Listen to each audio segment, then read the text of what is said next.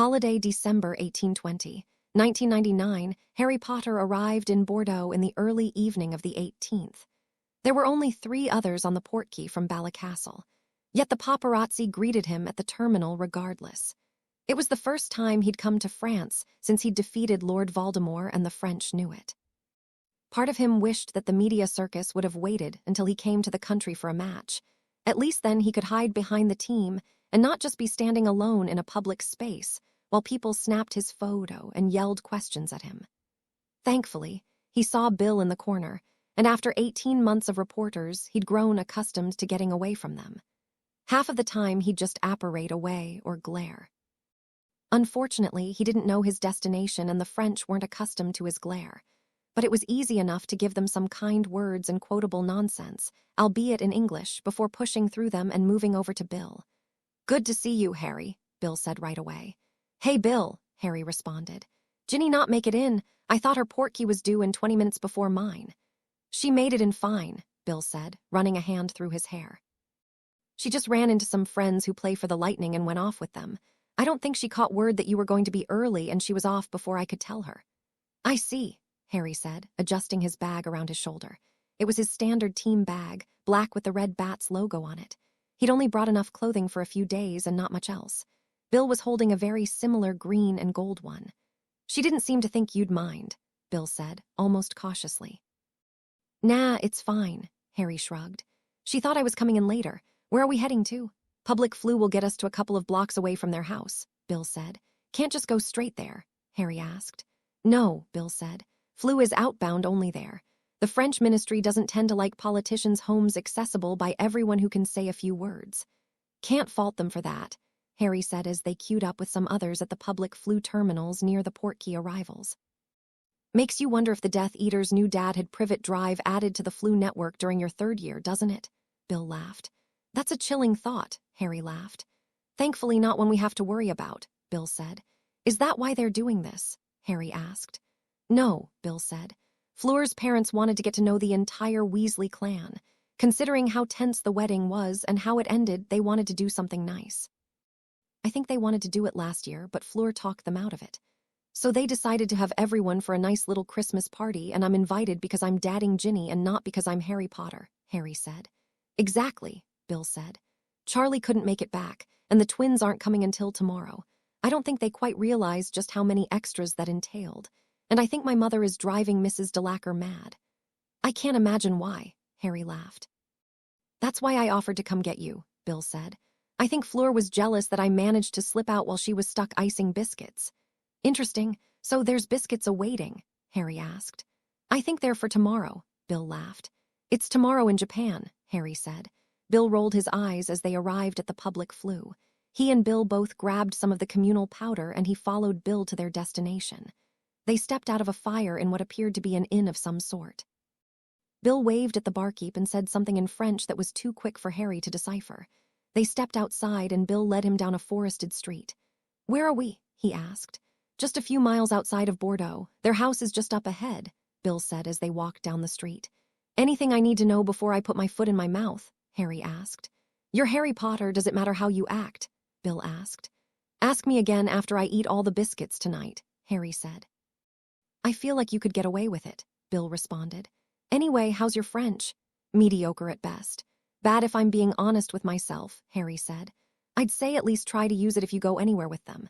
At the house they don't seem to mind English, but they'd appreciate French in public. I'm sure Pauline will want to take you to the Christmas market. She's always a big part of it and very proud of it," Bill said. "I've heard of that," Harry said.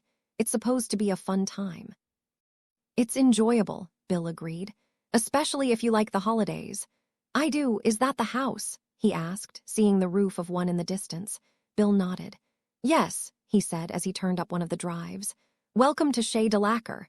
It wasn't quite as grand as Harry expected, but it was a large 2-story building set back into the forest.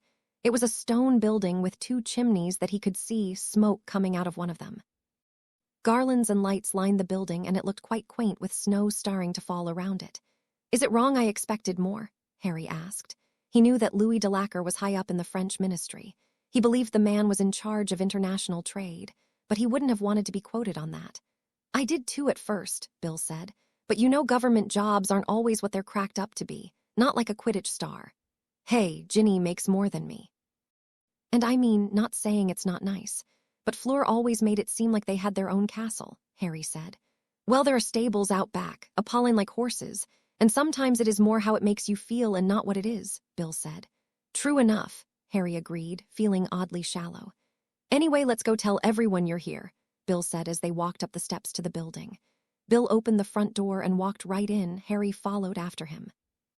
There was a staircase leading upstairs in the entry. Garlands lined the railing going up.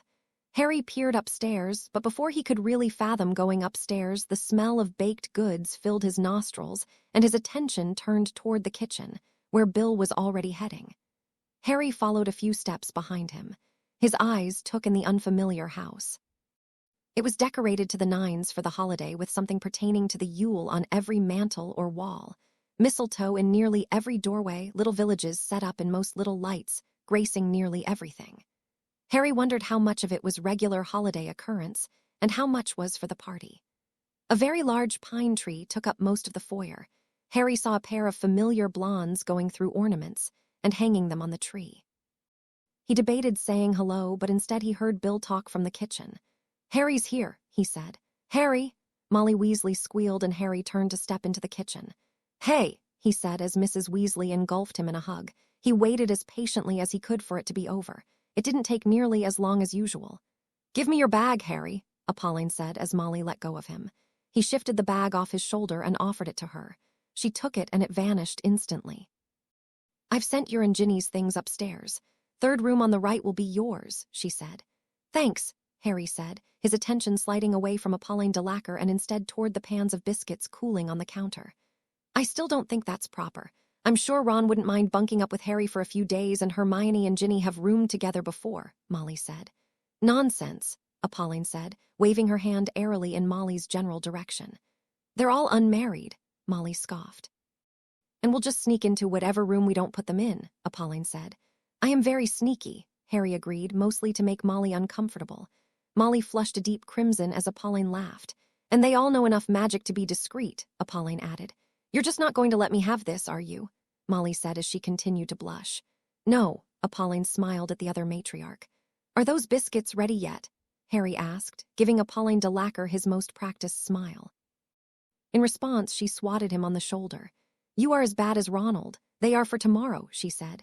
Yes, but I haven't had anything to eat since before the match, Harry responded. I am sure I could make you something, Molly said. I could make myself something, Harry said. Or I could sneak a few of those candy cane biscuits. Oh, fine, Pauline laughed and handed him a small assortment of Christmas biscuits. Harry ate the first one in one bite. Just don't tell anyone else. Wouldn't dream of it, Harry said with his mouth full.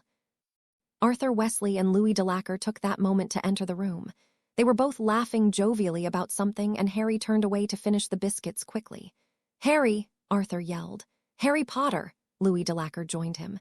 Harry turned and smiled at both of them, swallowing the last vestiges of the biscuit as he did.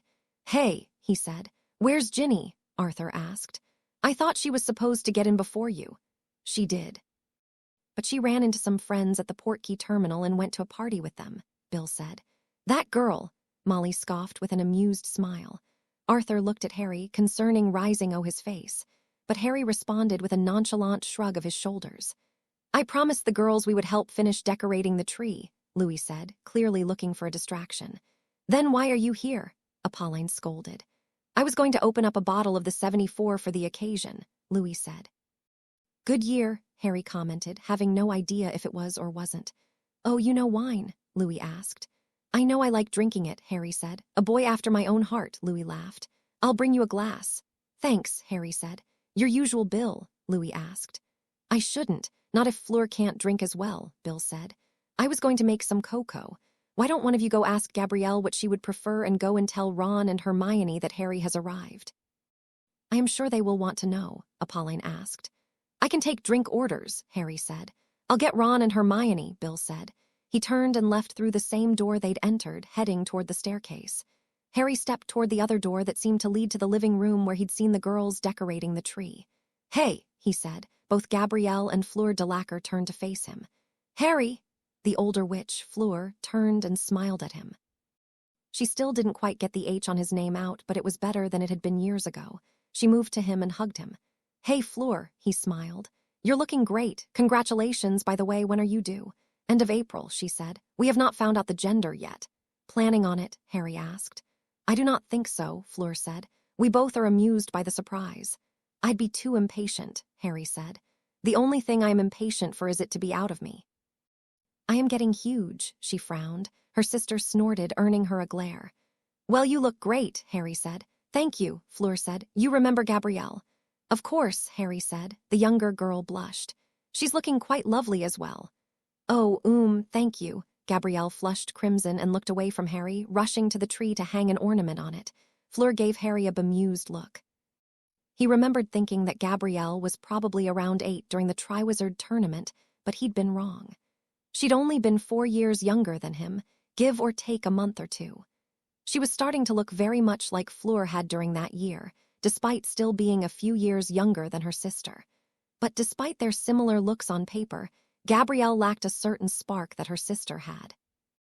While Fleur was always the center of attention, the most radiant thing in the room, Gabrielle managed to seem plain regardless.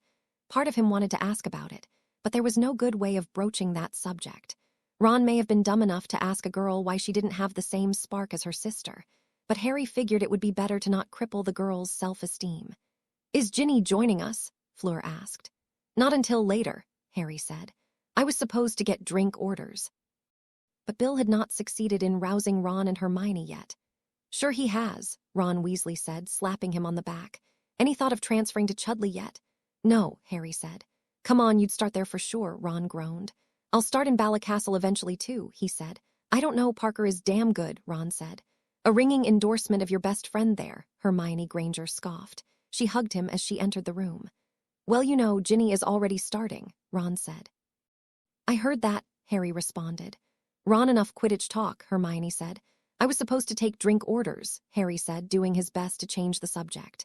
"I'll take some wine," Hermione said. "I am fine," Fleur said. "Fire whiskey," Ron exclaimed.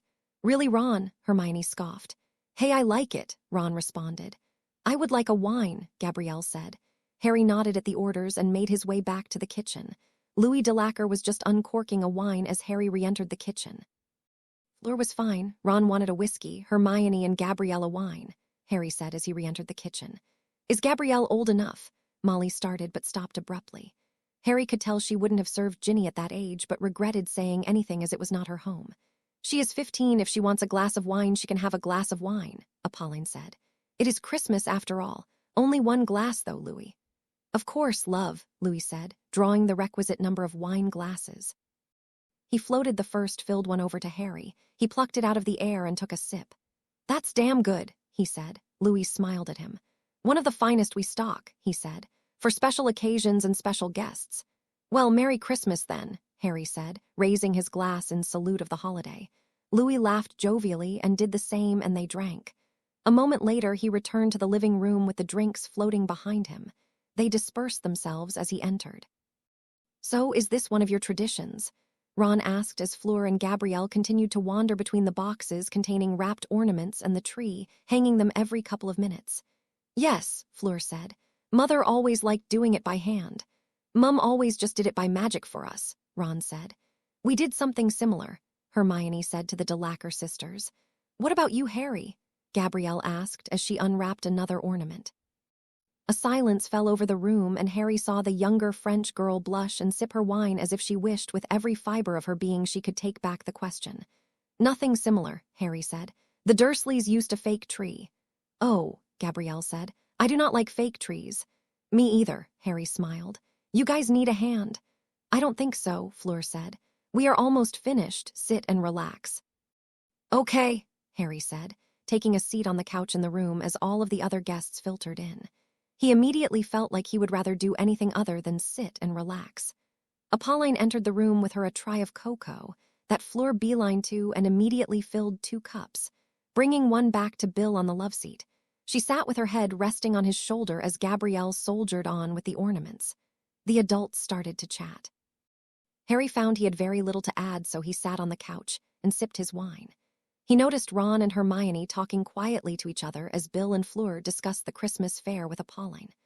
Louis and Arthur seemed enraptured in continuing whatever conversation they were having before. Harry quickly grew bored of trying to eavesdrop on the conversations and lost himself in thinking about why he was even there as an odd sense of loneliness spread through him. He hadn't been the one invited.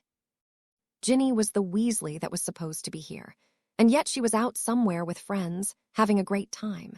He shook that thought from his head, knowing that wasn't her intention.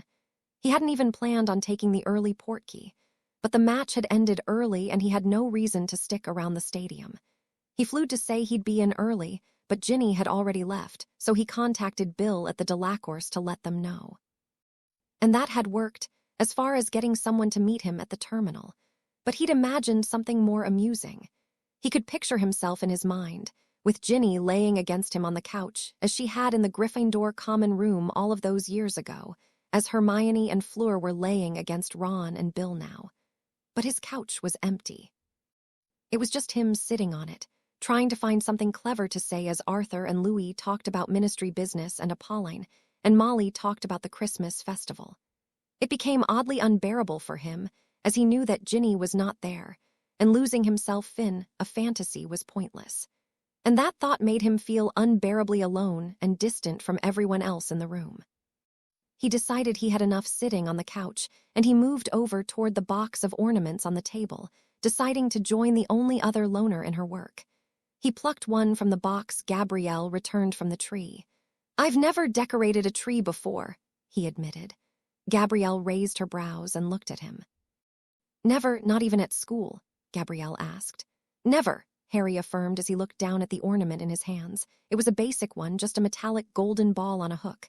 He held it up and looked at his reflection in it. He looked tired, like he'd gotten up too early and been busy all day. Just looking at himself made him want to yawn.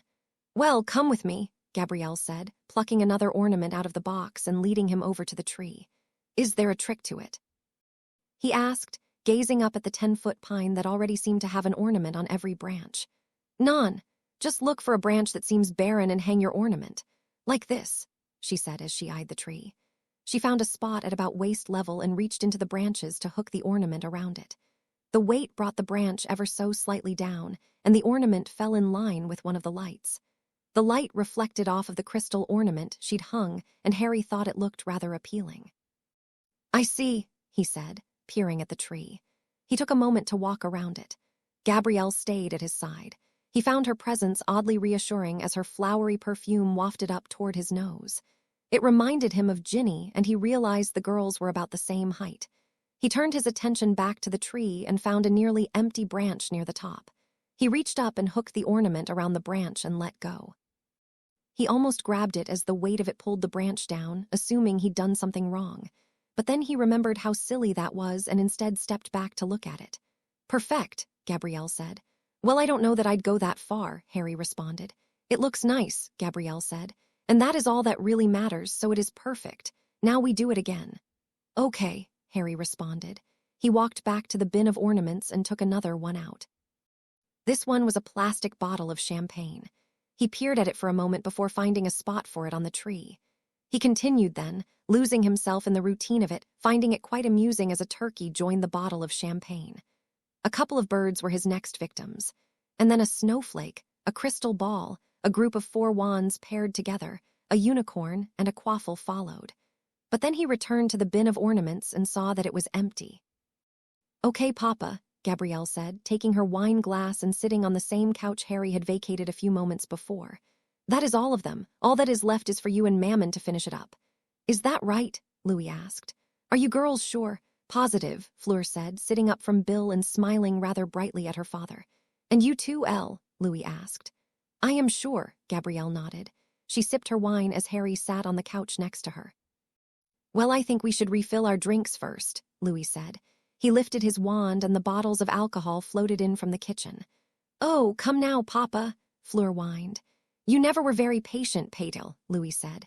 "Petal," Bill whispered with a smirk, earning a glare and an elbow from his wife, who, once she'd finished with him, turned her glare directly on her father. "After all the work they did today, it is rather rude to keep them waiting, Louis," Apolline said, as the bottle of liquor floated over to Ron and refilled his glass. A trio of wine decanters refilled everyone else's.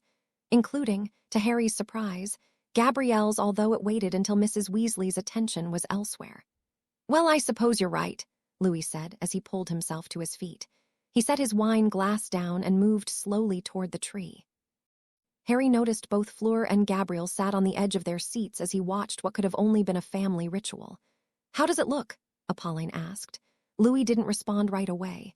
Instead, he spent a moment seeming to examine every branch of the tree and then turned back to his family and his guests.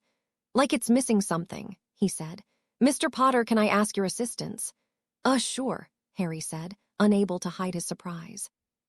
He stood, but not after taking another sip of his wine, and walked back over toward the tree. "What do you think?" he asked with a sweeping gesture toward the tree. "I think it looks great," Harry admitted. And he thought it did too, even without being biased at his own effort. It was a large tree decorated down to nearly every pine needle. He frowned as he tried and failed to look for a fault. "It does, but it's missing a top," and with a flourish of his wand, a golden star appeared before him. He held it out to Harry. "Would you like to do the honors?" "I shouldn't," Harry blushed. "I already feel like I'm intruding." "Nonsense," the man said. He held his wand slightly higher and the star levitated toward Harry. "Go ahead, Harry," Fleur said quietly. Harry nodded and held out his own wand, taking the levitated star into his own power and staring at it for a moment. He took a deep breath, finding it odd that he found himself so nervous, and started to raise the star to the top of the tree. His mind filled with all manner of how he could screw it up.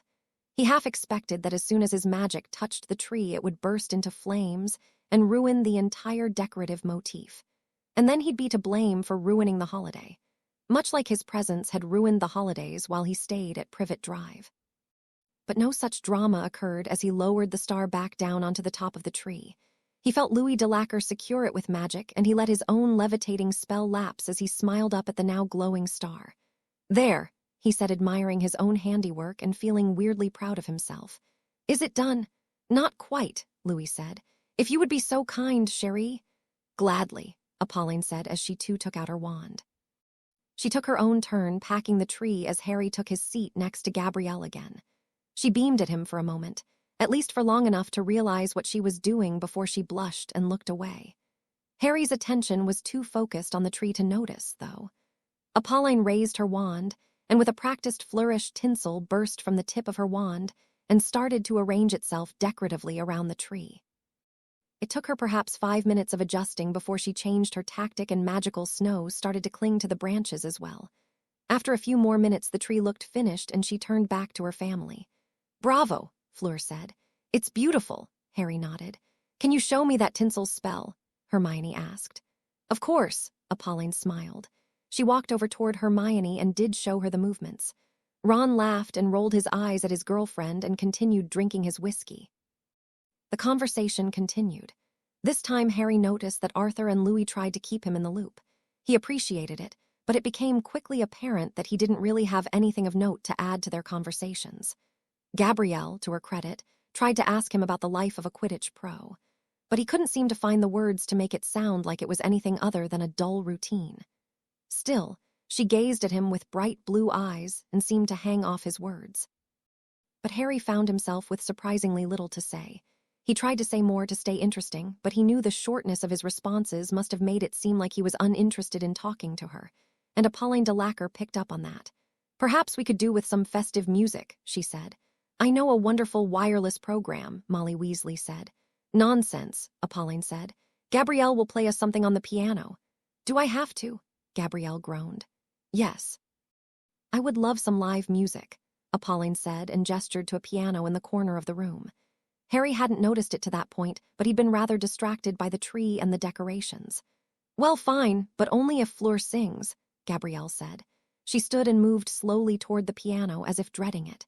"I cannot," Fleur said, her hand fluttering to her stomach as she made a face. Harry raised his brows at her, getting the distinct feeling that she was using it as an excuse. But he also knew that he wasn't about to call her out on it. "Please," Gabrielle pleaded as she sat at the stool in front of the piano, peering down at the keys. Harry didn't think she'd voice it, but he could tell she did not want to be the center of attention. He wondered how much of that came from growing up in her sister's shadow. "You will have to grow accustomed to performing soon enough, Elle," her mother scolded. Gabrielle looked down at her fingers on the keys. I sing, Harry said, before he really realized what he was agreeing to. He couldn't remember the last time he sang aloud, much less in front of people. He stood and moved over to the piano, wondering why he was going to embarrass himself.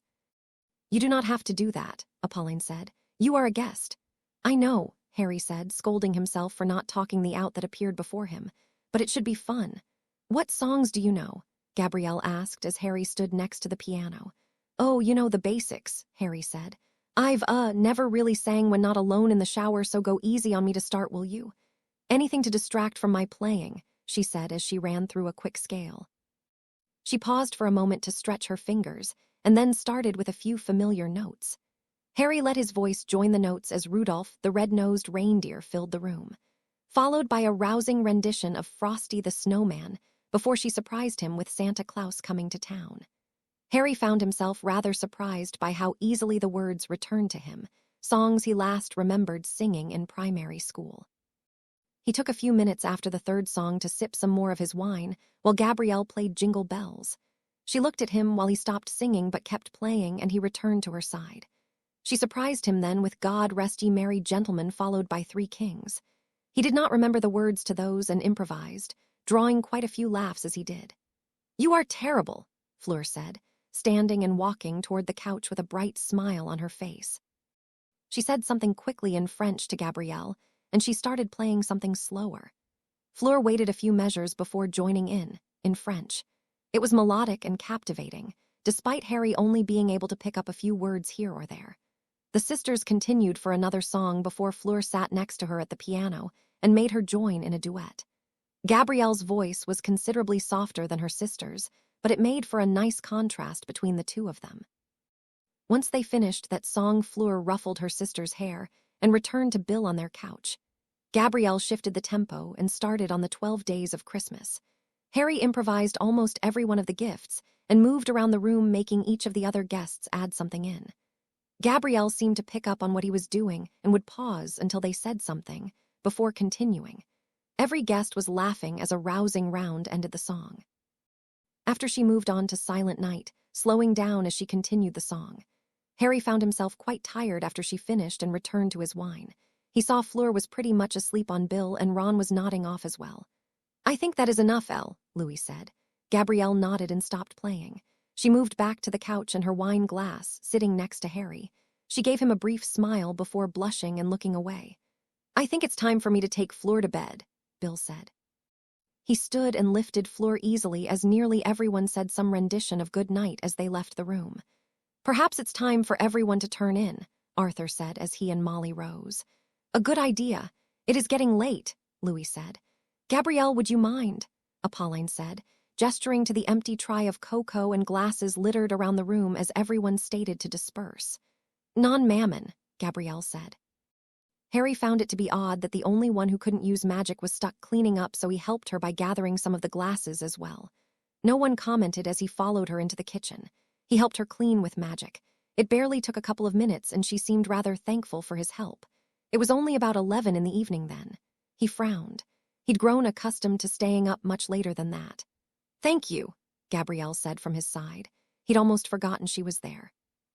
Oh, no problem, Harry responded. A guest shouldn't have to help, Gabrielle said. Nonsense, everyone should pitch in, Harry said. At least I can say I tried to get you to not help, Gabrielle said. Don't worry, if anyone asks, I'll claim I refuse to be indolent, Harry said. I appreciate that, Gabrielle smiled at him. I'm surprised you're home from school already, Harry said. Today was our final day of term. I'm off until the New Year's, Gabrielle said. A nice long break, Harry responded. Yes, I only stay home for the holiday. I will probably go back after Christmas, she said. I always stayed at Hogwarts for the whole term, Harry said. I would have been trying to flee to warmer climates from my brief experience there, Gabrielle said. Didn't have any to go to, Harry said. That would be a problem, Gabrielle said. Quite, Harry responded as she finished putting away the now clean dishes. Now would you be willing to show me to wherever I'm sleeping? Of course, Gabrielle said as she dried her hands and then led him out of the kitchen. The walked down main hallway, away from the living room and toward the stairs once more. He followed her up the stairs and down the hallway. Harry could sense the magic upstairs, and he realized quickly that many of the rooms were not permanent parts of the house. She stopped outside of one of them. I believe this was you and Ginny, she said. But you are going to be the one who opens the door so I do not get yelled at if it is your friends and they are naked. Oh, sure, use me as a scapegoat, Harry said. Yes, Gabrielle nodded. Harry opened the door and found the room empty save for his and Ginny's bags. All clear, Harry said. Good, Gabrielle smiled. Good night then, Harry. Good night, Elle, he responded, barely realizing he used the diminutive her father had used. He stepped into the room and closed the door behind him. It reminded him quite a lot of most hotels he'd ever stayed in. He saw a large king bed in the middle of the room, a closet, a desk with a lamp on it, a vanity, and another standing lamp in a corner by the dresser. He took Ginny's bag and set it on the chair at the vanity before turning his attention back to his bag. He dug through it purely to find some sleepwear, pulling a pair of athletic shorts from the bag with a clean white shirt and his toiletries. He gathered the clothing in his hand and moved the bag to a chair in the corner. He moved into the bathroom, the thought of a nice warm shower appealing to him. The large tub in the bathroom went out, though, and he found himself relaxing in it. He dozed a bit, hoping that he'd hear the sound of the door opening and Ginny returning. But that sound didn't come. An hour or so later, he gave up and left the tub, feeling relaxed and refreshed. He dried with magic and threw on his clothing before returning to the bedroom. A wave of his wand darkened the lights in the room, and he crawled into bed, curling up with the warm blankets and waiting for sleep. It took longer to come than he would have liked, thoughts swirling through his head as he waited for sleep to take him. He wondered why he'd decided to rush off to the party after the match ended quickly. He could have kept his plans as normal and not felt like such an out-of-place burden at the Delacour/Weasley family Christmas. None of them thought of him as a burden. He knew that it was stupid of him to even think that. But years of the Dursleys had taken their toll, and he knew it would take a while before he ever really trusted his feelings around other families. Ginny would have made him feel like less of an outsider, but Ginny wasn't there. He wondered just where she was at that moment, just what she was doing.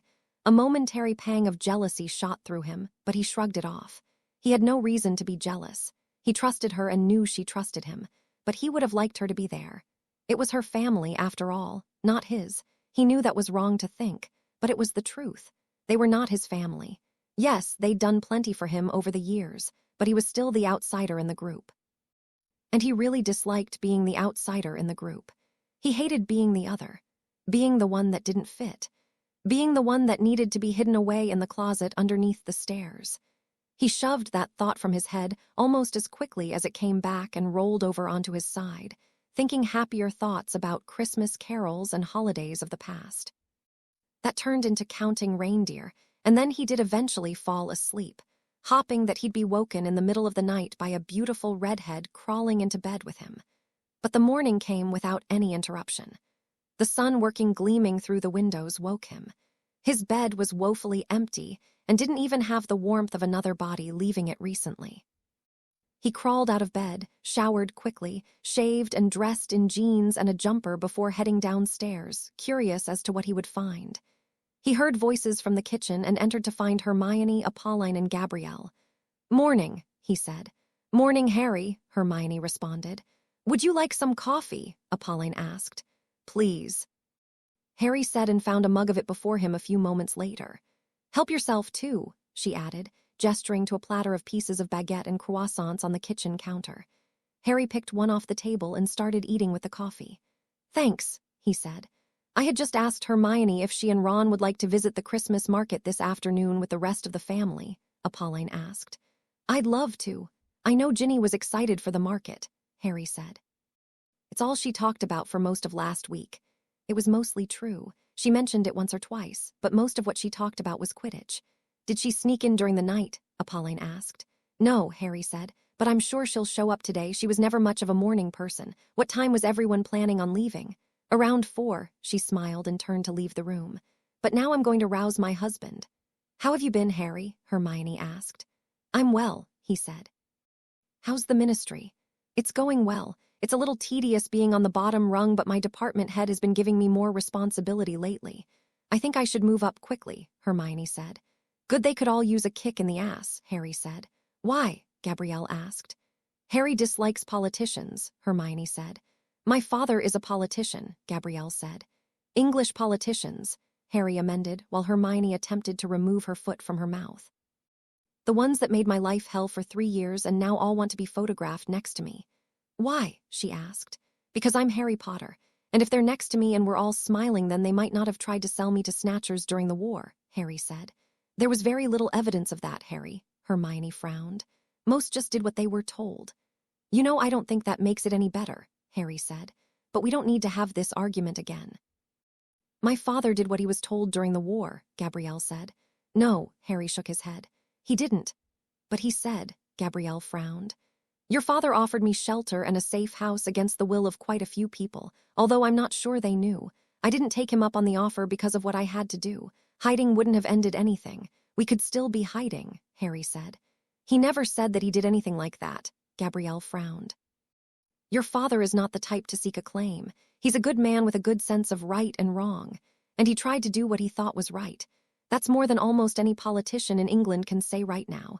It's no wonder he and Arthur get on so well, Harry said. Oh, Gabrielle said, looking surprised by Harry's words. Does Ginny know any way to get here other than the inn in town? Harry asked. I don't think so, Hermione said. I think I'm going to go for a run, then head down there and wait, Harry said. Patroness me if she shows up, Harry said. I will, Hermione said. Harry couldn't read her expression. It looked desperately like she wanted to continue talking.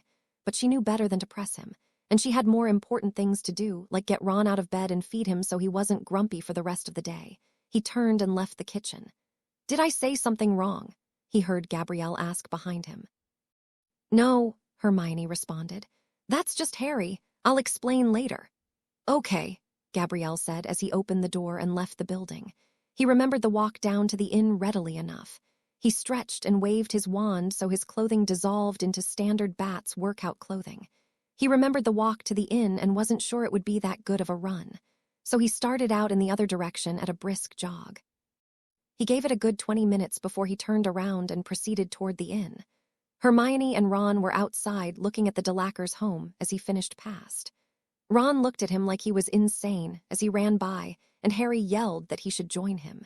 He made it to the town not much time later. He walked for a few blocks as a cool-down, and then used magic to clean himself and change his clothing back into something more presentable. He entered the inn once his breathing returned to a normal level. He sat at the bar and ordered a coffee. The glare from the bartender changed his drink order into a Bloody Mary. He sipped at it as he waited for Ginny.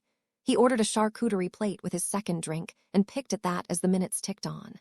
The man behind the bar made polite conversation with him here or there. Harry suspected he recognized him, but the man was professional enough to not press him on it. About halfway through his third drink, and the rest of the meat, he realized he didn't really want to sit in the inn and drink all day. His annoyance at a distinct lack of Ginny, or a patroness telling him she was at the house, started to bubble over, and he knew he didn't want to focus more on that. A glance at his watch revealed it was just past noon.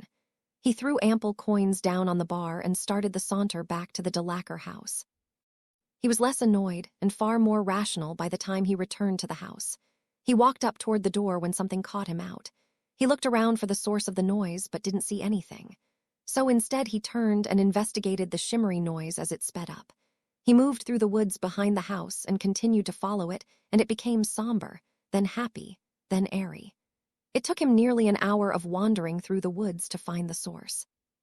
Twice it stopped, and he found himself turned around and confused. Had he not known he could apparate, he would have been rather concerned about the situation. But both times the sound returned. Eventually, he entered a clearing and saw Gabrielle sitting on tree stump, her eyes closed, as she played a shiny silver flute. She continued, oblivious to his presence as he stepped into the clearing. A horse was tied to a tree near her. It was saddled and looked quite bored as it attempted to graze. She finished the song, drew the flute from her lips, and opened her eyes. That was good, Harry said. Oh, she nearly jumped off the log, her hands flying into the air in shock, the flute flying up into the sky. She fumbled after it, but Harry caught it with a levitating charm and floated it back down to her hands. Sorry, he said. You startled me, she said. Well, I didn't want to interrupt, he said. I take it you like music. Yes, she said. Piano was Father's idea. I always preferred the woodwinds. Anything you can't play, Harry teased. I can only play those two, I guess 3 if you count the piccolo, she frowned, looking like thought she disappointed him. Well, 3 more than me, Harry said. Although I did bang on Dudley's drum set once or twice when they weren't home. How was that? Gabrielle asked. No idea, Harry shrugged. Honestly, it just felt good to hit something. I see, Gabrielle said, as if she wasn't sure how to respond to that. I know my relatives make a terrible conversation starter, Harry said. I've just felt oddly reflective lately. I am told the holidays do that, Gabrielle said. I thought that was only for old people, Harry responded. You said it, not me, Gabrielle said. Ouch, he said. Gabrielle started to take the flute apart and put it back in the case that rested next to her on the tree stump. I am sorry, she said. It's all right, I'm a big boy, I'll live. Are you done playing? He asked. I have been at it for over an hour. I think it is time to go back home and warm up and then dress up for the market, she said. I have to dress up for the market, Harry asked. You are Harry Potter. Do you have to dress up for anything? She asked. I doubt it, Harry said, but I have never tested that theory. I am sure you will be fine in whatever you decide to wear, but perhaps something that does not have a bat on it if you are trying to be incognito, Gabrielle said. Harry gazed down at his jumper and was only moderately surprised to find the team logo on it. Huh, he said. You cannot pay that little attention when you dress yourself, Gabrielle said. You'd be surprised, Harry responded. She closed the flute case and slipped off her perch. Anyway, you will be fine, but you are not a Delacour at the Christmas market. Because of our family involvement, we must look the part, Gabrielle said. You're French, Harry said. Isn't being hoity-toity and dressing up supposed to turn you on? No, that is the Italians, Gabrielle said as she plucked a black helmet from the ground near her feet and moved over toward the horse. Harry followed her. Oh, I can't believe I got that wrong, he said as sarcastically as he could manage. I can, she said as she untied the horse from the tree and led it around in a circle. It followed her without much prodding. Do you ride often? He asked. Less than I did as a child. Fleur liked them more than I did, but it is quicker down the path if you ride than walk, and they need their exercise, Gabrielle said as she turned the horse and started very slowly down the path. Huh, Harry said. What? Gabrielle asked. There's a path, he said. Yes, it leads right to the stables, Gabrielle said. Interesting, Harry said. Did you wander through the forest to get here? Gabrielle asked. Of course not, Harry said. That would be silly. I do not believe you, Gabrielle laughed. Well, I was distracted by the music and wanted to find the source of the sound, and have not been known for my ability to think ahead or plan, Harry said. Does that not make you worse at Quidditch? Gabrielle asked. That might explain my reservist status, Harry said. There are rumors that you may not be one for long, Gabrielle said. And how would you know that? Harry asked. Do you think that every girl in Europe isn't at least mildly aware of Harry Potter's Quidditch career? Gabrielle asked. I guess that explains how I have the highest-selling jersey for the Bats, Harry said. Please tell me you don't have one. I do not, but Christmas is just around the corner, she said. Oh, good, Harry laughed. I do not anticipate getting one. I think my mother would hex me if I wore something that unfashionable, and I can only imagine what my friends would say. It took 3 years before I convinced them I was never in any danger in the lake, Gabrielle said. I still can't believe I fell for that, he scoffed. Fleur did too. They did a good job convincing you, Gabrielle said. I suppose, Harry said. Still a sore spot. You still won, Gabrielle said. I did, Harry responded. But enough talking about me. I feel like the war hero and Quidditch player is more interesting than the schoolgirl, Gabrielle said. Perhaps, but I hate talking about me, Harry said. I see, Gabrielle said. I am afraid I am not very good at coming up with conversation. Everyone tells me I am quiet. I'm quiet too, Harry said. But how about you tell me about the horse? I can do that, Gabrielle said, and she started talking about her horse, patting him on the neck as she did. Harry listened to her talk and kept pace next to her. The walk back to the stables only took about another half-hour now that they followed the path. He insisted on helping her put everything away and brush the horse after. She bossed him around quite expertly. Right about the same moment that they finished, a silvery otter entered the stable and ran around him. What is that? Gabrielle asked. Hermione's Patronus, Harry said. Ginny is here. About time, Gabrielle scoffed. Harry raised his brows at her.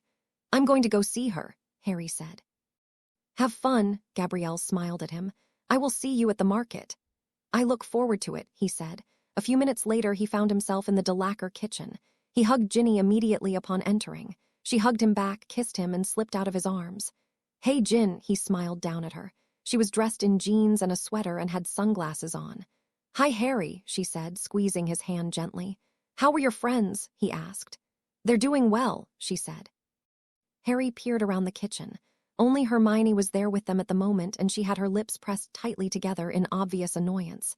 "That's good. What did you guys get up to last night?" he asked. "Hit up a club in Muggle Bordeaux," she said. "Do you know where I'm sleeping? I could use a shower and a change of clothing." "Of course," Harry said. "I'll show you." "Great," Ginny said. She took his hand and let him lead her from the kitchen and up to their bedroom. "And here we are," he said as he stepped in. "My mother is letting us stay in the same room," Ginny asked. She pulled her jumper off and shimmied out of her jeans almost before the door to the room closed. She wasn't thrilled with the idea, but Mrs. Delacour pointed out that we'd all just sneak into the room we wanted to be in anyway, Harry said. "I knew I liked that woman. You mind if I catch a quick shower?" she asked. She took off the sunglasses and put them down at the vanity. Her eyes were rather bloodshot. "Go for it," he said. She rushed over and kissed him, but then shot quickly into the bathroom. Harry threw himself onto the bed and closed his eyes. He came to a few minutes later to find Ginny rifling through her bag and heading back to the bathroom. She emerged a few minutes later. She sniffed once and pinched her nose, then smiled over at him on the bed. She deposited her old clothing in her bag and then joined him on the bed, crawling into the crook of his arm. "What's the plan for tonight?" she asked. "We're going to the Christmas market around 4, Harry said. "I went to that last night," Ginny responded. "It was pretty boring." "Gin," Harry sighed. "What? They said I had to see it," she said as if she hadn't had a choice in the matter. "Well, you're going to see it again, because I want to and because Mrs. Delacour wants to show us every inch of it, and you're going to be cheerful about it," Harry said teasingly. "Yes, Daddy," Ginny scoffed. "Gross," Harry said. "What have you been doing all day?" Ginny asked. "I went for a run in the morning and then wandered in the forest. Ran into Gabrielle while she was practicing the flute and she showed me the stables," Harry said. "Half of that sounds like a euphemism for sex," Ginny said. "I guess it does," Harry laughed. "But really, the French girl," she scoffed. "We were the only two unoccupied," Harry shrugged. "Is she as bad as Phlegm?" Ginny asked. "I thought you liked Fleur now," Harry asked. "I guess she's all right." "Just so sick of Mom talking about grand kids. I hope she gets fat," Ginny said. "Tell me how you really feel," Harry laughed. "What time is it?" Ginny asked. "About 3:30, Harry said. "So about time to head back downstairs and be gracious guests." "Do we really have to?" Ginny asked. "Of course we do," he said. He slipped away from her and pulled her to her feet. She resisted him as far as the doorway, making a playful game out of it. But once they were back among her family, the attitude melted away, and she was a perfect, playful companion. She stood right near Apolline Delacour as the French matron told them all about the Bordeaux Christmas market. Despite it being a lecture that would have rivaled anything Professor Binns could have thought up, she remained engaged the entire time, asking pertinent questions every so often. Harry stayed by her side for most of it. She slipped away once, claiming she eyed something quite interesting. She came back with a smirk on her face as she rubbed her nose against the cold winds. When he asked what she found, she just giggled and said he'd find out later. They spent a few hours at the market. Harry enjoyed it more than Ginny. He could tell she grew bored after about a half hour, but she managed to put on a brave face whenever any of her family were around. The twins joined the group while they were at the market, and Ginny immediately explored it with them. Harry shifted toward Ron and Hermione when Ginny left to chase after the twins. Unfortunately, he immediately felt like a third wheel, so he pretended to be incredibly interested in one of the vendors until Ron and Hermione moved on to the next one. He looked around for Ginny and couldn't see it. His eyes found Gabrielle. She was trailing a few feet behind Bill and Fleur, looking exactly how he felt. He moved over toward her, intending to free them both from their momentary problem. But instead Ginny appeared at his side, holding 2 white cups. "Hot chocolate?" she asked. "Thanks," Harry said, taking one of the cups and sipping from it. "You should come over and check out this booth here. It's got all sorts of these little figurines of what muggles think elves look like, and it's adorable," Ginny said, pulling him in the opposite direction. "Any of them as cute as Creature?" Harry asked. "Not even close, and next to it there's all sorts of fancy ornaments." "I think we should pick one out for our trees," Ginny said. "Sounds fun," Harry agreed. It took them the better part of a half hour to find one they both found suitable. And by that time, Apolline was trying to round everyone up to return to the house for what would be their Christmas dinner. It was a rowdy affair, with Fred and George testing out some holiday-themed products during the middle of it. Molly started to shout at them, but the rest of the table seemed far too amused by the caroling pixies, and whatever charm turned all of the silverware into candy canes. They spent the rest of the night drinking around the tree again. This time it was Fred and George who serenaded them, at least until Harry, with slight urging from both Louis and Arthur, cast his most powerful silencing charm on them. It took them the better part of 2 hours to figure out how to counter it, and once they had, their only real comment was to see how he'd done it. It was enough to make Harry wonder just how long it would be until silencing toffee was on the shelves of the joke shop. He made sure to show them a weaker version of the charm. The party wound down after, and Harry found himself leading a slightly inebriated Ginny back to their bedroom. She was giggling rather a lot when they entered, and then slipped into the bathroom to change. He found it odd. Normally she had no qualms about changing in front of him. In fact, he would have guessed she enjoyed it, with how slowly she usually did it. He didn't remember that she'd bought something at the market until she came out of the bathroom wearing a very skimpy green and white furred outfit and matching hat. "I don't think that's quite what Santa's helpers were going for," Harry said. "Good thing I have no plans to help Santa," Ginny said, walking over to the bed and crawling onto him. He kissed her as she crawled into his lap, his senses seeming on fire as his lips touched the glitter around hers. He wondered just what it was and how she applied it, but he lost himself in her a moment later. The next morning came too soon. Ginny was already emerging from the bathroom, dressed in Harpy's team gear as she started to pack up her belongings. She plucked her outfit form the night before from the ground and tossed it into the bag, rubbing her nose briefly after and then turned to look at him. "You awake there?" she asked. Harry yawned, running through the previous night in his head as he debated if he felt like staying awake or not. Despite knowing full well that sleep wouldn't return to him, he'd never been good about falling back asleep. "Coach wanted to start some early morning practices," Ginny continued. It wasn't uncommon for the Harpies, although the Bats' practices were all usually around 11. "I've got to catch an early portkey to be back in time. You'll be able to give everyone my best." "Of course," he said. "Ballycastle or Holyhead tonight?" "Honestly, I think I'm going to be a little sore and tired tonight. Can we call it Holyhead tomorrow?" she asked. "Sure," Harry said. "Flu tonight?" 7, Ginny asked. "Perfect," Harry agreed. "Talk to you then," she said. She threw her back over her shoulder and walked over to the bed to kiss him once more. "Love you." "Love you too," he said, earning himself another kiss before Ginny left the room. He tried to go back to sleep, but it didn't come. So instead he reviewed some Quidditch plays and waited until a more reasonable hour to dress and head downstairs. He had his breakfast with Bill, Fleur, and Gabrielle before Apolline invited him to the market once more. He joined them, but only she and Louis went this time. Apolline had something she needed to take care of herself, and Harry spent the time wandering the streets.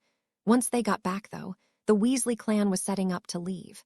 Molly asked about Ginny, and Harry relayed that she had an early practice that day. Fleur and Bill were staying on until Christmas Eve, but it was time for the rest of them to go home. Bill walked them to the inn, where they once again flew to the Portkey terminal.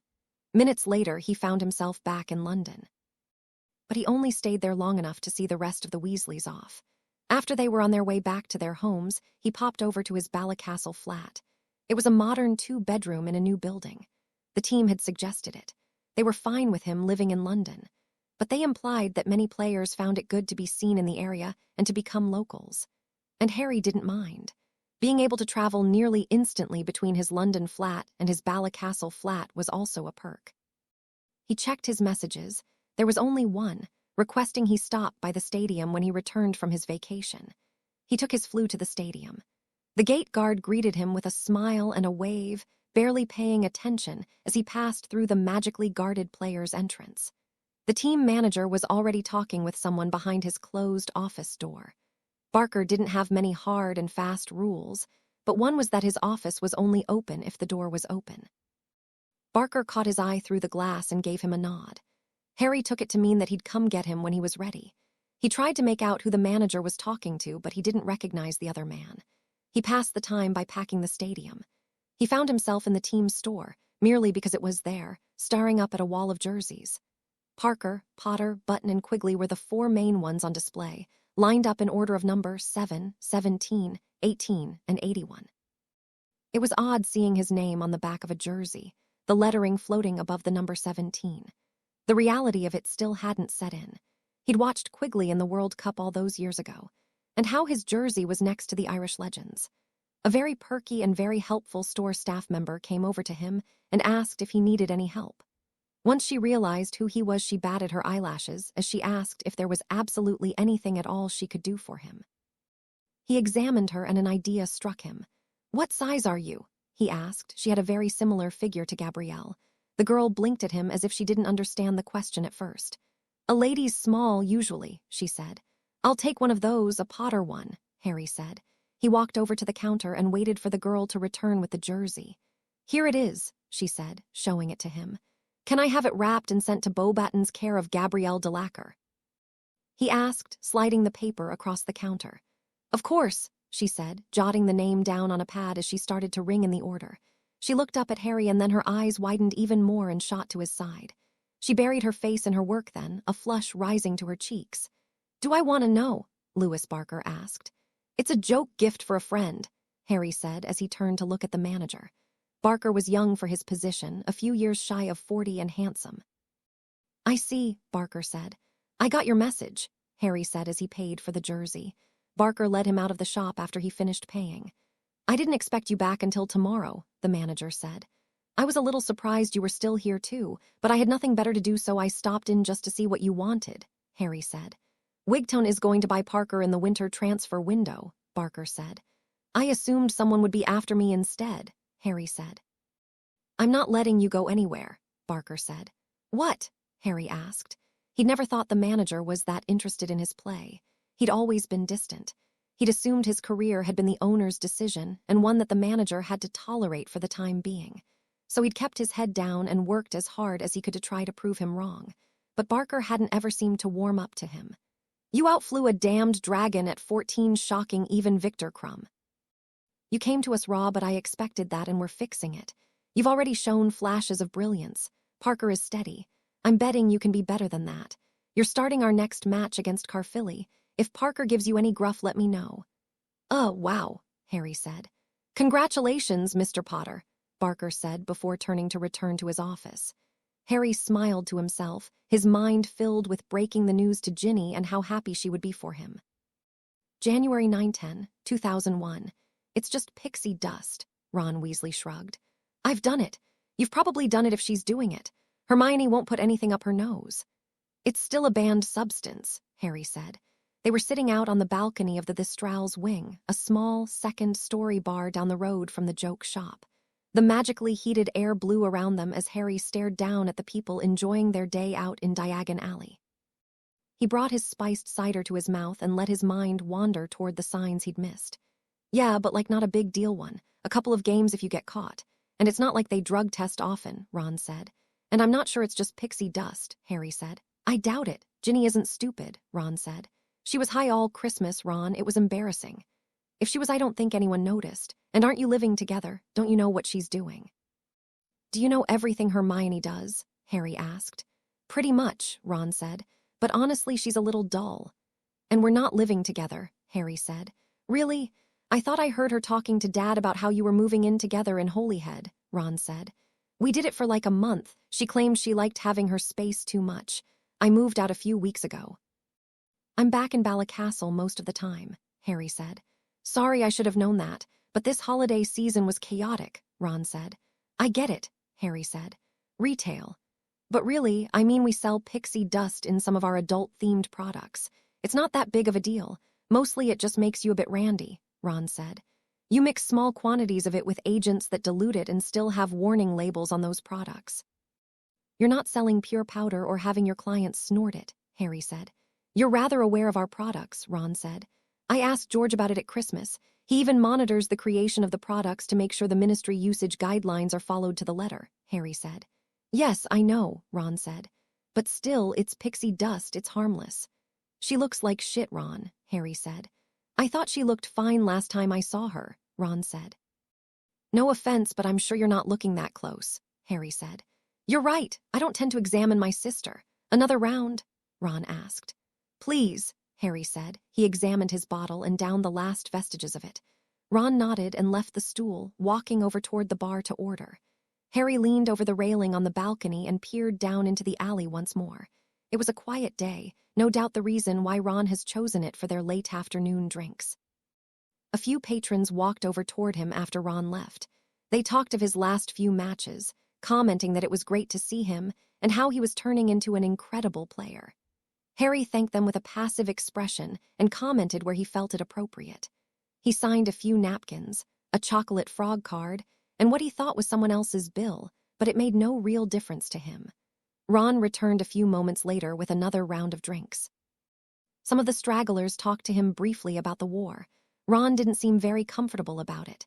Their pubic version skipped quite a few of the details, but they seemed to know better than to stick around past their welcome. "You're a lot better at that than you were a few years ago," Ron said when they were alone again. "My first instinct is still to curse any strangers who approach me," Harry replied as he took a sip from his new drink. "I'm sure. But now you don't look at them like you're going to curse them. It's an improvement," Ron said. "I should practice that look. It might make press conferences easier," Harry said. "You barely talk to the media.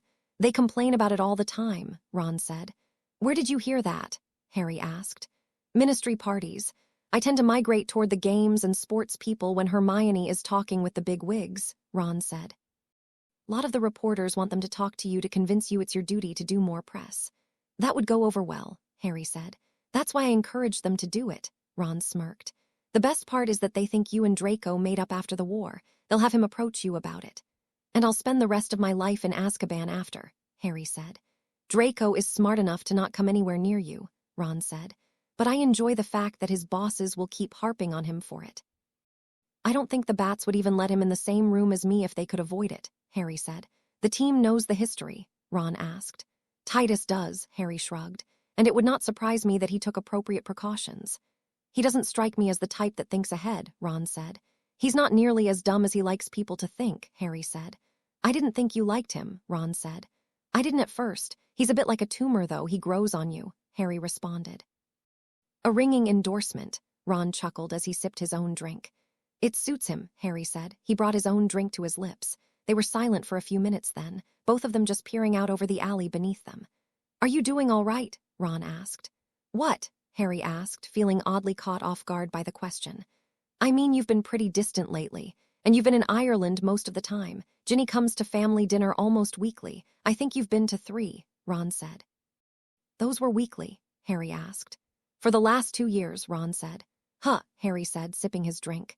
"Ginny said she told you," Ron said. "I must have not been paying attention," Harry said, but that didn't seem like something he would forget. "Mum's been harping on me to get you to come more. She says you and Ginny are both too thin," Ron said. "Yet I'm in the best shape of my life," Harry responded. But that wasn't the part of Ron's commentary that stuck in his head. Ginny did seem too thin. But pixie dust wasn't known for weight loss.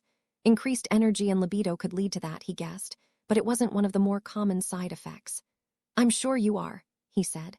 "I read that article Wood did about the workout routine to stay a professional. It's nuts." "Well, Wood is nuts. I think I do about 2/3 of that at best," Harry said. "Anyway, you've been distant.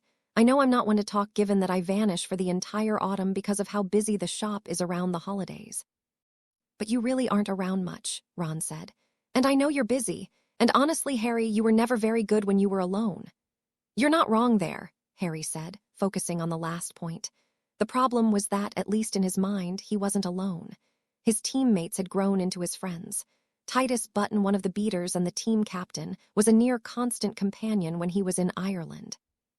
Marcus Green, one of the chasers, joined them quite often as well, whether it was for media events or just general fun. In fact, 2 days previously they debated who was the best bowler and had spent an entire day at a local alley competing at it, much to the chagrin to the locals. Marcus had won. Then there was Finbar Quigley. He'd been a seasoned veteran when Harry watched him play on the Irish national team. Now older, his play wasn't quite as elite, but he was the father figure on the team. He'd been the one Harry had approached first about his concerns with Ginny. The man had told him to try to get her family involved and to help. It hadn't been the best advice, but Harry knew it was all that he could say. "You bottle things up when you're alone," Ron said, "and it tends to boil over eventually." "Do I seem like I'm doing that now?" Harry asked. His words came out harsher than he thought, more accusatory. He'd intended for it to be a simple question. He turned to look at Ron. He did everything he could to keep his words mellow. He wasn't angry. In point of fact, he knew Ron was right. He wasn't very good when he was left alone. He just didn't want Ron to think he was being defensive about it. No, Ron said. But that won't prevent the women from worrying, you know. Sexist, Harry said. Okay, fine, so I worry too. But no, you seem fine. Still, you know how my mother gets. She means well, but it can be annoying. Anyway, I don't think I'm the one that they should be worrying about, Harry said. I don't know that they'll believe you, Ron said. Do you? Harry asked. Ron pressed his lips together and then brought his drink to them, taking a long pull from it. Yes and no, Ron said. Way to not answer the question, Harry said. I don't think you're making it up. I mean, if you say she's snorting pixie dust, Ron started. I found it, Ron. She has vials of it everywhere, Harry said. Hell, she was the one who even told me what it was when I asked. Yeah, it's not that big of a deal, you know. Lots of people do it for recreation, Ron said. Daily, Harry asked. I don't know, Ron said. I'm not an expert. Have you tried talking to her about it? Ron asked. Of course, Harry said. She avoids it or responds much like you have here. It's a magical culture thing. I mean, sure, it's a drug. But it's not like injecting yourself with manticore venom or taking those dragon pills that are all the rage, Ron said. So I've heard, Harry sighed. Did she say why she does it? Harry asked. Some friends got her into it. She loves the rush and how it makes her feel after matches, Harry said. And you think it's a problem? He asked. Yes, Harry said. She's lost a lot of weight. She doesn't eat much. And excluding Quidditch, it's about all she wants to talk about. And you've done it? Ron asked. A couple of times to try to fit in, Harry shrugged. The first time he'd gotten a bloody nose in addition to another annoyance that was difficult to remedy while his hand was occupied with holding a tissue against his nose, since magic didn't seem to be able to quell the bleeding. Something he assumed with the magical nature of the dust. The second time had been better, but it had felt like there was something else in his brain, tickling him and pushing him towards certain actions, and he hadn't been opposed to those actions, but he didn't like the thought of something else in his head. No, he'd had enough experience with unwanted visitors up there to last him a lifetime. He hadn't touched it since. Not a fan, Ron asked. No, Harry said. It felt like something else was in my head again. I can see why you wouldn't like that, Ron said. I think she gets mad at me when I won't do it, Harry said. We fought about that a couple weeks ago. Did you tell her that? Ron asked. Yes, Harry said. Ginny had simply crossed her arms over her chest and stared at him when he voiced that concern. She'd been possessed too, you know, she didn't feel that way about it at all. She didn't have the same concerns. And then you refused to do it so she didn't get her way and became a pouty bitch, Ron said. That's a nice way to talk about your sister, Harry said. Ginny is a hag when she doesn't get her way. She always has been. She'd get away with plenty as a kid by just blaming me.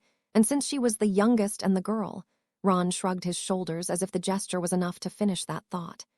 She can be stubborn, Harry agreed. He didn't find that trait unappealing. In fact, he liked people who stuck to their convictions. At least he thought he did. Now that he couldn't get her to go against them, he was wondering if he liked that trait as much.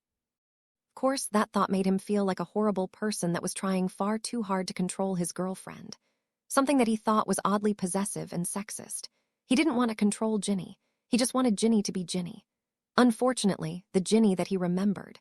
The Ginny that had given him some of the best school days of his life when they started dating, and the Ginny that had filled his life after the war, was not the same Ginny that he saw now. People changed, though. He knew that. Hell, he'd changed. At 16, he'd been so sure he wanted to spend his entire life fighting. To be the guardian angel that saved people from dark wizards. To win the war and be the hero. He wanted to save people. But now, he didn't want that at all. He'd realized that almost immediately after the war. Finally, when he didn't have to fight, he realized he hated it. He'd done enough fighting. He'd struggled enough. He wanted to have fun. He wanted to play and enjoy himself. And so he got back on the broom and did just that. I mean, I hate to ask, Ron said, but are you sure it's just not because you don't like it? Hermione calls me on that all the time, and I know you're not me, but sometimes an outside perspective can be good. And well, you know. It's the amount that concerns me, Ron. I don't think I'd mind if it was an occasional thing. But honestly, there are days where I think she likes it more than me, Harry said. Oh, please, I doubt that. She reveres you, Ron said. Not so much since I caught the snitch from right under Wilson's nose, Harry commented. Serves her right for joining in the goal celebration, Ron said. Game doesn't stop because of a scoring record in Quidditch. It does not, Harry said. He had taken some flack in the media for that win. But most professional commentators shared Ron's view on the events. They both finished their second beers. Do you want me to bring it up with my parents? He asked. I can do that more discreetly than you can. I'm sure Hermione would share your views. but I think it's sort of that you're both more used to the Muggle world. I don't know, Harry said. I guess I just wanted to talk to someone about it. Sorry if it ruined our day. Harry, I've known you long enough to know that you do have her best interest at heart. How can I be upset that my best friend is looking out for my sister? Ron asked. He paused for a moment before continuing. There are a couple things, though. What's that? He asked. If she doesn't have a problem, I don't think Ginny will see it as looking out for her. If it becomes a whole big thing because you were just blowing something out of proportion, then I think she'll be rather cross with you, Ron said. I think rather cross might be an understatement. I still remember her proclivity for certain hexes, Harry said. That's a risk I am willing to take. Dumbledore once told me we should take risks for those we love. Noble attitude, Ron agreed. And I think after the initial resentment one that she would be able to understand. But if she does have a problem, well, she'll blame you, you know. What? Harry blinked. That thought would have never occurred to him. How would she blame it on him? He avoided the stuff like the plague. He didn't even like being around her after she used it. He tried not to chastise her for using it, but she knew his opinion on it. He'd made it quite clear more than once. Mum's spoiled her. Ginny always looks for a way out, and almost always finds it. It's never her fault, and you'll be her first target, and Mum will believe her, and Dad does what he's told. I trust you, but is it worth that fight? Ron asked. I think so. I'll let you know, Harry said. Okay, Ron said, checking his watch. Well, I told Hermione I'd be in when she got home, and she usually leaves the ministry about now. Thanks for the drinks, Harry said, and they both stood. Yeah. Next time let's try to talk more about Quidditch and leer at women rather than be serious, Ron teased. No promises, Harry said as a silvery otter ran toward them in the alley. It hopped on Ron and curled around his neck. He tilted his head to the side and then nodded. Actually, Hermione got home early and is inviting you over for dinner, Ron said. And you're not allowed to decline because she knows you have nothing Quidditch-related on your schedule, that Ginny is in Iceland for a match, and that she hasn't seen you in weeks. You know, that sounds lovely, Harry said, and followed Ron to the public flue at the Leaky Cauldron. He didn't bring up his concerns about Ginny with Hermione. In fact, he barely talked about himself for the rest of the evening. Hermione was working on some type of improvements for the Floo network, and honestly, Harry found it quite fascinating. So he made her talk about that all night. He could tell she thought he was humoring her, but as he grew older, he found himself more interested in practical magic. It was different than just seeing it at school.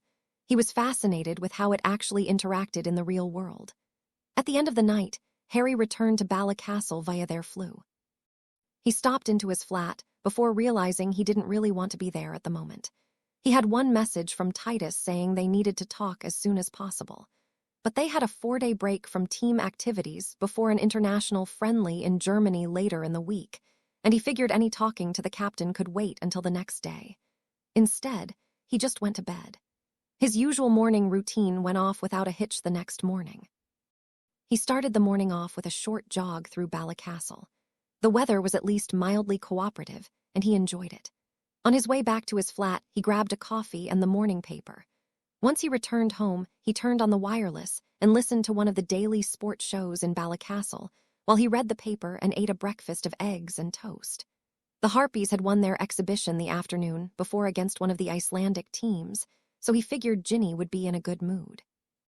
She tended to take losses more personally than he did, and would often spend the next couple of days after the match complaining about everything that went wrong and sulking.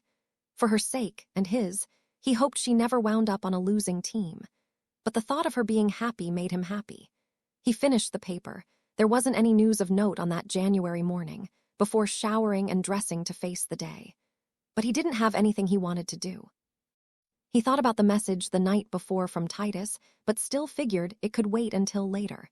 Instead, he figured his best course of action for the day would be to flew over to see Ginny. Perhaps she'd want to spend the day together. He stepped into his fire and out of hers.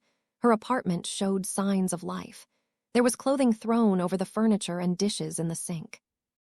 Harry peered at it all for a moment, remembering that she'd cleaned before the trip to Iceland and wondering how she managed to make such a mess in such little time back. He spotted a half-filled bottle of pinkish-purple dust on the counter and his teeth clenched together. But for now, he chose to ignore it.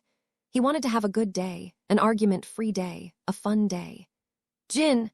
he called, looking through her apartment, wondering if perhaps she had stepped out for a minute or two.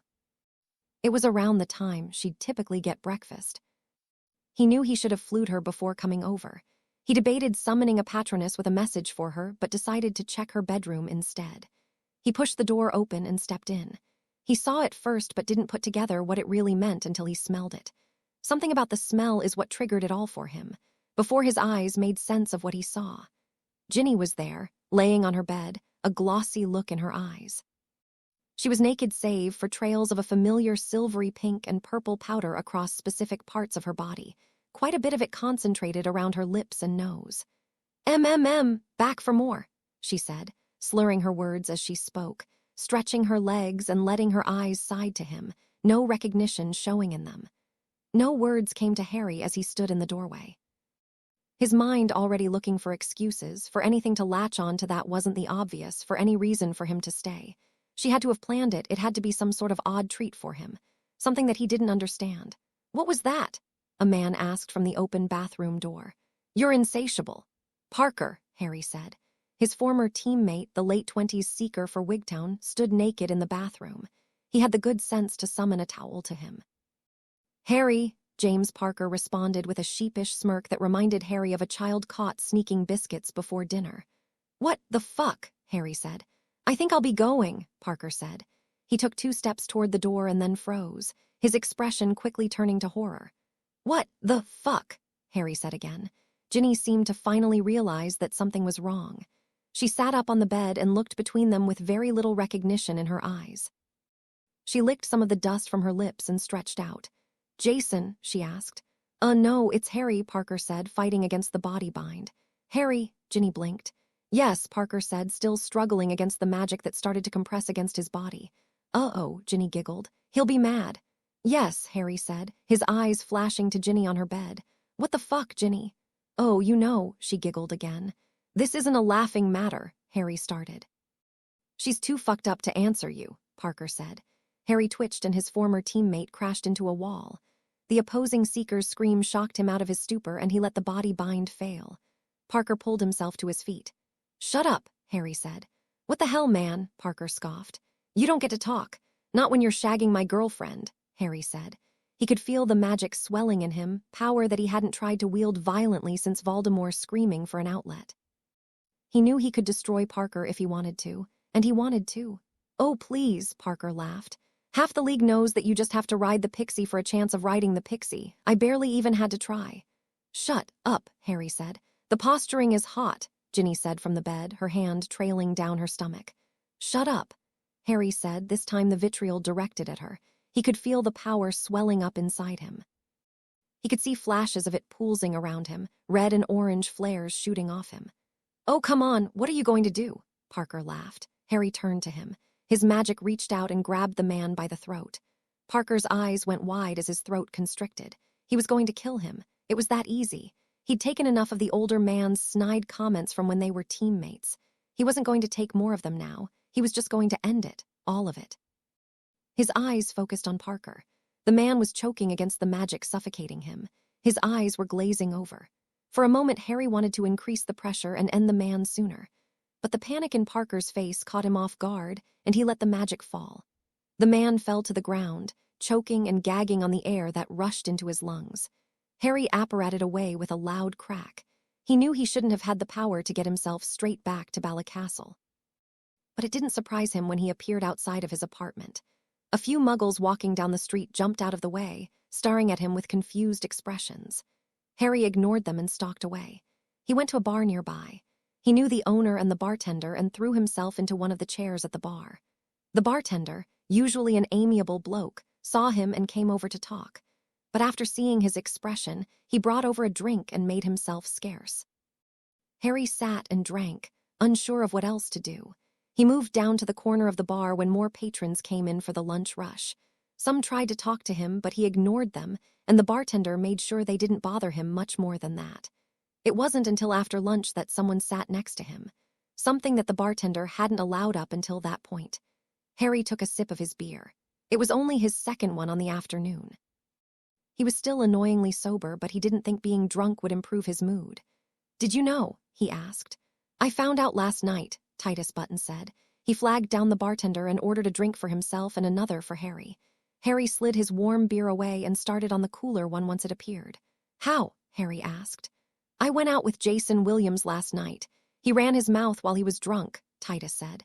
And you believed him? Harry asked. Well, Jason is always a bit of a braggart. At first I thought he was just being a prick and told him not to joke about someone involved with a friend of mine. He insisted he wasn't joking. I argued with him for a bit until it became pretty clear that he wasn't. I called him a cunt and left, Titus said. I take it that was your urgent message, Harry asked. It was, Titus said. When did you find out? This morning. Thought I'd stop in to surprise her on her return from Iceland. She was dusted out of her mind in bed with James Parker in the bathroom, Harry said. Ouch, Titus said.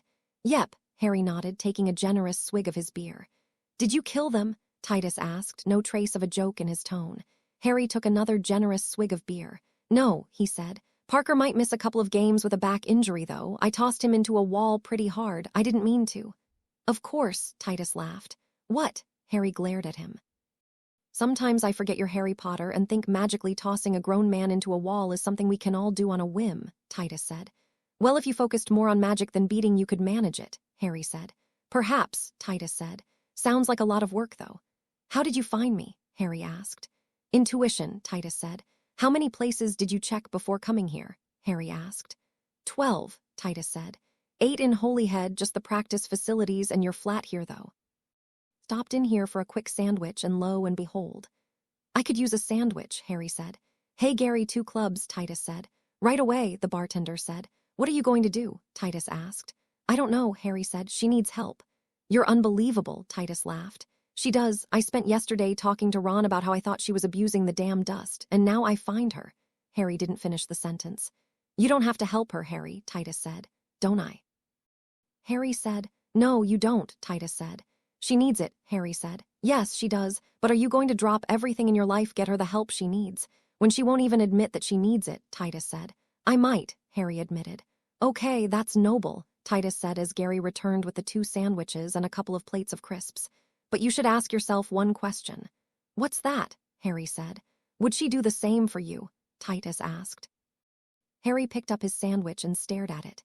He knew the answer to that question without much thought, but that wasn't where his mind went. The answer to that question wasn't relevant. That doesn't matter, Harry said. I'm not Ginny. No, you aren't. You've already forgiven her, for who knows how many indiscretions, and she even tried to contact you. I'm sure she could, Titus said. He was right. Ginny's patroness could find him easily enough. She needs time to sober up, Harry said. Sure, Titus said, eating his own sandwich. You're only doing this because you don't want to lose your seeker, Harry said. He glared at Titus. The beater put his food down and looked back, hurt evident on his face. You not playing Quidditch would be a loss for the bats and for English Quidditch and a disservice to yourself.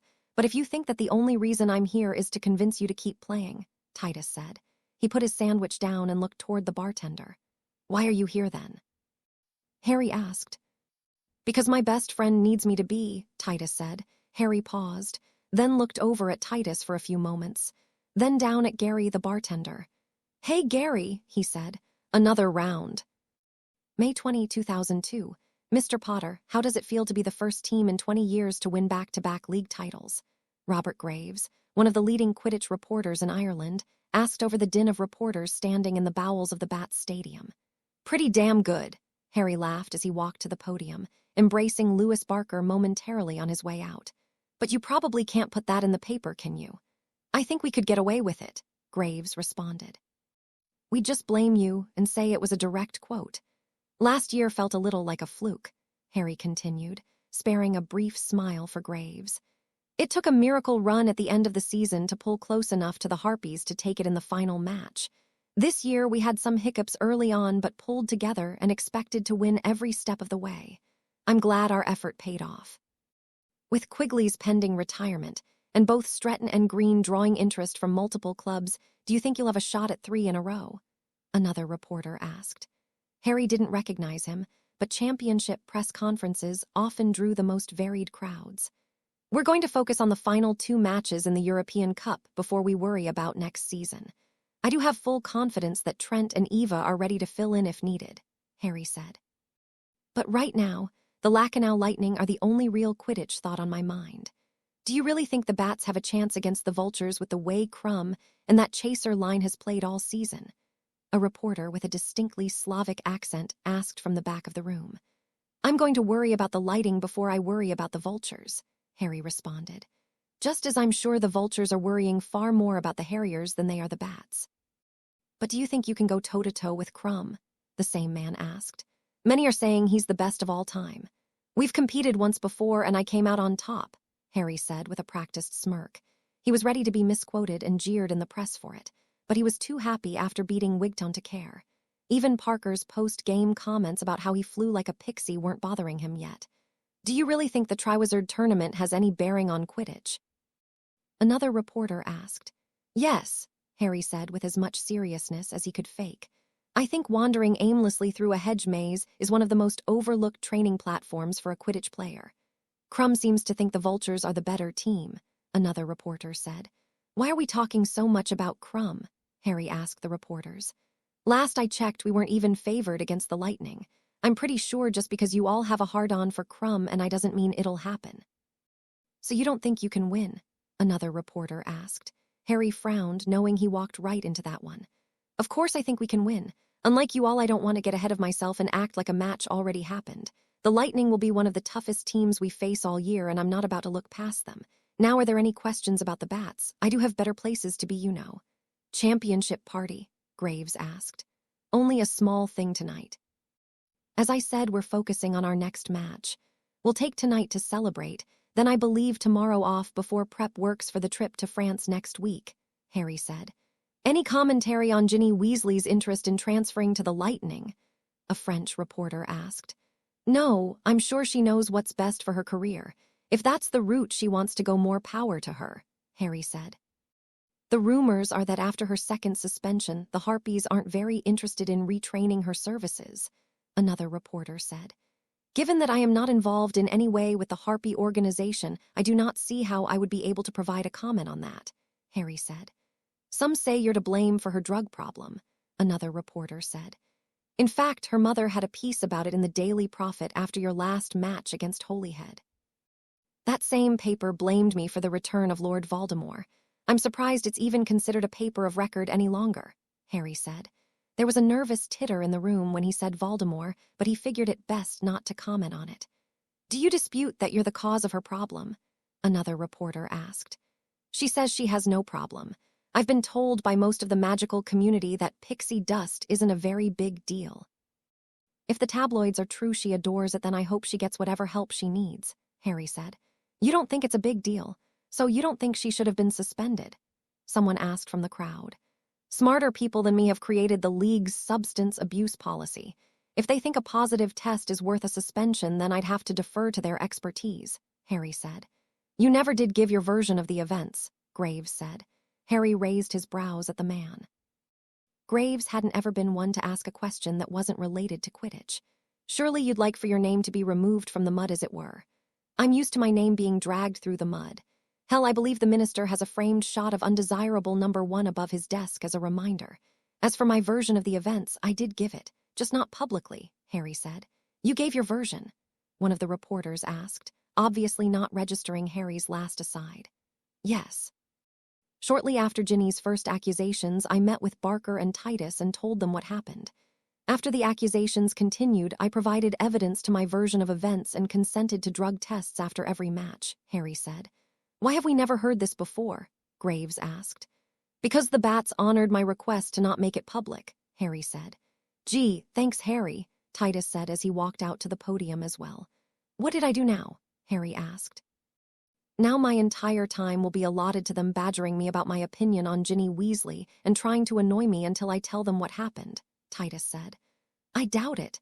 They have to have more important things to ask you about than my previous relationships, Harry said. Sure, like if you'd get into a new relationship, Titus said.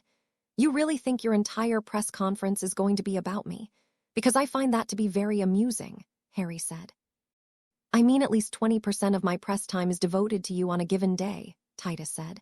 Will you at least give us your opinion on Harry's story? A reporter asked Titus as he nudged Harry away from the podium. Titus looked at Harry and Harry just responded with a shrug of his shoulders. Harry's a saint. If you want answers, try to get Ginny to talk about it under oath, Titus said. Any comment, Mr. Potter? The same reporter asked. I think I'd rather be knighted than canonized, Harry said. I'm not calling you sir, Titus quipped. Now shoo, it's my turn to play dancing pony, and don't be late for the party. Good luck, Harry teased. He turned to leave with a quick glance at his watch. He was supposed to talk for 15 more minutes before Titus saved him. He must have thought he was more annoyed at the Ginny questions than he was. But after clinching the league title, he didn't care about Ginny. He returned to the team locker room after. Trent Alexander, their reservist beater, nodded to him as he left. See you at the party, Harry, he said. You too, Harry responded. He stepped over to his locker and started to change out of the Bats' clothing he wore under his uniform and started to dress in his everyday wear. Other teammates filtered in. Both Stretton and Green said a few words before heading out as he changed. He pulled his shirt over his head and saw the green eyes of Eva Larson once his vision returned. Bringing a date to the party? The young chaser asked. Harry chuckled as she batted her eyes at him. No, Harry said. You. Not yet, she said. Leaving it a bit to the last minute, don't you think? Harry asked. Uh-huh, she said. You do know Finbar is married, right? Harry said. Eva made a face at him. You take the fun all out of it, she said. See you at the party, Eva, he said, standing and heading over to the flue. The chaser was pretty, young, and amused him, but he wasn't going to allow it to be anything more than a teammate and a friend. Part of him didn't want to do anything that could upset team chemistry, but another part of him struggled with dadding after Ginny, and he wasn't sure it was fair to subject Eva to that. Plus, she was even younger than Ginny, and that was a frightening thought. He took the flue to London, wondering why on earth Titus had decided the party should be there rather than in Ballycastle. He'd only distributed the address after the match that day, claiming it was the perfect venue, so Harry hadn't even had time to scout it out. He did know that the captain had pulled out all of the stops and arranged for every member of the Bats organization to be there. And that included hotel rooms for many of the Day-to-Day employees and their families. Harry suspected the venue would be pretty normal, and the bigger surprise would be the free vacation for the staff. He stepped out of 12 Grimald Place, idly wondering why he chose that destination rather than his flat in London, and peered around the streets. He checked his watch and knew Titus likely wasn't even out of his press conference yet, and he still had a few hours to kill before the party. He peered in the general direction of the leaky cauldron and hesitated for a moment. But his distaste for being idle won out, and he started walking toward Diagon Alley. He knew he'd get some jeering if he spent too much time in magical London, but avoiding people who thought he was the devil for what he did to Ginny wasn't that high on his priority list. Ginny had, as Ron said, blamed him for everything. It wasn't surprising. She'd thrown accusations at him from emotional abuse to disinterest in her, to him being impossible to be around. She never accused him of infidelity or being physical abusive, but everything else seemed fair game. It probably didn't help that 12 days after he'd found her and James Parker, she'd tested positive for pixie dust and earned a 4-game suspension from league play. It seemed like a bad time for him to go public and refute her claims by saying she was cheating on him. It felt a little too much like being petty or beating a dead horse. So, he'd canceled the interview with Robert Graves where he intended to give his side of the story and went silent on the subject. That hadn't stopped Ginny. She spent her suspension talking about his behavior to every rag that would listen. And there were many. His name and stories about him appeared in every publication in the country, and even the sports talk shows on the radio questioned if his behavior warranted suspension. He'd had his defenders. Graves, for one, kept his writing mostly focused on Quidditch, but when he was asked, he was one of the few to say he thought Ginny was looking for a scapegoat to excuse her own actions. But he also admitted that he only knew Harry professionally and couldn't speak to his personal life. But then, right before he almost broke, he picked up a special issue of the Quibbler with his face on it. The cover looked almost identical to the one where he'd done the interview with Rita Skeeter years ago, except his picture was older, and he wore a Bats uniform in it. He raised his brows when he saw the title on the issue, Harry Potter by Rita Skeeter. His blood boiled. He couldn't believe Luna of all people would allow that, but Luna had always been Ginny's friend. He ripped open the magazine and found the article in question, feeling his anger rise as his eyes read the words. And then he saw the impossible. Rita Skeeter defended him, and she defended him expertly.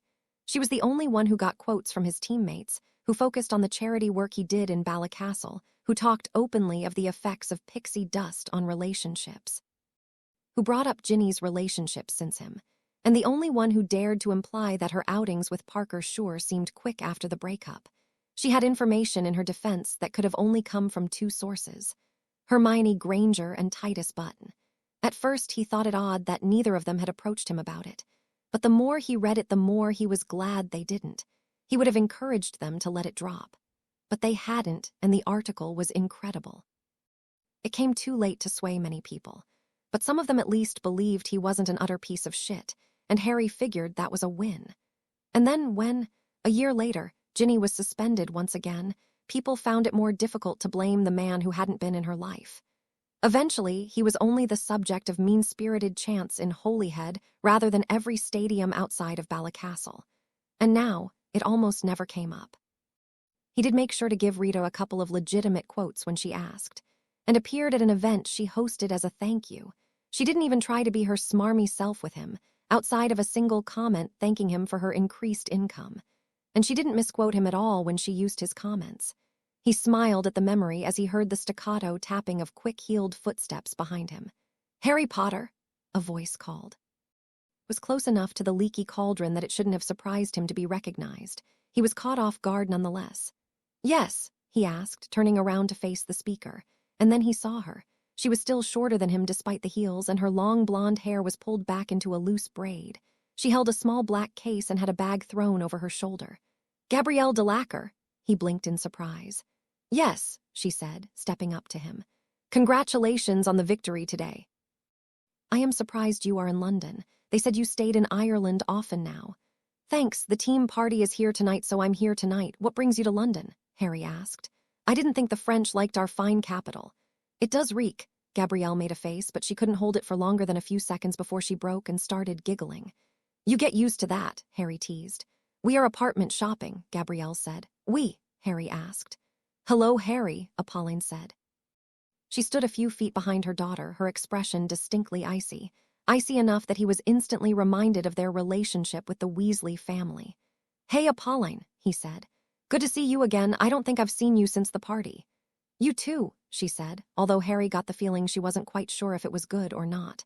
So he defaulted to his strategy for dealing with Titus Button. Ignore it and hope it goes away. "So, apartments?" he asked. Gabrielle got a job with the London Symphony Orchestra. She has been commuting from Bill and Fleur's home, but with Victory and another on the way. Apolline shrugged her shoulders as if that was enough of an explanation. "I get it. What are you finding?" he asked.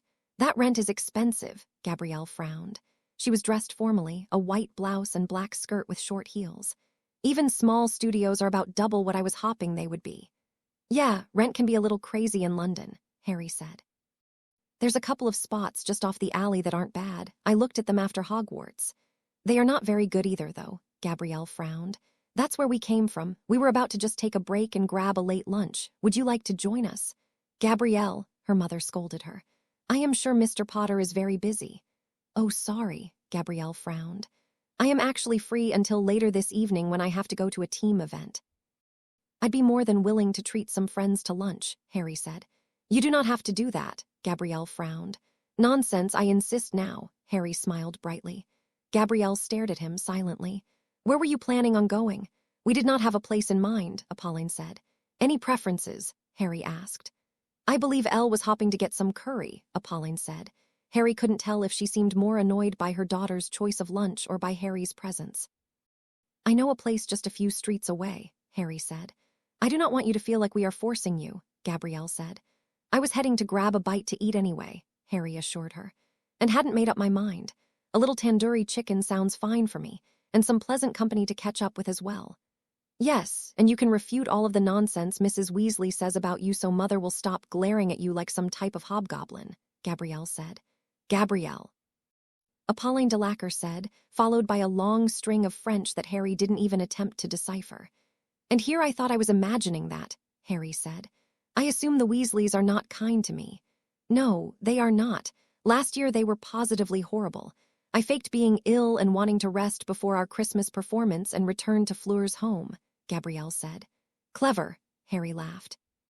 "Now you must assure Mammon that you are not a drug addict, and then she will stop acting like she does not say mean things about Ginny behind her back," Gabrielle said. I am not a drug addict, Harry said. Ginny is, and I do hope she gets the help she needs. You have never admitted that in public, Apolline said pointedly. I have not, Harry said. But we are not in public now, are we? I'm not going to talk about what happened, but I did not abuse her. And my decision to end my relationship with her was motivated by her decision to not end her drug use and the repercussions that had on her life. Told you she was snorting something in the bathroom, Gabrielle said smugly. It is still rude to say, Apolline said. Can I ask one thing? Harry said. The two French women glanced at each other as they were mere steps away from the restaurant. What is that? Apolline asked. Who brings it up the most? He asked. Molly and Ginny. Ginny has stopped attending most family functions, though, and when she is gone, Molly does not mention it that often, Apolline said. Because if Ginny is not around, then Hermione yells at her, Gabrielle said. Now that's something I would pay to see, Harry responded as he held the door for the women to enter. The lunch was fairly uneventful. Harry spent most of the time asking Gabrielle questions about how she was enjoying her life in an orchestra. It took a little bit of prying, but she started talking rather openly about her job, her music, and her friends. Judging from Apolline's curious expression, it was far more than she'd managed to get out of her daughter. Well, thank you for lunch, Mr. Potter, Apolline said, after Harry paid the tab. But we must get back to looking for Gabrielle's new accommodations. I told you this would be easier if I would just move in with some of the other girls. They are willing to add on another roommate, Gabrielle said, and I do not want you and Father paying my rent. I think you would find Muggle living too trying. If any of your school friends were living in London, perhaps, Apolline said, but we do want to make sure you are safe. I will be fine, Gabrielle pouted, and I can at least afford that. If I can be impertinent, I think I might have a solution, Harry said. What's that? Apolline asked. I have a flat over in the West End that I think I've used maybe 3 times in the last 2 years. I'd be more than willing to sublet it out to a friend, Harry said. That is far too generous, Apolline said. I honestly never use it. I bought it when I was starting to renovate Grimmauld Place and figured I would be in London more. Then I gave up on the renovations, at least until I'm done with Quidditch. And since I'm pretty much only in Ireland now, it sits empty. My elf creature pops over to dust once a month, but that's about it, or at least claims he does. But that's about it, Harry said. Can we go see it? Gabrielle asked brightly. I don't know, Apolline said. It's close by, Harry said. Fine, Apolline said. Lead on. It only took a few minutes to walk there. Harry pressed his wand to the door as he approached, and the door flew open for him. He pressed it to the elevator button as well and took it to the top floor. He had the entire floor for his 2-bedroom, 2.5-bath flat. He'd insisted on installing Muggle appliances, and the entire thing had a chic modernist look to it.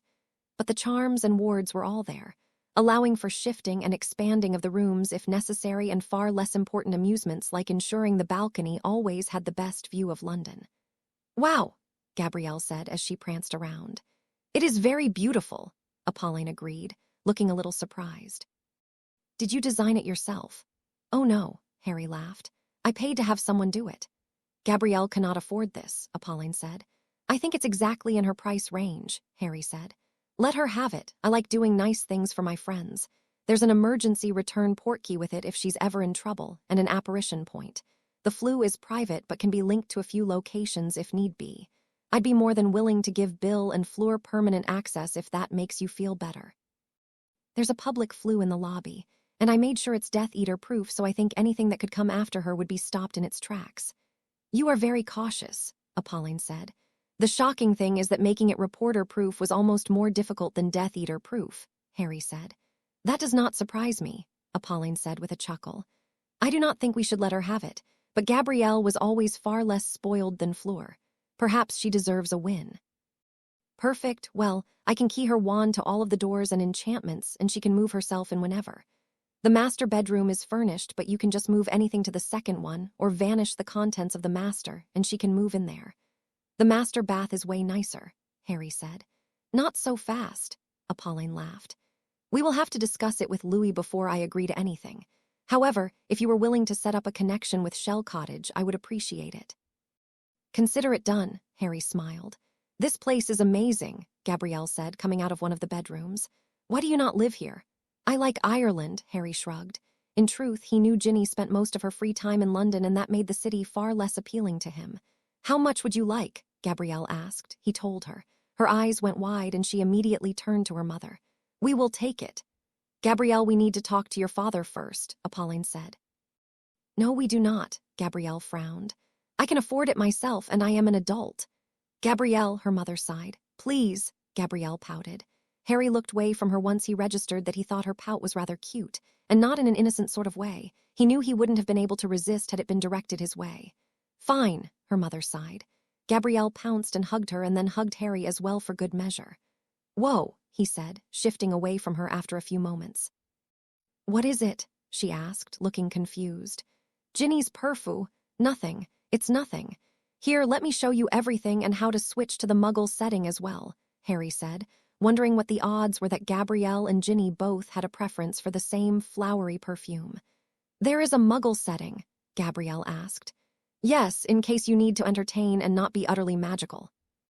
Adds in more common muggle appliances and household items as well as freezing paintings and the like, Harry explained as he started to show the two of them around the apartment. Apolline made him go over every detail of the apartment with her and look in every room, and then insisted they agree on a specific move-in date and have documentation drawn up. They agreed on the 1st of the month, and Harry agreed to have the contract sent to her at Shell Cottage before that. The whole discussion took perhaps another hour before Gabrielle hugged him again and they were on their way. He left his apartment and traveled straight to the party. He was early at the hotel where Titus told them to meet, but Titus was already there and he wasn't surprised to find that some of the team staff were filtering in early as well. I hope they asked you about more than Ginny at the press conference, Harry asked.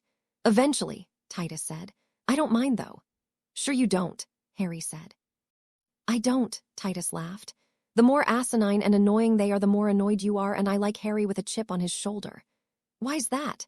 Harry asked, fighting the urge to be annoyed by that statement. Because angry Harry doesn't lose, Titus said. I don't think that's true, Harry replied. Well, maybe in the short term it isn't, but I mean hell, look at last year. We were 15 points out with 2 months to play.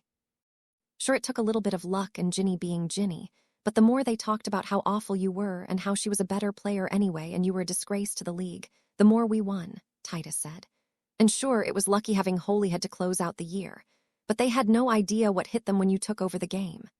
I never thought of it that way, Harry said. I know, but the more they back you into a corner, the more likely you are to win. It's just what you do. If they want to keep saying you have no chance, then I feel sorry for the lightning and vultures, Titus said. If only it were that easy, Harry laughed. Titus just smirked at him and smacked him on the back. Maybe it is, Titus said. Either way, let's go and enjoy ourselves. October 29, 2004. The music quieted for a moment as the woodwinds gave way to the strings before building to the final crescendo. A surprising contingent of the Ballycastle Bats sat in the 8th row of the London Theatre, watching the orchestra perform.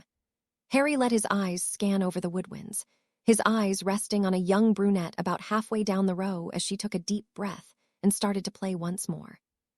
He was never quite sure what you were supposed to look at during an orchestral concert. His eyes flashed around each of the performers, half imagining a golden snitch flying between them before they shifted down the row. When he'd offered tickets to the team members, he hadn't really expected any of them to take him up on the offer, but a fair number had. Lewis Barker and his wife, Caroline, sat to his left.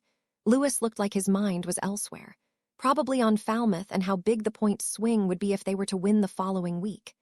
Caroline, a plump, plain-looking woman in her 40s, looked to be enjoying herself. Harry had very little experience with her, just the occasional team party or event, but she was smiling slightly as she leaned against Barker's arm. To his left sat Titus Button and his on-again, off-again girlfriend/friend with benefits, Sophie Sinclair. Sinclair was a petite brunette who also happened to be the seeker for the Montreal Melodies and the Canadian national team. She had 10 days off in her schedule and had decided to stop in and see Titus while he had a few days off as well. There had been some rumors in the off-season that she was sick of playing against what was widely considered inferior competition in the North American leagues and thinking of transferring when her contract was up in Montreal. A few of the experts pegged Ballycastle as a possible landing spot for her because of her relationship with Titus. Of course, that just led to arguments of whether or not she or Harry could play chaser on a full-time basis. Harry hadn't commented on any of the rumors, but part of him thought it would be an interesting challenge. The move, however, did not seem to be something that Barker or the Bats would do, and they'd spent a while to build the core they had now. The same core that had gone on to win multiple league and European titles. Trent Alexander sat next to them, out with his younger sister who happened to be an aspiring musician as well. Trent looked to be half asleep, but his sister seemed engrossed in the show. He'd done it as a birthday outing for her. Harry Potter's autograph was also involved. Past them, Eva Larson sat with her current beau, a young woman whose name Harry hadn't caught. They were holding hands and whispering to each other every few moments as the symphony continued. Harry turned his attention back to the music. A quick glance at his watch indicated the show was about to finish. Harry watched as the conductor swung his arms around as the music grew to peak, and then, with an artful flourish, it was over. Harry stood with the rest of the crowd and applauded. The ovation went on for a couple of minutes before people started to file out of the theater. "So, which one is she?" Sophie Sinclair said from a few seats to his right, as she struggled to both affix her coat and clap at the same time. He suspected she would have used magic if they weren't in a Muggle theater. Titus laughed as he looked over at her and helped her into her jacket. "Brunette, 6 from the right among the flutists," Titus said. "There is no way flutist is a word," Sophie responded. "Sure there is. Harry told me there was," Titus said. "And Harry would never lie to you to make you look like an idiot," Sophie said. "I verified it with independent sources after," Titus responded. "And who was that?" Sophie asked. "Gabrielle," Titus answered. "And there's no way she was in on it too." Sophie asked. "Well, I hope not. Besides, I think they should focus on shagging rather than tormenting Titus," Titus said. "She's just a friend," Harry groaned. "Please don't start talking in the third person," Sophie said as the crowd started to work their way out of the theater. Lewis and Caroline thanked him for the tickets and wished everyone a good night before they slipped away from the other players. Harry followed Titus out of the theater. "And you need to get over that just a friend bit," Titus said. "Family friend I've known since she was like 10. She's only 20, Harry said. "And how old do you think you are?" Sophie laughed. 56. "Harry is 24 going on 80, Titus corrected. "He's starting to look his age too," Eva commented as they marched like cattle toward the exits. "We should just apparate to the lobby," Titus sighed. "The ministry would love that," Harry said, hopping to steer the conversation in any direction that wasn't whether or not he should sleep with Gabrielle Delacour. "Please, you're here. Just say it was an emergency and then shoo them on their way," Trent said. "I don't think it would work that way," Harry said. "He's right," Eva sighed. "Harry would get off and we'd all spend the night locked up and be in the tabloids for terrorizing Muggles." "I'm now more interested in trying," Harry said. "Back to more important matters. He won't make a move because he's known her for a decade," Sophie asked. "He hasn't really known her for a decade," Titus said. "Oh." Sophie asked as she ducked around 3 very slow-moving seniors. Harry followed her, but Titus didn't make it through the closing gap. "I met her 10 years ago during the Triwizard Tournament," Harry affirmed. "Her sister, Fleur, was one of the other contestants. One of the tasks involved saving hostages. I was dumb enough to think they were actually in danger and saved her when Fleur didn't show up." "I see," Sophie said. "She so has a crush on you for that." "I doubt it," Harry said. "She doesn't remember it. She remembers being told what the task was and then being enchanted to sleep, and then waking up with her sister and a towel wrapped around her feeling like she slept far too long. I'm not even sure it registered to her that she was even in the lake." "That's boring," Sophie said. "Harry is boring," Titus agreed as he caught up. They found a small corner of the lobby and congregated there. Trent and his sister said their goodbyes as they left for dinner before he would return her to Hogwarts. Eva and her girlfriend loitered with them, which Harry appreciated as it made him feel far less like a third wheel. "Thanks," Harry said, rolling his eyes at his friend's comment. "I heard your answer. He also didn't see her for 5 years after the tournament? And even that was just for a couple of days," Titus said. "I don't see how that matters," Harry shrugged. "And then another 3 years after that before he started renting his flat to her," Titus said. "And it was probably 6 months after that that they started ever hanging out or talking," Eva said. "So, he's known her for a year or so," Sophie said, doing the math in her head. "Essentially," Titus said. "And he's attracted to her?" Sophie asked. "I mean, she's pretty," Titus shrugged. "Not model gorgeous or anything, a little on the short side and a little soft-looking. But she has a killer smile and the bluest eyes I've ever seen. I think he'd be attracted to her." "I see," Sophie looked at him. She then raised her brows and asked, You're not, like, afraid to hop back in the saddle or anything, are you? Not worried you'll be terrible?" "No," Harry said. "He's not terrible," Eva said, a flush rising to her cheeks as it slipped out.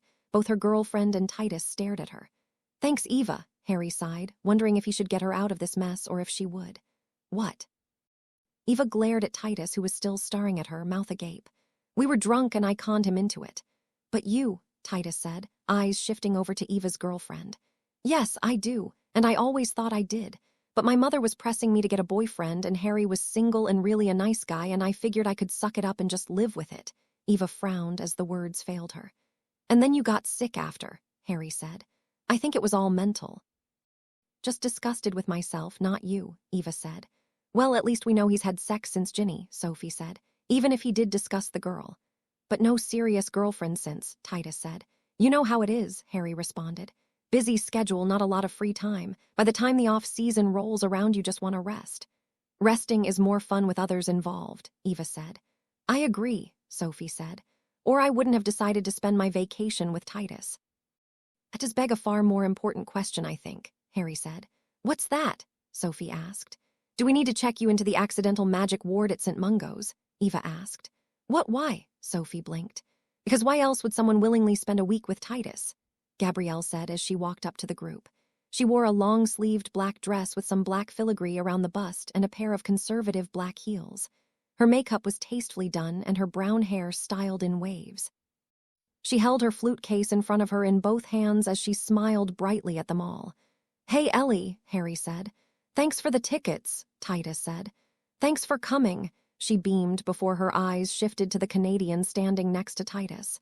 "You must be Sophie." "I am," Sophie said.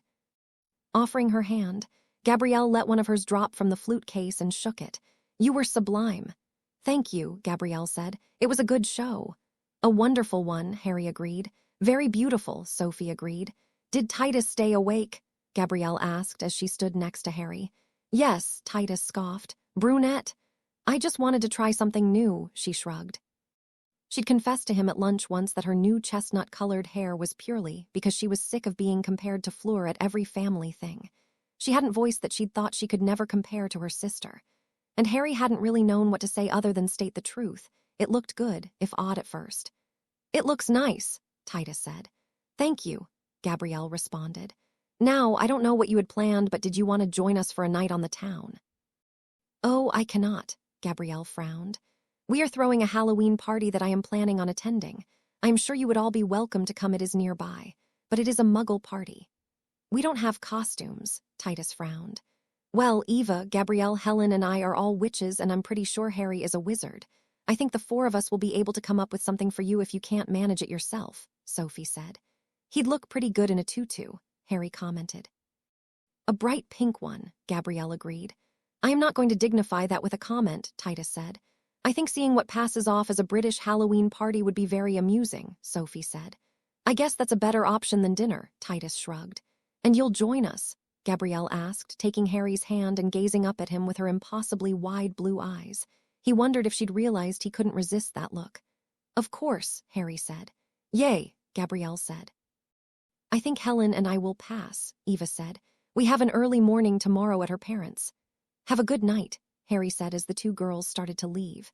"We'll need somewhere to come up with costume ideas," Harry said. "My flat, well, your flat is close enough to walk to unless Titus can apparate Sophie there," Gabrielle said. "I don't remember where it was well enough to do that," Titus said. "Let's walk then," Sophie said. "Lead on," Harry said to Gabrielle, gesturing toward the exit. Gabrielle obliged him.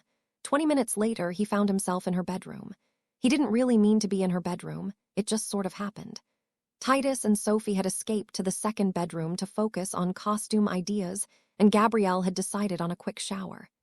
Harry intended to stay in the kitchen, but he hadn't been in his flat since nearly the time she'd started living there, and he was taking a minute to see how she'd changed it. The entire flat seemed lighter and obviously had a more lived-in feel. She decorated the living room with a flower motif. The kitchen seemed the same as he'd left it, and he'd peered into the master bedroom to see what she'd done there. The bed was a mass of purple and pink blankets, and she'd put a vanity in the corner near the dresser. An odd-looking plush black dog rested on the pillows. Its ears were too big and pointed, oddly reminiscent of an elf, and had a yellow band about halfway up. A yellow circle rested on its forehead between its red eyes with black pupils. There was a snowy framed landscape on the wall of what appeared to be the stables at the Delacour house, all lit up for Christmas. A few photos of her friends from Beauxbatons lined her dresser. "I hope you are not upset that I made some changes," she said from the door of the bathroom. Harry stiffened and wondered just what he was going to see when he turned to face her. "Not at all," he said, turning to do just that. He found himself both disappointed and relieved that she was decent.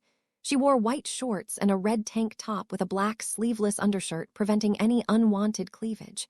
She tugged on it so bits of it stuck out from underneath the tank top as well.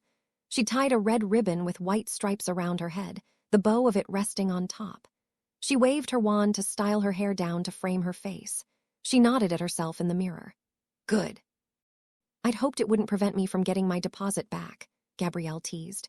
"No, but knowing that you let Titus and Sophie use a room unsupervised will," Harry said. "Oh no," Gabrielle responded dryly. "I should go shoo them out." "Probably," Harry said. She summoned a yellow belt with a black clasp on the front and a small bag on the back and affixed it around her waist. She then summoned a few red and white balls to her and affixed them to the belt. Next, she sat on the edge of the bed and slipped her feet into some short black socks and then some red and black trainers. She tied them before examining the entire thing in the mirror. She took a few steps toward him before slashing her wand at the plush dog on the bed. It hopped up and ran toward her, jumping from the bed and landing on her shoulder. She turned to look at him. "Well," she asked. "Should I know what you are?" he answered. "Probably not. It is from a Muggle game, I believe." "The son of one of our clarinets said I looked like the character, so I thought it would be a cute surprise for the party," Gabrielle said. "How old is he?" Harry asked. 11, I think," she responded with a shrug of her shoulders. "But now we must come up with something for you." "There will be kids there," Harry frowned. "Some," Gabrielle said. "It is for friends and family." "I see," Harry said. "It will be fun," Gabrielle said. "But we need to find you something to wear."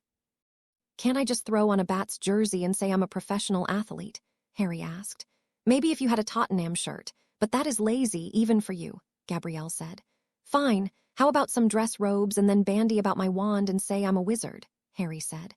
"Well, I guess that could work, but it still feels a little bit lazy," Gabrielle frowned. She paused for a moment before tilting her head to the side. "How good do you look in your dress robes?" Hermione said damn and implied she could be convinced of a weekend away from Ron, Harry said. "After one holiday gathering, almost anything could convince me of a weekend away from Ron. Even Titus," Gabrielle said. "Ouch," Harry responded. "And after such a lazy costume idea, do you expect me to praise you?" Gabrielle asked. "I'd hoped," Harry nodded. "Put your dress robes on," Gabrielle scoffed, "or we will be late." "Are you going to let me change in peace?" Harry asked. "Hadn't planned on it," Gabrielle said. "Well then," Harry said. He decided to call her bluff and started to slowly unbutton his shirt. She crossed her arms over her chest and glared at him. Harry took the hint and took out his wand, waving it around himself so his clothing transfigured into a pair of black dress robes. He added some suns and moons in an alternating pattern and then looked at her. "I suppose that is Muggle wizard enough," Gabrielle said. "Great, let's go see what Titus and Sophie came up with," Harry said. "I just hope they are not naked," Gabrielle sighed. 50-50, Harry said. "Well, then you can go first," Gabrielle said, waving toward the door. Harry smiled and stepped into the kitchen. It was unoccupied at the moment. He debated yelling at his friends, thinking Gabrielle's excuse that they would be late would be enough. But before he opened his mouth, the door opened. Sophie floated out first, literally. She wore a short, strapless green dress that looked to be made of leaves, and her hair was done up in a bun. She put some blonde into it, but only a couple of streaks. The most impressive thing, though, was the translucent wings beating rapidly from her back. "Functioning wings," Harry laughed. "A bit much, don't you think?" "Yes, but where's the fun in fake ones?" Sophie asked. "You have to teach me that spell," Gabrielle said, walking up behind her as she landed and examining them. Sophie twitched them away from her hands. "Sure," Sophie said. "How did you even learn that?" Harry asked. "A couple of my friends and I came up with it in our last year of school, a bit of a side project. Involved a lot of angry fairies," she said. "Of course, speaking of angry fairies, hurry up, Titus." "I'm coming," he sighed and stepped from the bedroom. He wore a pointed green hat with a feather sticking out of it, a green tunic, green tights, brown boots, and a brown belt. A sword was sheathed at his hip. "Peter Pan?" Harry asked. "I can't believe she's making me wear tights," Titus said. You'll get over it, Sophie said, waving Titus's complaints away as her attention turned to Gabrielle. And what are you? A character from a Muggle game, Gabrielle said. I see, Sophie said. How did I not think of wizard? Titus frowned, looking at Harry. Because I didn't give you a choice, Sophie said. Shall we? Gabrielle asked. Let's go, Harry nodded. They walked to the party. They were only stopped twice for people to gawk at Titus and Sophie. Harry and Gabrielle's costumes seemed to draw slightly less interest than the other two. When they arrived at the banquet hall, Gabrielle spent a few minutes introducing them to everyone. Harry stayed near her while she spent a few minutes talking to each person that came up to them. Quite a few of the males, Harry noticed, glared at him while Gabrielle was otherwise unoccupied. A couple of the kids insisted on playing with her stuffed dog. Gabrielle didn't appear to want to let it go but caved after a few minutes. He did notice she snuck a tracking spell onto it just in case. Important toy, he asked. Noir and I go way back, Gabrielle said. She frowned slightly, though, and it dawned on Harry he shouldn't have called it a toy. But he couldn't think of a way to apologize for that for making it worse. Should I be jealous? He asked. She raised her brows at him, and he realized how flirty that sounded. He spat out the next thing that came into his mind. I mean, am I the date or the pet? Which would you want to be? She asked. She looked startled by his question, and as he ran the words through his head once more, he realized that he'd done nothing to make it sound less flirty. Both could have their advantages, Harry said, figuring being noncommittal was the best way out as Gabrielle led him to the bar. He took whatever the beer they were shilling was, not bothering to ask and fully expecting it to be as bland and tasteless as it turned out, while she took a glass of red wine. I guess they do, but Pet has less responsibilities and gets more attention, Gabrielle said. I would think it gets tedious, though, Harry countered. Gabrielle nodded her agreement as she sipped her wine. Thanks for coming to this with me, she said as they paced around the party. She continued to introduce him to people. A few of the women gave him the once-over. Some asked if he knew any magic tricks. He obliged with actual magic disguised as sleight offhand. No problem, you don't talk about them much, but it's still nice to put a face to a few of the names, Harry said, knowing full well that he wouldn't remember any of the faces or what names they went to in the morning. And the fact that most of them were in costume wouldn't help. I never thought about it. I guess we just have more interesting things to discuss when we meet up, Gabrielle said. More interesting than your life? Harry asked. After her third month of living with him, she'd missed the rent. The first 3 payments had all shown up precisely on the first. It wasn't until the third that it dawned on Harry the next one hadn't come. He remembered being concerned and confused. He knew he couldn't just let her not pay rent. That wasn't the proper solution, even though money wasn't a particular issue. It boiled down to the fact that he didn't know how to be a landlord. He didn't want to confront her about it, but he knew he would have to. She'd solved his problem well before, though. On the afternoon of the 3rd, she'd called him on his flu. She seemed surprised that he was home, but the morning practice hadn't gone long. She'd apologized about 7 times while explaining that she'd been out touring with the orchestra, and she'd sworn she'd set up the payment with the goblins, but she must have screwed something up because it never came through, and please don't be mad, and she had it ready to go. Harry smiled at her and asked if he could come through. She nodded, and he stepped into his London apartment and told her that 3 days wasn't a big deal and mistakes happen. She'd assured him it wouldn't happen again as she handed him the Gringotts note for the rent, and then on a whim he'd asked her to lunch. She'd been taken aback, but she'd agreed. He asked her about the orchestra and she'd asked him about Quidditch. The conversation was a bit dull at first, a bit too careful, but he'd enjoyed himself. After, Quidditch grew busier and he'd sort of forgotten about it, at least until the next rent check came. He flued her and asked her to lunch again. 2 weeks later, she asked him to a museum she wanted to go to in London, and it continued. The odd part to him was she reminded him more of Ron or Titus than Ginny. Being around her was just easy. There wasn't any expectation. They spent a few hours together a few times a month, seeing sights, movies, museums, eating. It was always a fun time with little expectation. They talked, but often less about each other and more about whatever they were doing. They did confide in each other. But Harry didn't really have anything that he'd talk to someone about. Sure, thinking about Ginny still wore on him, but he saw no reason to burden Gabrielle with those concerns. And while she complained of work on occasion, or of something her parents did, or something Fleur did, it never seemed to be more than a friend venting to a friend. It was 6 months after that Titus asked him when he was going to shag her. His answer was that he couldn't.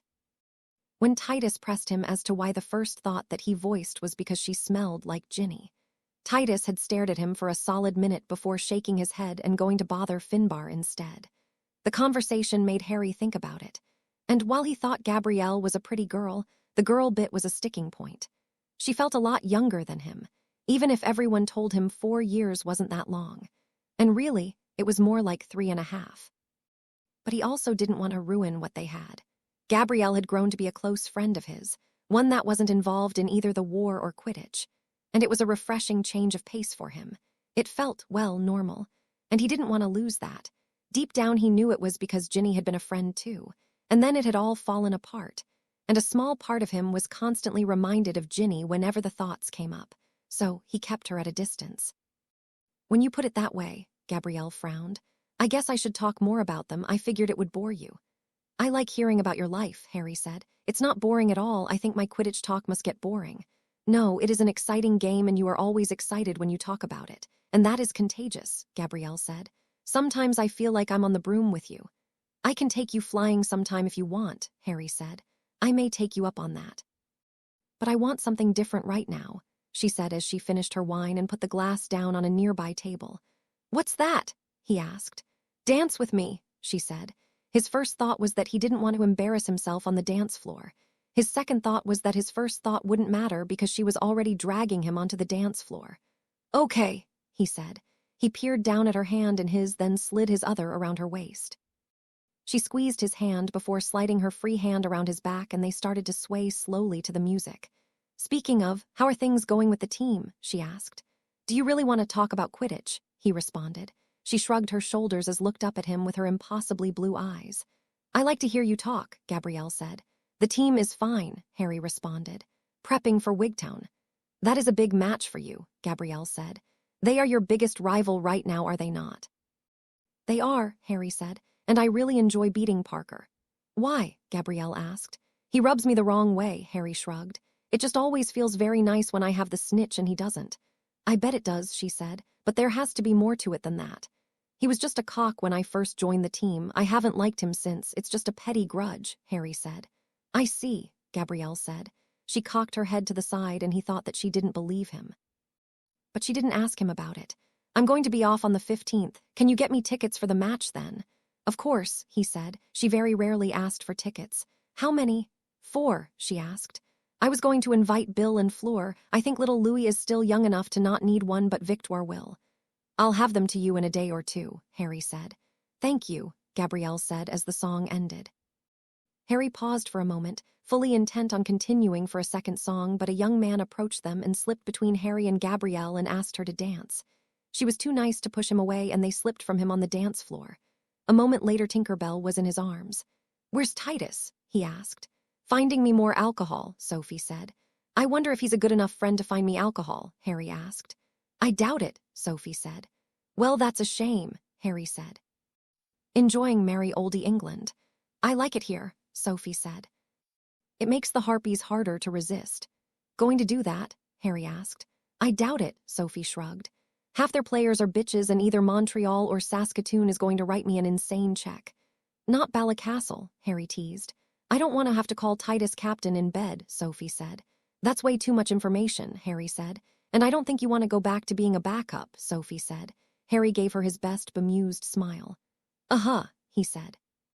Hey, I'm the only seeker who's caught a snitch against you in international competition, Sophie smirked at him. England 430, Canada 210, Harry said. Irrelevant details, Sophie said.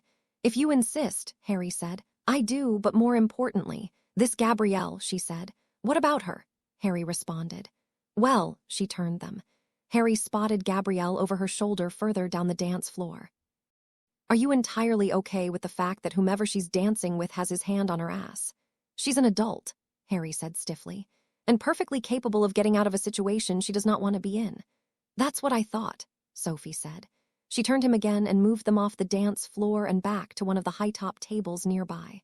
Titus handed him another beer as Sophie took her drink from him. Harry turned his attention back to the dance floor. The man Gabrielle was dancing with had moved his hand up to her back. Once the song ended, he pulled her from the floor and he lost her in the din of people. He kept scanning the party, feeling incredibly out of place. His thoughts were only interrupted when someone asked for a photo with Titus and Sophie in their costumes. Harry snapped it for them and handed back the camera. Almost as soon as he'd done that, a kid ran up to him, holding Noir tightly to her chest. "I have to give this back to Miss Gabrielle, but I can't find her," the girl said. "I'll get it to her," Harry said. "Thank you," the girl said. She handed it to him before scuttling off toward her parents. Harry put the stuffed toy onto the table and turned to look for Gabrielle. He found himself quite bothered that she'd vanished, but he knew how stupid that was. They weren't a thing. He had to remind himself of that. They were friends, just friends. He'd made sure of that. And it wasn't Gabrielle's fault that Ginny used to vanish from parties to go snort pixie dust. Gabrielle was not Ginny, and it wasn't any of his business anyway. Although, he thought wryly, he figured Madame Delacour would blame him regardless if she discovered Gabrielle doing that. But hey, he could always transfer to whatever Canadian team didn't sign Sophie and hide away in Canada. Gabrielle emerged a few minutes later, though, smiling brightly at the dog. "I was looking all over for him," she said. She peered around to make sure no one was looking and then shrank the animal and turned her back to Harry. "Can you put him in the bag?" "Sure," he said, unzipping the pack around her waist and tucking the toy into it. "Thanks," she responded. "So who was that?" Harry asked. "Who?" Gabrielle asked as she plucked a champagne flute from the tray of a passing waiter. Sophie raised her brows at the question and then pulled Titus over to the dance floor, leaving the two of them alone. "The boy that dragged you away from me," Harry said. "Oh, that is Jeff," she said. "He is a clarinet." "He seemed comfortable," Harry said. "I guess we went out on a couple of dates. But then he stopped calling," Gabrielle said. "Rude of him," Harry commented. "He would like to do something tomorrow," Gabrielle said. "And you're going too," Harry said. He failed at not sounding aghast.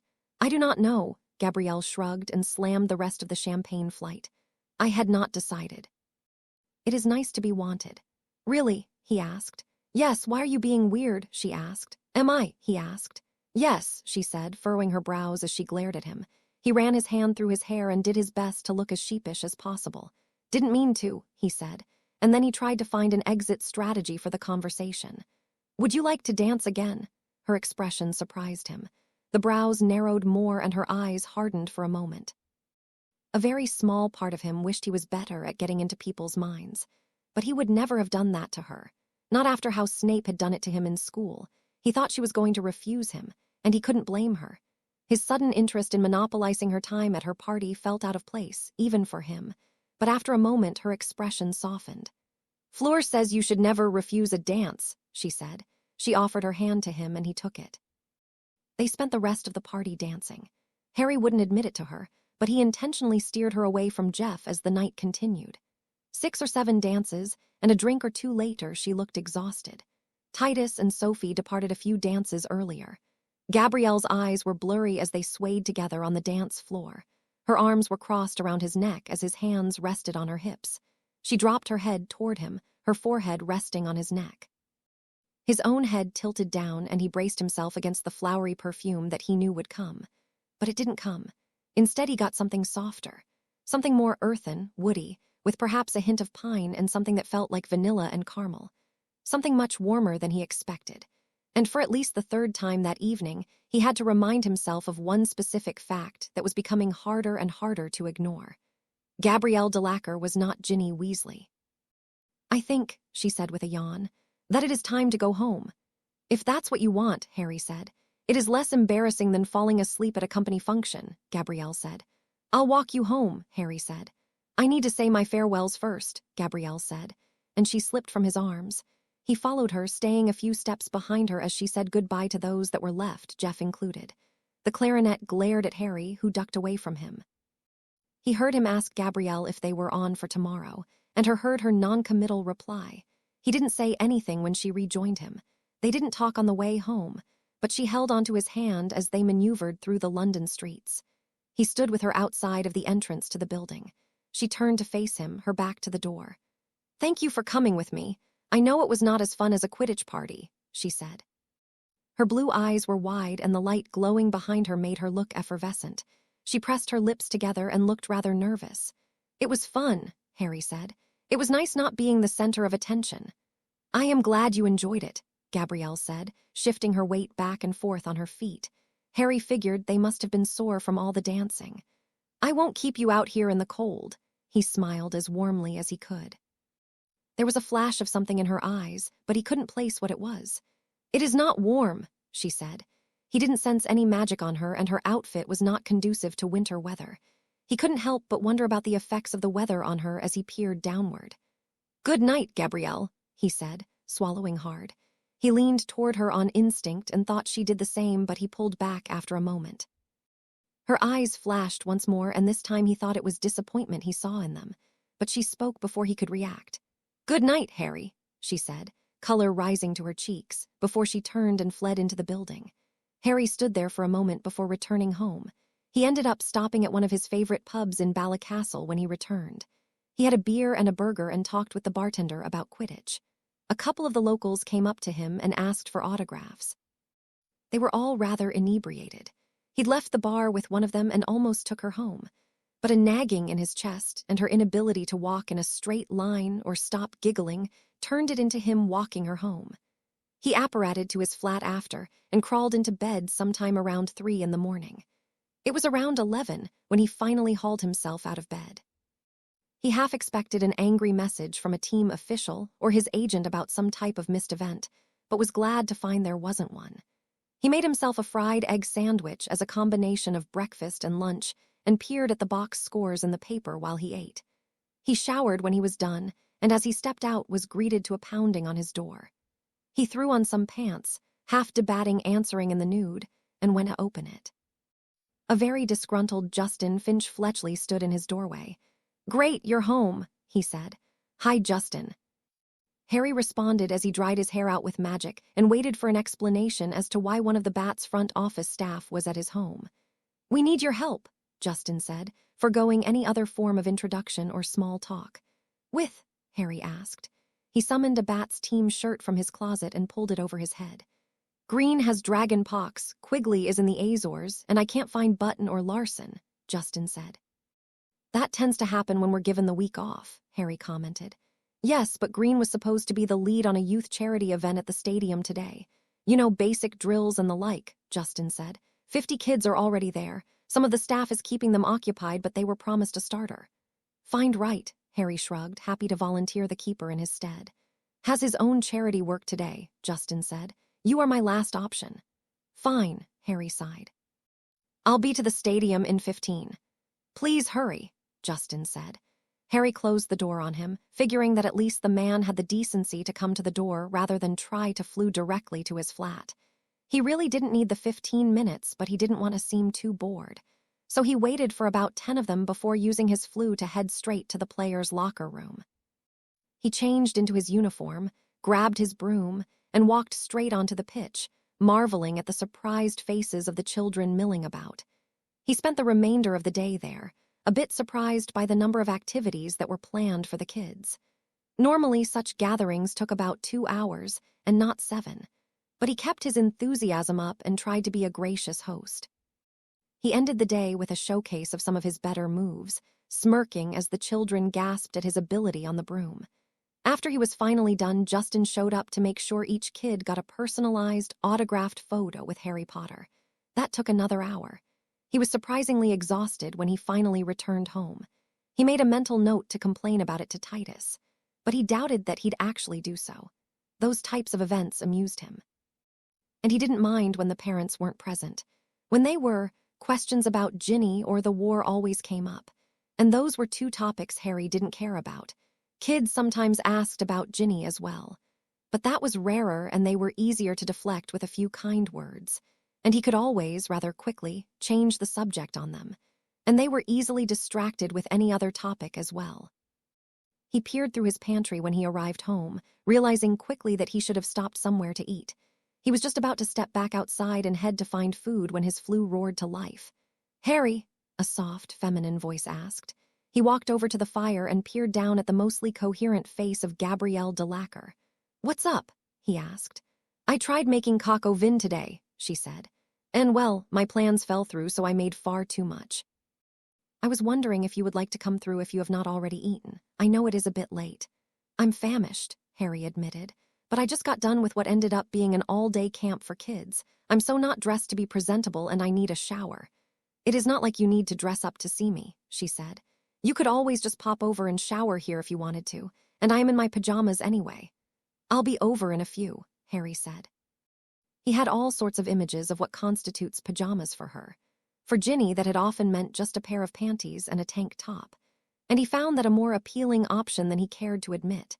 He moved to his bedroom and did take a quick shower, making sure he got all of the grime of the day off his body.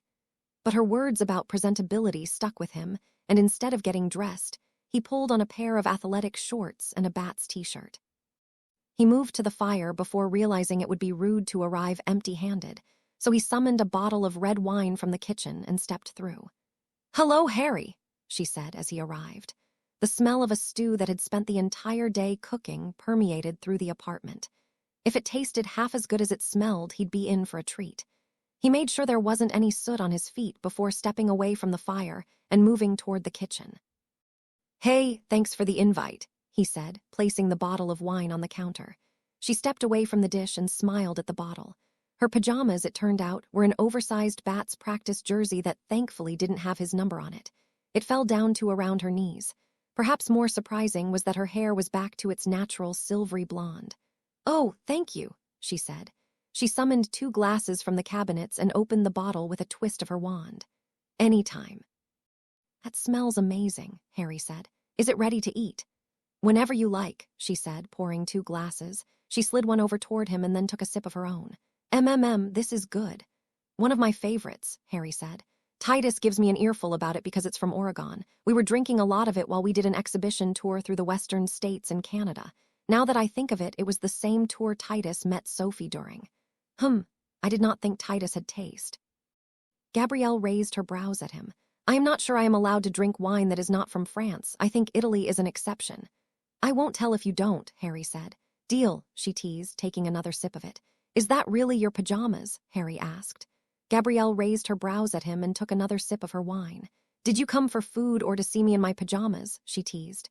"Can it be both? And I see you're a blonde again," he said, trying to change the subject. "I got sick of seeing someone else in the mirror. It was fun while it lasted, but I like natural me more.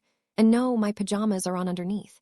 I was just chilly even after I started the fire, and the jerseys are very warm," she said. "I liked both brunette and blonde you," he said. "And yeah, the all-weather ones are warm, made for the winter matches. You look better in it than I do, though." "I do not think that is true," she said, "but I will take the compliment." "Oh, trust me, it's true," Harry smiled at her. He sipped his wine and kept looking at her. She shifted her weight around, peering back at him. "You are looking at me like you expect me to take it off," she said, a flush rising to her cheeks. Harry did his best to blink away his surprise. "No, sorry, Harry stammered. "Do you want me to take it off?" she asked, the color continuing to rise up her face. Her hands trailed down the jersey toward the hem. Harry swallowed hard as his next words rose slowly to his lips. But before he could speak, his stomach rumbled rather loudly, causing him to blush at least as deep as pink as Gabrielle. "Food first?" he asked. "Food first," she agreed, her hands slipping from the jersey as she moved into the kitchen. She gestured to the dining bar in the kitchen, and Harry moved over to it. A wave of his wand created 2 placemats at the stools there, and he sat at one of them as she served up 2 portions of the chicken. She put the larger of the 2 plates before him and then sat next to him. Harry started eating immediately. Gabrielle focused on her wine for a minute or two. "This is very good," he said. She speared a piece of chicken on her fork and brought it to her lips. She chewed it slowly and then shrugged. "Mother's is better," she said, "but it is not bad." "If you're not going to eat yours, I will," he said, reaching toward her plate with his fork. She wackied it away with her own and a soft giggle. "There will be plenty left over if you would like to take some home," she said. "Great," he responded as he shoveled more of it into his mouth. "Doesn't this take like all day to make?" "It can," she said, shrugging her shoulders in a way that made him suspect she used a magical shortcut or two. "Do you cook often? It occurs to me we've never talked about that while at lunch or anything," Harry said. "Not all of us can afford to eat out for every meal," she said, a teasing playfulness in her voice. "And there's only so much takeaway a girl can tolerate. How about you?" "The Dursleys used to make me cook. I'm better with breakfast foods, but I can do most basic things. I'm severely out of practice with anything that isn't eggs, though," Harry said. "I like eggs," Gabrielle said. "Me too," Harry responded. They were silent for a few moments as they ate and drank before Harry continued the conversation. "So what were your plans that fell through?" "Nothing too special," she said. Jeff was supposed to come over and watch some Muggle movie that everyone keeps telling us they can't believe we haven't seen. I see, Harry said, finding the food suddenly tasteless. He peered around the apartment and noticed she had the Muggle appliances and electronics out. He suspected with her profession that she often did. So you wanted to make him a nice dinner? No, she said. I was doing that today anyway. I figured it would keep well for leftovers. It was more coincidence, and it gave me something to do when he stood me up. No way, he said. He wanted to go on a date before we watched the movie. I did not want to do that. I suppose he did not quite stand me up, but he did not come over when he said he would. She shrugged her shoulders. But we agreed upon the time before I vetoed the date. I see. Harry frowned and distracted himself with the food. I'm sorry. It is not your fault, she said. He is nice, but I do not have feelings for him. He cannot seem to get that through his head. Men are slow, Harry said. I have noticed, Gabrielle responded. I think I should be offended by that, Harry said. Maybe tomorrow at your speed, Gabrielle said. You are spending way too much time with Titus to be teasing me like that, Harry laughed. The last thing I need is more people like Titus in my life. One Titus is too many, Gabrielle said. Most Quidditch franchises would disagree with that, Harry said. Then they should get to know him better, Gabrielle responded. Good plan, then Balacastle won't have to pay him as much, Harry said. I thought you both took a pay cut, Gabrielle said. We did, but not a very large one, Harry smiled. And it was mostly just an accounting move. I see. It all sounded very confusing in the paper, Gabrielle said. They do that, Harry said. It boiled down to just moving money around on the contracts to free up a little more for the next few seasons. They used it to give right more up front. I see, Gabrielle said. And Harry realized that discussing the finer points of Quidditch contracts was poor dinner conversation. What is the movie supposed to be about? Harry asked. I do not really know. Some princess and her wedding, I think, Gabrielle said. And you have to see it, he said. I have been told that much, yes, she responded. Well, want to watch it after dinner? He asked. I should clean up and then get some practice in. You do not have to stay for some princess movie, she said. Well, for one, I can clean up while you get your practice in. For two, I like movies, Harry said, spearing the last bit of chicken on his plate and eating it, Harry said. You do not have to do that, you are the guest, Gabrielle said. Oh, please, it won't take me long. Go grab your flute and get to work, Harry teased. Gabrielle swatted at him but did slide off of her stool and moved to the corner of the living room near the fireplace, where he noticed she had a chair and a music stand set up. He watched her assemble the flute before he slid off his own stool and started the process of cleaning up. With magic, it didn't take him very long. But he intentionally drew it out, making sure each plate was completely spotless as could be to give her as much time to play as she could need.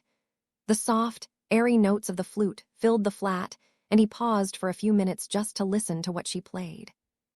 He found some Tupperware and put the rest of the stew into individual containers before sealing them with magic.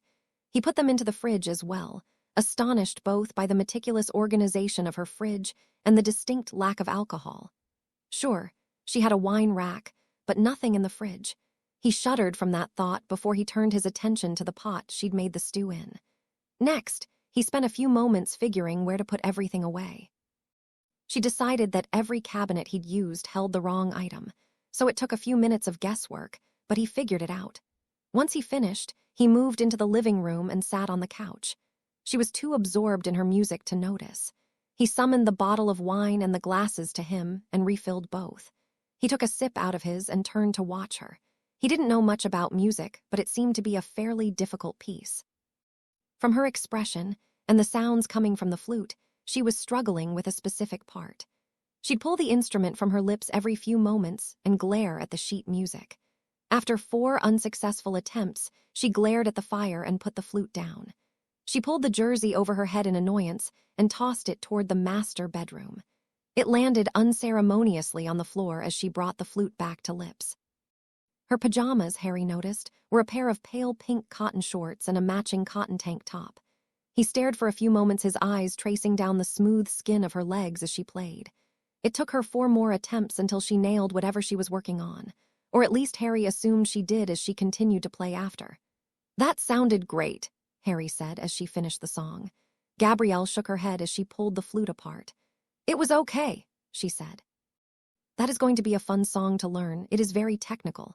How long do you have? Harry asked. A month or so before we perform it, Gabrielle said. It will be part of our winter concert. I can't wait to hear it again, Harry said. I can play it again right now, she teased as she finished tucking the flute into its case. You could, Harry said, or you can find that movie and we can watch it. Okay, she said. She summoned the other glass of wine to her and took a sip of it. She moved toward the television and after a few moments had some type of menu up. Harry watched the images on it for a moment before high eyes followed Gabrielle. He would have bet she had an exaggerated sway in her step as she left the room. She emerged a few minutes later wrapped in a soft blue blanket. Harry waited as she made a bowl of popcorn and then joined him on the couch, sitting next to him with the popcorn in her lap. Ready? He asked, taking a handful of it. Ready, she said, and she started the movie. It was a standard fantasy adventure with a fair amount of humor injected into it. Harry found it amusing, although he was slightly distracted when she put the popcorn on the coffee table and then rested her head on his shoulder as she watched the movie. They didn't talk until it ended with a kiss. That was good, he said, incredibly aware of her warmth against him. MMMHMM, she said, stifling a yawn. And I think I would make an incredible Dread Pirate Roberts, Harry said. Well, no one would surrender to the Dread Pirate Harry, Gabrielle countered. Not even if I asked nicely, he asked. It would depend on how nicely, she said. She sat up, shrugging the blanket off her and toward the end of the couch. Harry stared at her for a moment. She was about the same height as Ginny, he knew, and also had a petite build.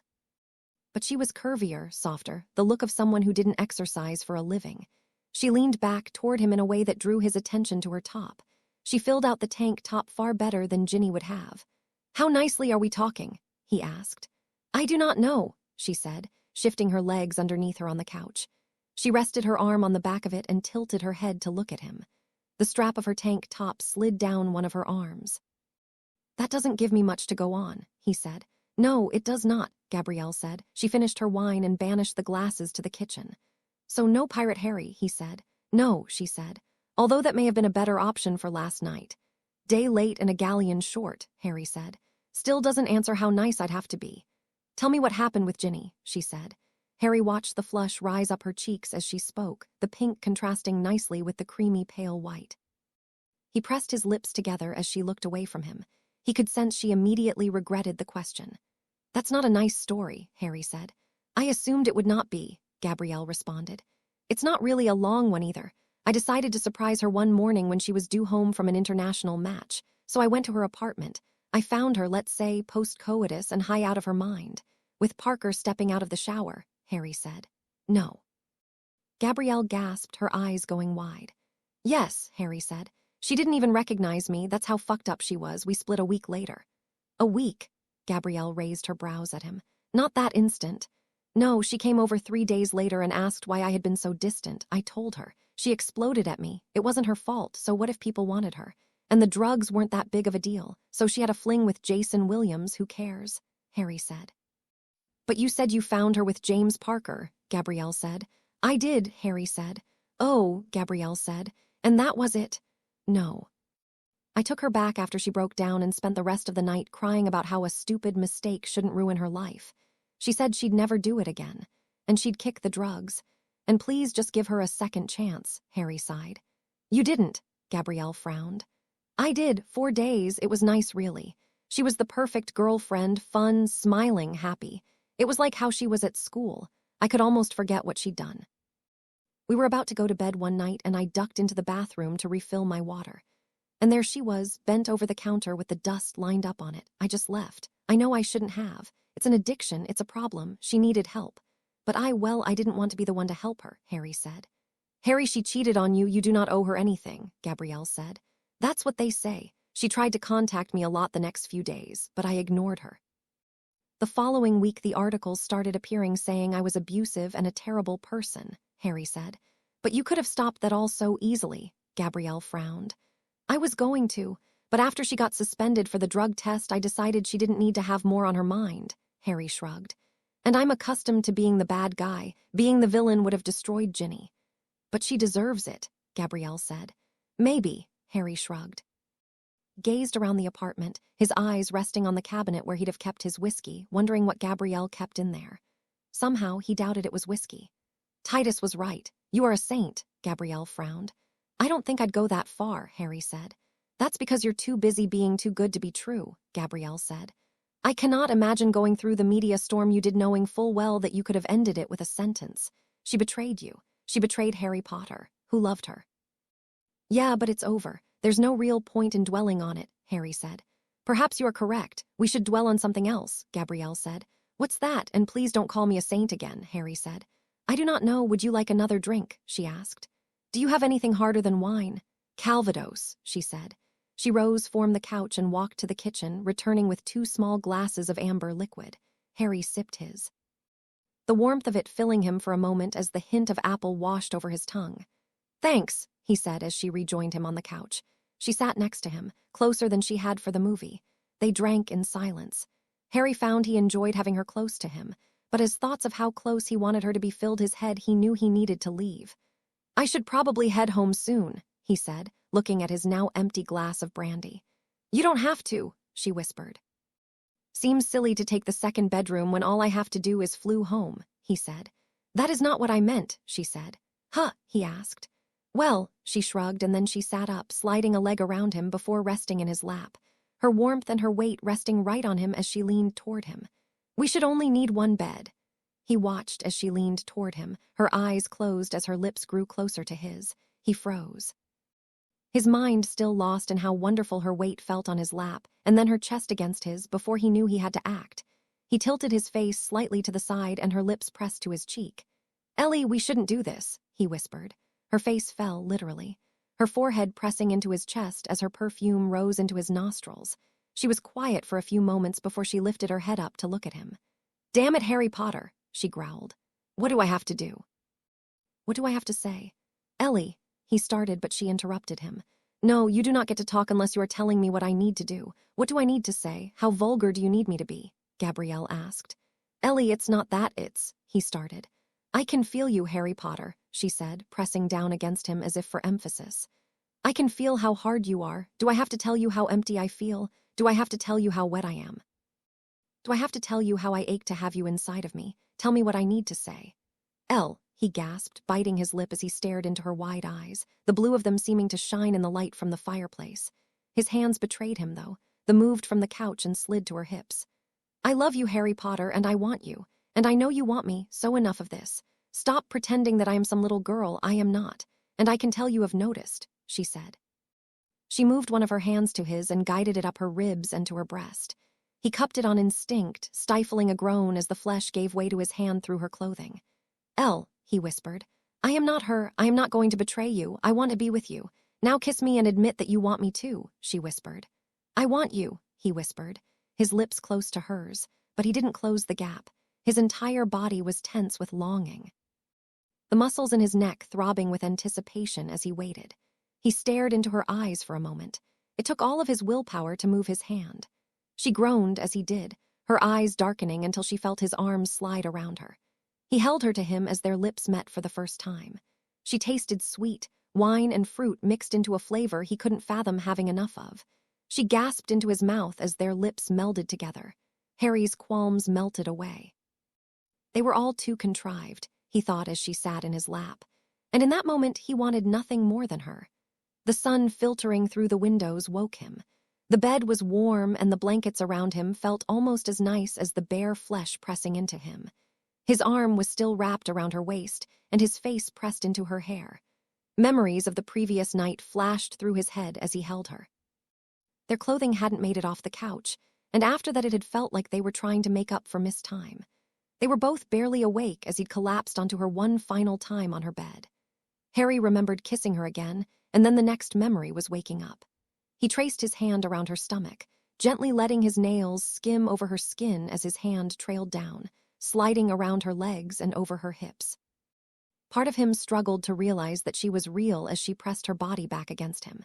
He peered at her and noticed her eyes were still closed, and she was still sleeping. He pressed his face into her hair and kissed her head before closing his eyes and trying to fall back asleep. But sleep didn't come. He'd never been very good at falling back into it after he woke. He wondered how much of that came from the Dursleys waking him early and making sure he stayed awake. Still, he grew restless. He tried to shift away from her and to get out of bed, but she groaned. Non, she snapped. Quoi, he teased. She rolled over to face him. How do you pronounce one word that poorly? She asked. I thought it was perfect, he said. You were incorrect, and you are not sneaking out of bed to leave me to wake up alone, Gabrielle said. Technically you're awake so you didn't wake up alone, he said. I am trying to go back to sleep, she said, cuddling against him and closing her eyes. Fine, Harry said. He rolled onto his back and pulled her onto him, her head resting against his chest as his arms wrapped around her. But do you really think I was going to just ditch you? I had to beg you to even take me to bed. It would not have surprised me had you snuck off all worried about what you did, Gabrielle said. I was going to make some eggs, but now I'm not sure I want to, Harry said. I am not awake enough to be hungry yet, she said. But I think I will be able to convince you once I am. I dunno, I'm stubborn, Harry said. Gabrielle laughed rather loudly, the movement of doing wonderful things to her body against his. I had noticed that, she said. He ran his hands up and down her back as she settled against him. After a few moments, he whispered. I didn't say it last night, but I love you too, Gabrielle, he said. Is it weird to admit that right now? Titus says we have been dating for a year without admitting to it, so I do not think it is too weird, Gabrielle said. Great professional athlete dates teenager will be a great headline, Harry said. I am almost 21, Gabrielle said. You are not nearly as old as you think you are. Bill is 7 years older than Fleur. I feel older, Harry said. Gabrielle shifted so she could brush her lips over his neck. You are not. You are also not going to let me sleep longer, are you? Gabrielle asked. I'm never good at going back to bed once I'm up, Harry admitted. We are going to have to work on that. I do not like to get up the first time I wake up, Gabrielle said, her hand traced over his chest. I look forward to that, Harry said. Gabrielle rolled off him and sat up on the bed. Harry admired her in the weak morning light, enjoying the view tremendously. He saw her blush as she quickly moved to her dresser. And I think I am going to have to get used to you starring, she said. You're beautiful, he said. She blushed more. Thank you, she said, shimming into a pair of panties. Harry's mind filled with visions of taking them right off her. I would like onion, ham, and peppers in my omelet. I'm taking breakfast orders now, Harry asked as he too rose from her bed. If you are not going to let me sleep, then yes, she said. Harry smiled and walked over to her. His hands rested on her hips as he pulled her to him. She wrapped her arms around his neck as he leaned down to kiss her. She kissed him back, pressing her chest to his. I'll get right on breakfast, he said. Kiss me again first, she whispered. He obliged, letting it linger for a few minutes before he slipped from her to both start breakfast and find his pants. He settled on just his boxers as he moved into the kitchen. Gabrielle joined him a moment later, sliding behind him and wrapping her arms around his as he made the eggs. Her omelet was more complicated than his scrambled, but not by a whole lot. She slipped from him and took some fruit from the fridge, slicing it as he finished the preparation of the eggs. It appeared like she'd merely thrown the Quidditch jersey on, and nothing else. They devoured the food when it was done. She'd insisted on cleaning, and once she'd finished with that, he pulled her into his lap on the stool and resumed kissing her. They were still doing that when the fire roared to life. You better be awake, Gabrielle, Fleur said as she stepped through into the living room. Mammon says you need a new black dress because you've worn the same one to the last 5 shows. We are going. Oh my. Hi, Fleur, Harry said, aware that one of his hands was currently in Gabrielle's underwear as his other was holding her in his lap. IUH. Fleur averted her eyes as Gabrielle buried her face in Harry's chest as if that would make her decent. Harry slipped his hands out of her clothing as he looked at Fleur. Fleur! Gabrielle squealed into Harry's chest. I think you two have some talking to do, Harry said as he put Gabrielle down on the floor of the kitchen. Non, Fleur said, still looking everywhere but Gabrielle and Harry. We have shopping to do, more shopping than anticipated. Oh, Harry perked up. Yes, Fleur nodded. Fleur, Gabrielle squealed again, blushing and hiding her face in her hands. Harry took her hands and lowered them, holding them in his own. Flew me when you're done, he said, kissing her lovingly. Gabrielle clung to him for a few moments as she kissed him back. It wasn't until Fleur cleared her throat that they broke apart. Harry kissed her forehead and slipped from her as he fled via the flue. December 28, 2005. Welcome home, Gabrielle said as Harry stepped through the flue and back into his Ballycastle apartment. Good to be home, babe, Titus said as he followed Harry through the fire. I didn't think you'd wait up with your performance tomorrow, Harry said. It had been around 6 in the evening when they'd taken the portkey from New York. I'm glad I have a robe on, at least, Gabrielle smiled as she rose from the couch. A fluffy white robe was wrapped tightly around her. And do not call me babe. Sorry, honey, Titus said. Would you like to curse him or should I? Gabrielle asked. We can always take turns, Harry said as he peered around the apartment. She decorated it for the holiday and the time he'd been gone.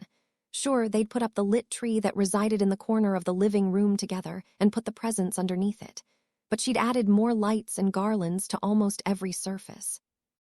In fact, the only lights on in the flat were Christmas lights, giving it a darker, yet more colorful feel than normal. Oh, we could, and you could show me all sorts of jinxes, I am sure, Gabrielle said. I could, Harry responded. Let's get a couple of targets out and pin them on him. Hey now, I signed up for beer, not for being tormented, Titus said. Why did you even bring him? Gabrielle teased. Threesome, Titus teased. Gabrielle wrinkled her nose at him as if something in the room smelled unpleasant. Maybe if he brought Sophie instead, she said. Titus made an exaggerated, hurt expression as Harry laughed. I assumed you'd be in bed and were still 5 hours behind, so we were going to have a couple of beers to unwind, Harry said. How was the last match today? She asked. Great, Harry said. We beat Boston pretty badly, to be honest, but they're the American equivalent of Chudley. You did not lose it all over there, did you? She asked. 5-0, Harry said with a smile. Gabrielle rose from the couch and moved to the kitchen. She came back with 3 bottles of beer and passed them around. Worth celebrating, she said. More if the matches actually meant anything. As is, it was just an annoyingly long winter break where I played more Quidditch than I would while not on break, Titus said. And right back to it on the first. Harry sighed and sipped his beer. Yet you love it, Gabrielle said. Not as much as I love you, he responded. Awa, Titus teased. I am not sure that is true, but I do not want to make it a competition, Gabrielle said as she started on her own beer. Well, regardless, to love and Quidditch, Titus said as he held up his bottle. Love and Quidditch. Gabrielle and Harry laughed in unison as they clinked their bottles and all took a sip. Damn, what is this? Titus asked, looking at the bottle. There was no label on the standard bottle. First batch of that IPA Neville is working on, Harry said. The one you invested in, Titus asked. The same, Harry said. It's really good, Titus said, taking another sip. Think he's interested in more bankers. I can't imagine he'd say no, Harry said. I can talk to him about it for you if you like. Do that, Titus said. Are we only going to talk about beer? Gabrielle asked. I would have just gone to bed had I known that was the case. Well, we could talk about wine, but Harry can barely tell the difference between red and white, Titus teased. And you mistook a Burgundy for a Bordeaux, Gabrielle teased. But I suppose we all know you are uncultured swine. Hey, I'm not that much of an idiot, and Gabrielle's father insists I learn more. Every family dinner is like a lesson in wine. I'm not sure how Gabrielle and Fleur aren't sommeliers, Harry said. Because all we had to do was look pretty and drink it and change the subject if we were asked to talk about it. It is very simple, Gabrielle said. I tried that, it didn't work well, Harry said. Because you talk about Quidditch, Gabrielle said. Or you, Harry said. Neither topic of which is that interesting, Gabrielle commented. At least they will not be drinking while you entertain them tomorrow. You're entertaining the Delacours tomorrow and you didn't think to invite me, Titus asked. Strangely, I didn't, and yes, I'm going to show them around Ballycastle before we pop over to London for a concert and a late dinner, Harry said. All while still on the wrong time zone, Titus said. That's dedication. Well, not all of us can sleep all of tomorrow and hope for the best, Harry said. I do not know, that sounds nice, Gabrielle said. Great, you're rubbing off on her, Harry sighed. I knew I should have kept you two separated by a few 100 miles. How are the Delacours taking it? I remember you thought the mother was a bit cold to you, Titus said. Really? Gabrielle asked. That was years ago when I started renting the flat to you. They've been perfectly cordial since. So cordial I suspect someone shared privileged information with them, Harry said, his eyes flashing over to Gabrielle. I only told Fleur, Gabrielle said. What she did with that information I can't be blamed for. Sure you can, and I'll punish you for it later, Harry said. Promise? Gabrielle asked, tilting her head to the side inquisitively. My God, you two, you've only been away from each other for 2 weeks, Titus said. An eternity, Harry sighed. Perhaps even 2 eternities, Gabrielle agreed. But anyway, her parents don't hate you and think you'll turn her into a drug-obsessed Quidditch groupie, Titus said. Number turns out they never liked Ginny, Harry said. No one ever liked Ginny, Titus said. She's a bitch. I mean, sure, she's hot and all. But she is a very unpleasant person to be around. She was always nice to me, Harry said. So nice she had an affair with at least 2 men, Gabrielle scoffed. Well, before that, Harry said. She was a Harry Potter fangirl her entire childhood. Once she was more famous for something on her own, I'm sure snagging Harry Potter was less interesting, Titus said. I liked this story more when she was just a drug-addled teenager making stupid decisions.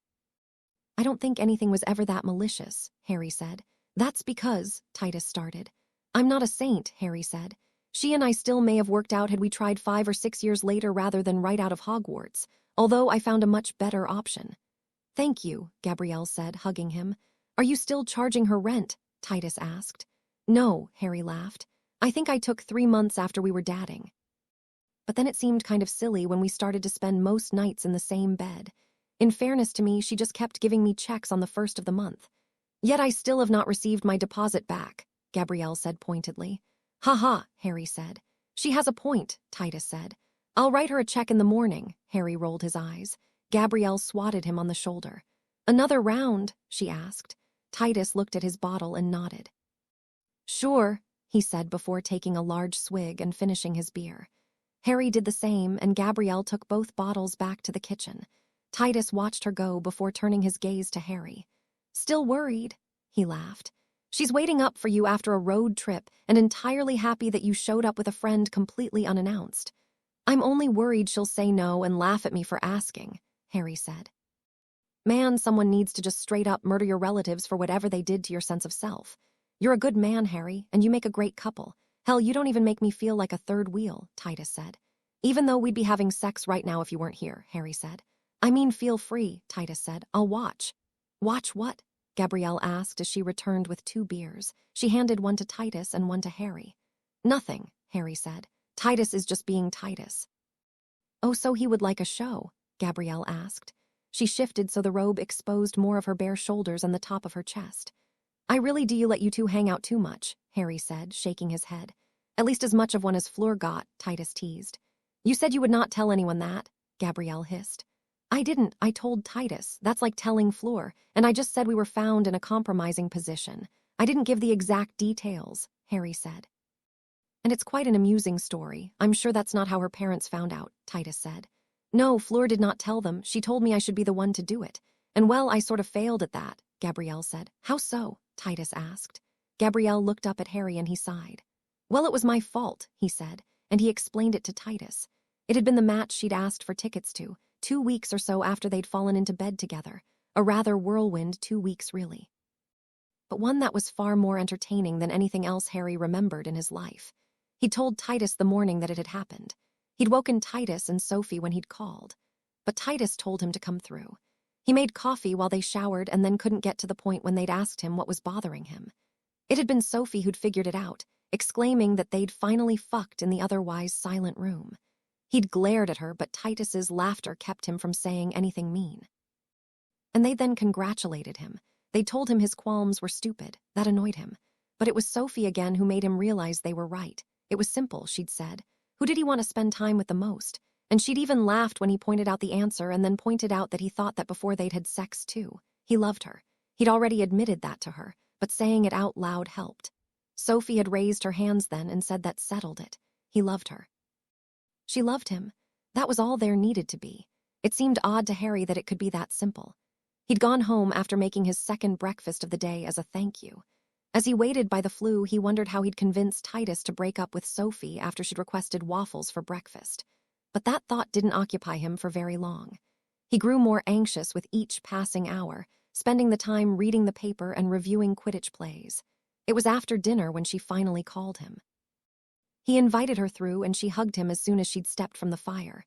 She apologized. Fleur had distracted her all day, and she'd really just wanted to be with him. He'd kissed her and told her it was fine, he understood.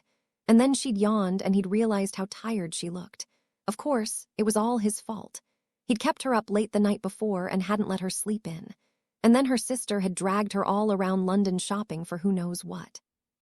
Carried her to his bedroom and held her while she slept and couldn't remember a time he'd been happier. They'd spent most of the next 2 weeks together, or at the very least called each other on the flue at nights where they didn't. They'd talked about their relationship. Harry knew that dadding him would put her in the public eye. He asked if she wanted to keep it quiet. She'd made a face to demonstrate how distasteful she found that. A face that had cheered him more than he thought it would. He wanted people to know. He wanted to have her with him at events, out in public, wherever they could be together. He wanted Gabrielle Delacour at his side, and they'd left it at that. She wanted to be the one to tell her parents first, but after that, she wanted the same things he wanted. The match she'd asked for tickets came around quickly enough. It would be the first match he'd had since they were involved. He'd given her the tickets she'd requested a few days before, and she had used them as a gift for Bill's birthday despite it still being a few days away. He flew up to them in the stands during the pregame and wished Bill a happy birthday and spent a few moments entertaining the kids. But he hadn't had the time to do much else before the match started. He flew away from them with a smile and lined up for the opening draw. It was an odd match for him. He'd always had friends in the stadiums before. Hell, he almost always had at last one person he knew in the stands. That wasn't a very big deal. But Ginny had never come to one of his matches, mostly due to scheduling conflicts. He didn't blame her for that. He only ever went to one of hers. It was just difficult when they often played at the same time, and he'd never really had someone there he cared for like he cared for Gabrielle. It sent a pang through his chest to see her fully clothed in Bat's gear, cheering him on. It ended up being a drawn-out affair, taking nearly 3.5 hours. The upstart Tuts Hill Tornadoes were playing their best Quidditch of the season against the defending champions. They managed to pull ahead in the latter half of the match behind an incredible performance from the chaser Jason Williams. But Harry got the snitch and ended it with a Bat's victory.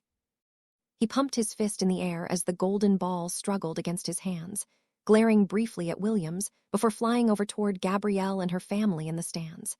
He tossed the snitch to a gobsmacked Victoire and pulled Gabrielle onto his broom for a kiss. The remaining crowd cheered nearly as loud as they had for the win. The photo hadn't made the front page of the sports section of the Prophet, but it had been all over the lifestyle and entertainment sections of the paper. It had even made some international papers, and had led to Apolline and Louis Delacour fluing their daughter in the morning. While Harry had spent the night with her in London, he'd gone to the team's morning meetings before her parents showed up. They were still there when he came over after lunch. They'd interrogated him a bit, mostly, he thought, to make sure their stories matched. The Delacours seemed fairly surprised that the two of them had only just started dating. They were very concerned about Harry's lifestyle, which led to Gabrielle chastising them and telling them just what Ginny had done. They seemed skeptical of that, but Harry told them the truth, and after a while they eased up, which allowed for him to change the topic and invite them all to dinner in London. He spent most of the evening talking to Louis while Gabrielle and Apolline chatted in French. About him, he was sure, but it seemed rude to point that out. Louis seemed much more open than Apolline, and he chose that night to start Harry's wine education. It was either that or politics, and wine was the better choice. I can't imagine finding out your daughter is shagging the chosen one via photo in the paper is a particularly fun day, Titus laughed. They took it well, I think, Gabrielle smiled. But they always did like Harry. I remember father telling Fleur she should have snagged him after the tournament. Really? Harry laughed. Yes, Gabrielle said, but it was teasing. But hey, they had 2 daughters, Titus teased. Except that now both of them are with Englishmen. That is abhorrent, Gabrielle said. He might be honorary Irish by this point, Titus said. That makes it worse, Gabrielle said. Hey, the Irish are nice, Harry said. But their whiskey sucks, Titus said. I'm so going to leak that to the Ballycastle press, Harry said. Well, the Melodies are looking for a new beater, Titus said. And that's getting leaked too, Harry said. One day we should just leak random stories and watch the world burn, Titus said. I think that would drive me insane, Harry said. And I would leak what Ginny did, Gabrielle said. And he would get mad at me for having to deal with that again. He'd probably appreciate that someone said in public that wasn't him, Titus said. We could always try it. Let it slip while he is still in the locker room or something, Gabrielle said. I like the way you think, Titus said. Maybe wait until Ginny trots another boyfriend in front of the media and tries to talk about how amazing their relationship is. I cannot be the only one who thinks that they never look happy in those articles, Gabrielle said. I don't look at them, Harry said. You aren't missing much, Titus said. Personally, I think she just does it to stay in the media. If you'll notice, she hasn't been single the entire time you've been dating. And because she is jealous, Gabrielle said. That too, Titus said. Anyway, I think I've delayed your evening activities long enough. Thanks for the beers, Gabrielle. You going to come into work out tomorrow? Yeah, probably 10 or so, Harry said. See you then, Titus said as he turned to the flue and left the apartment. Harry took the empty beer bottles into the kitchen and threw them into the recycling. He hugged Gabrielle again when he was finished and nuzzled his face into her hair. I missed you, he whispered. I missed you too, she whispered back. Sorry I missed the holidays, he said. We knew it would happen with the one exhibition being on Christmas, she said. Still didn't feel good getting done and being stuck in a hotel with Titus, Harry sighed. Well, we will have to see if it can be avoided next time, Gabrielle said. It's a busy season for both of us, Harry commented. We will make it work, Gabrielle said. Harry nodded, knowing it was the truth but still glad she felt the same way. Things with Gabrielle were always easy. That wasn't to say they hadn't had a row or two, but things always worked out. It was so different being in a relationship with someone who cared for him as much as he did her. And when they had issues, they were able to talk through them without screaming at each other or without really any major conflict. They never went to bed angry with each other, which was good, Harry thought, as he slept far better when she was in his arms. Still, he'd made his decision surprisingly early into the relationship. Too early, he thought. It actually frightened him. He remembered the exact moment. There wasn't anything special about it. They'd just gone for a walk up the Queen's Walk and enjoyed the early morning air. They'd stopped and leaned over a railing on the Riverwalk and peered at the people on the river that morning. He remembered the fuzzy sky-blue sweater and floral skirt she wore as clear as he remembered her hair blowing around her in the breeze. She turned to look at him, her eyes shining in the sunlight as she brushed a strand of her loose hair behind her ear in a fruitless endeavor. And she'd uttered one word. Brunch, she'd asked. Sure, Harry smiled and watched her face light up like the morning sun. And somehow, it was just that smile. He'd seen it 1,000 times before. He'd seen that smile on her face when he'd won Quidditch matches and when he was selected to the English roster for the World Cup. He'd seen that smile during and after every concert she participated in. He'd seen it when she played with little Louis and Victoire. He'd seen it through shared triumphs and shared happiness. But in that moment, he knew he wanted to look at that smile for the rest of his life. He wanted to wake up to that smile. He wanted that smile to follow him through the day, and he wanted to end his day with that smile. He wanted to make that smile a permanent fixture on her face, and he wanted her to be with him through everything for the rest of his days. And he wondered, despite how quickly he seemed to realize it, how long it had taken him to arrive at that decision. He'd told Titus immediately. His friend had shrugged his shoulders and told Harry that he often made very good decisions. And they both knew Gabrielle was a lovely girl, and that if Harry was sure, that was all there was to it. But he'd advised him not to rush it. They were both still young and in love. Try to make it special. For both of them. Gabrielle's lips on his neck snapped him back to reality. He sighed at the soft feeling of them and started to rub his hand up and down her back. Did the kids like their gifts? He asked as he started to spin to music only he could hear. Their Christmas tree coming into his vision as he did. They adored them, Gabrielle said. Although Fleur thought it was far too nice of a starter broom for Victoire, I showed them the settings you showed me so she no longer thinks Victory will break her neck if she tries to fly. Good, wanna open yours now? He asked, noticing there were still a few wrapped presents under the tree. We said our Christmas is tomorrow, Gabrielle said. So, he whispered into her hair. Take me to bed and unwrap me instead. We can worry about the gifts in the morning, Gabrielle said. Deal, Harry said as he carried her into the bedroom. The morning came far too soon, but coffee and Gabrielle's bright attitude spurred him awake. He made cinnamon rolls as she squealed over her gifts. He hadn't even done that much that year, given that he planned on doing something else soon. He'd given her a pair of charmed pajamas that were all the rage. Color-changing and various levels of softness and heating or cooling effects. They'd been amazingly difficult to find at Gladrags, but they'd been the throw-in. He'd taken Fleur on a trip to Italy to peer into some of the more prominent Muggle shops. The entire Delacour family had a bit of a thing for designer clothing. Gabrielle used the same handbag for the time he'd known her, and when he'd mentioned it to Fleur, she dragged him immediately to one specific store. She'd helped him pick out a brown bag with crossed GS on it and a green-red-green stripe down the middle. He'd seen the same stripe on a pair of shoes she adored, but he wasn't nearly as familiar with designers as he expected the Delacours would make him. The final gift he'd given her had managed to be even more expensive than the bag. The short, black, heeled, dragon leather boots had a charmed woolen liner and were designed to keep feet warm and dry while still being fashionable. A series of other charms Harry barely understood adorned them as well for maximum comfort when walking, jogging, standing, or anything else. He saw her peering at them in a shop window once or twice while wandering through magical London, and she practically jumped on him when she unwrapped them. She spent the rest of the morning sizing them and playing with the charms on them before showering and dressing. She emerged in jeans and a sweater with her new bag and new boots and kissed him farewell as she went off to work. He cleaned up the remains of the morning before joining Titus at the stadium for a brief morning workout. After that, he returned home, showered, changed, made sure the apartment was utterly spotless, paced, called Creature to make sure the apartment was utterly spotless, paced some more, and mostly didn't act nervous as he waited for the Delacours to arrive. They arrived exactly when they said they would, fresh from visiting the grandkids at Shell Cottage. They were dressed smartly, obviously ready for the concert.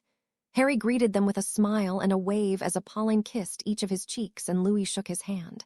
Once again, he found himself surprised by their warmth. They always seemed happy to see him, and he appreciated it. He gave them the tour of Castle.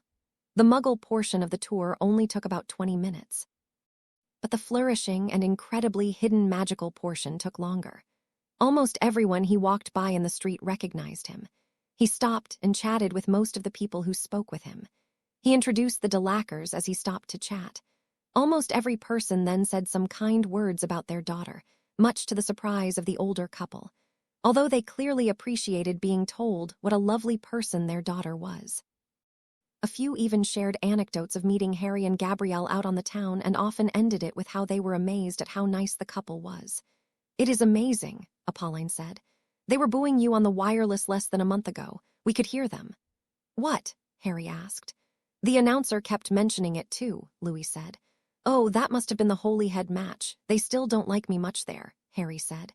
"The announcer said they thought you ruined their future," Louis said. "Well, I mean, given that they haven't beaten us in a while now, I may have," Harry said. "I used to get jeered a lot all over the place. Now it's only Holyhead.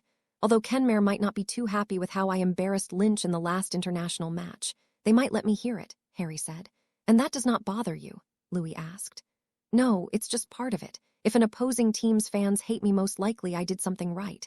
Holyhead is an exception, obviously. But it just motivates me to beat them," Harry said. "A motivation that has worked," Louis said. "And they just keep booing," Harry smirked. "One day they may learn to shut their mouths, but I doubt it." "Would that help?" Apolline asked.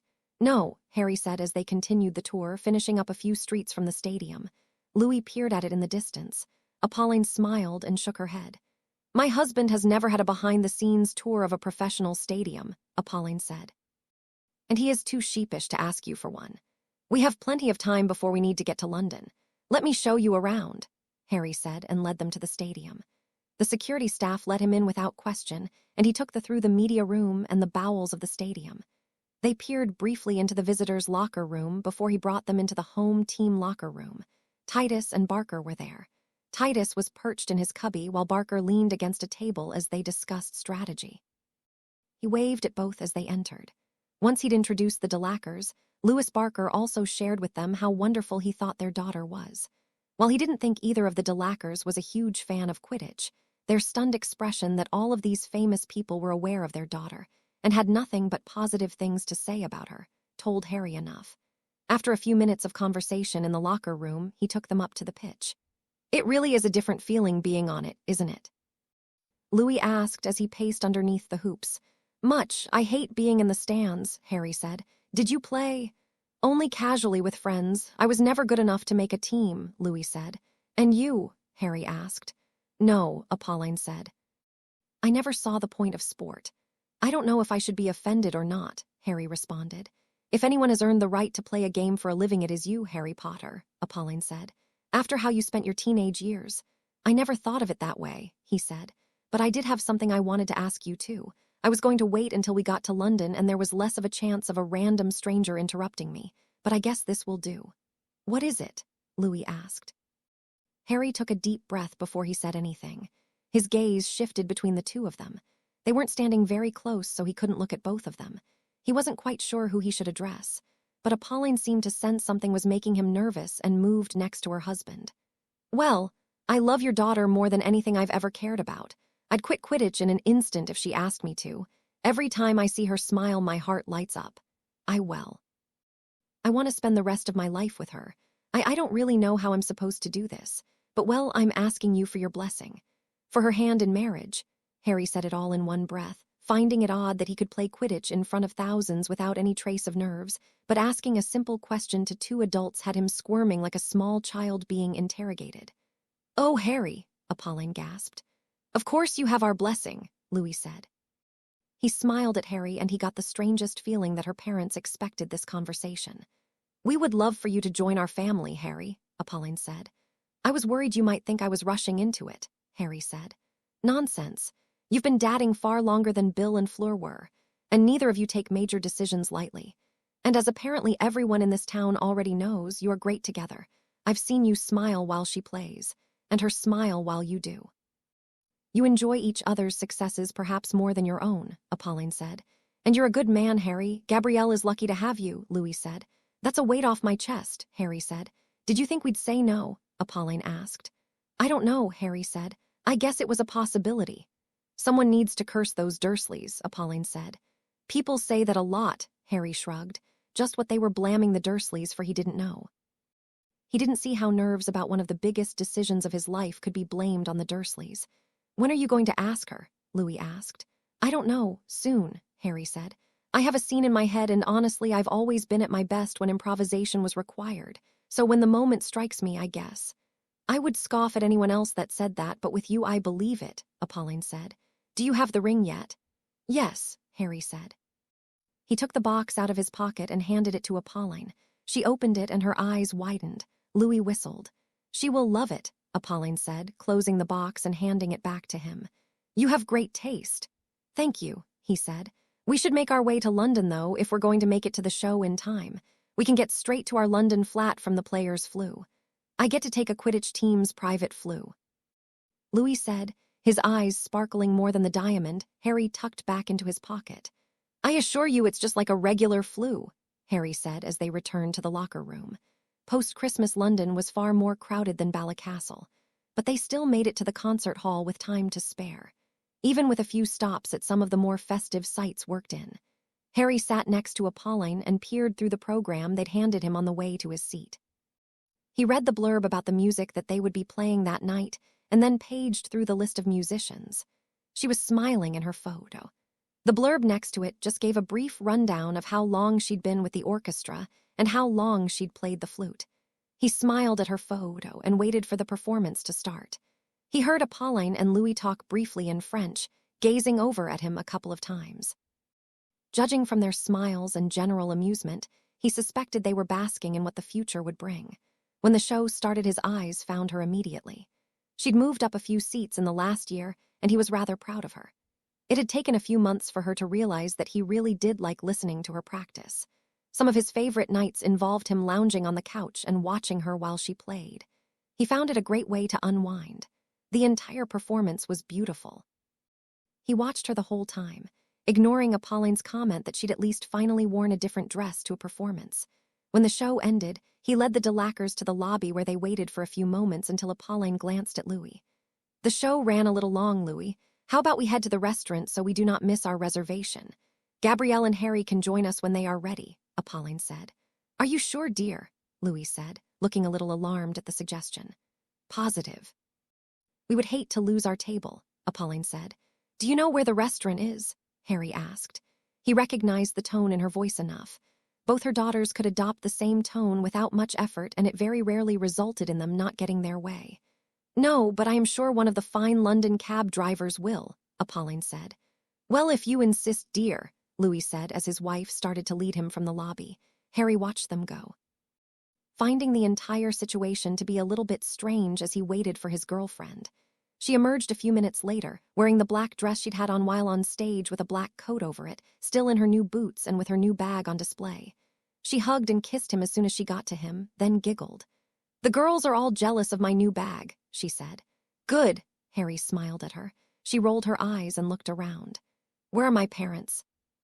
"You didn't drive them back to France in under an afternoon, did you?" she asked. "They went ahead to the restaurant. Your mother didn't want to lose our reservation," Harry said. "Did the show run that long?" Gabrielle asked, taking Harry's arm and moving it so she could see his watch. "A little bit, not much. I think they just wanted a few minutes away from me," Harry said. "You know how the French are when they're around the English for too long." "Well, the English are quite annoying," Gabrielle agreed. "I know, shall we catch up to them?" he asked. Yes, she said as they left the theater. They moved into an alley nearby and Harry pulled her to him. Ready? He asked. She smirked at him and he felt himself being shoved into a tube, and then they were near the Thames. A couple of people looked in their direction but didn't seem to think anything else of their sudden appearance. Ready, she said. Cheeky, he said. Restaurant is this way, right? She said, pulling him in the correct direction. It is, he said, sliding his hand into hers as they walked side by side toward the restaurant. He stared out at the decorated city as they walked near the river, enjoying the lights and festive nature of it.